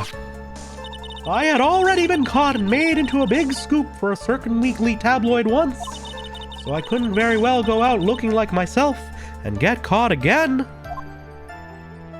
And that's why I ended up using the Nickel Samurai costume. Another case of stabbing the victim after they're already dead. Was the Steel Samurai one of those, or what? You were the one who prepared that costume, weren't you? Yes, I took it from Global Studios. I also put it into Juan's guitar case the day before the award ceremony. You did this in preparation for the press conference, correct? Yes, Juan wanted to wear that costume and hold a press conference in it. He was going to disclose Matt's big secret there. And what is this secret? That, I don't know. Anyway, I thought if I were to leave Juan's room in the Nickel Samurai costume, then people would think Matt was the real murderer. I was very careful not to leave any fingerprints when I opened the guitar case. I absolutely did not want anyone to know about the costume. I think we've heard enough. So after that, you went back to Mr. Engarde's room and planted the button. Into Matt's hakama? Yes. After that, I folded up the costume I was wearing and put it into a bag. Then I snuck it out of the hotel and got rid of it. My word. What does all this mean? Mr. Edgeworth, is it?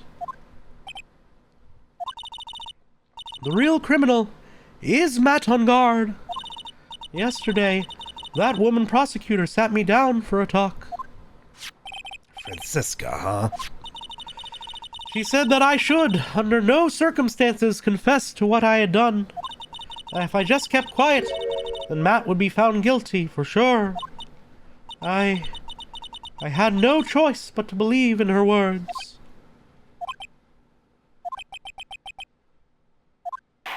What this witness has done is clearly unlawful. However, as long as her testimony stands, we can be certain she's not the real killer. Wait, Your Honor! The defense still... Right? It's pointless. At this point in time, it is not impossible to indict Miss Andrews on anything. Yes, exactly. There isn't a single piece of evidence that points to her as a murderer. The cross-examination of this witness is over, and so is today's trial. You can establish that this witness was the culprit. Please let it go, Mr. Wright. But... priorities, right? It's not about that. It's about just not guilty. Just not guilty. Mr. Edgeworth, please place Miss Andrews under arrest for further questioning. Understood, Your Honor. The prosecution will arrange for a detention immediately. That is all. Court is adjourned for today. Thank fuck Maya escaped, right? Oh, I could use a burger after this. I could use so many things.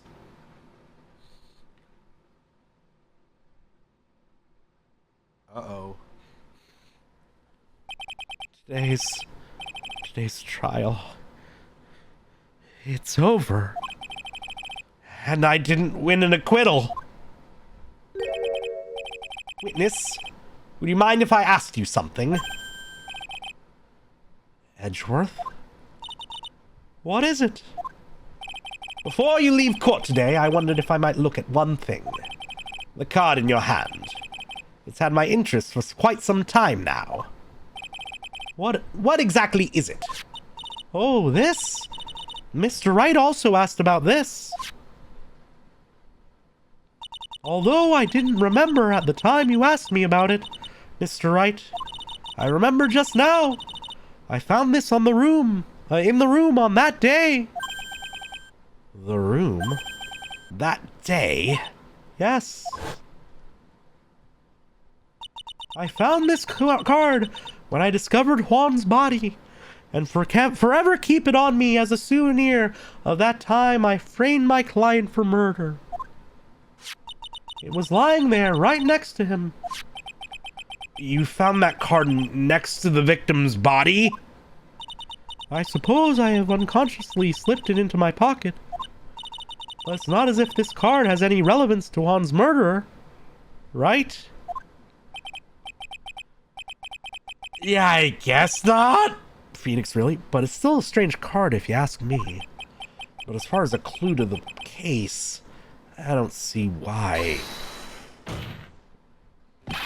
Witness, that card! Give it to me! Hurry! Edgeworth? Do you have any idea what you have stupidly yet inadvertently done? I can't believe you hid this from me all this time! I didn't mean to. What is this all about? I've never seen Edgeworth so emotional before. We've seen that sprite before. What are you talking about?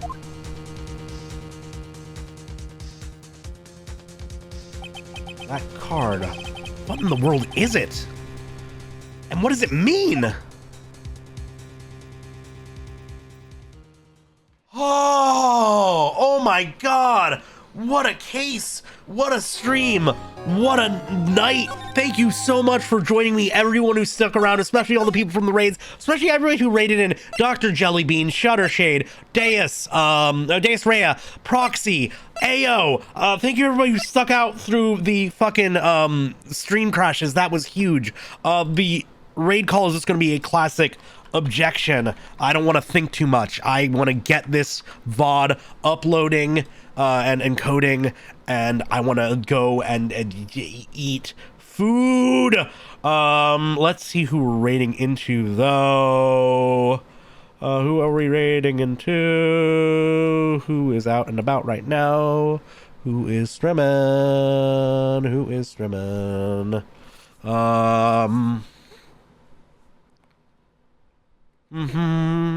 Ooh, I like that model. That's cute.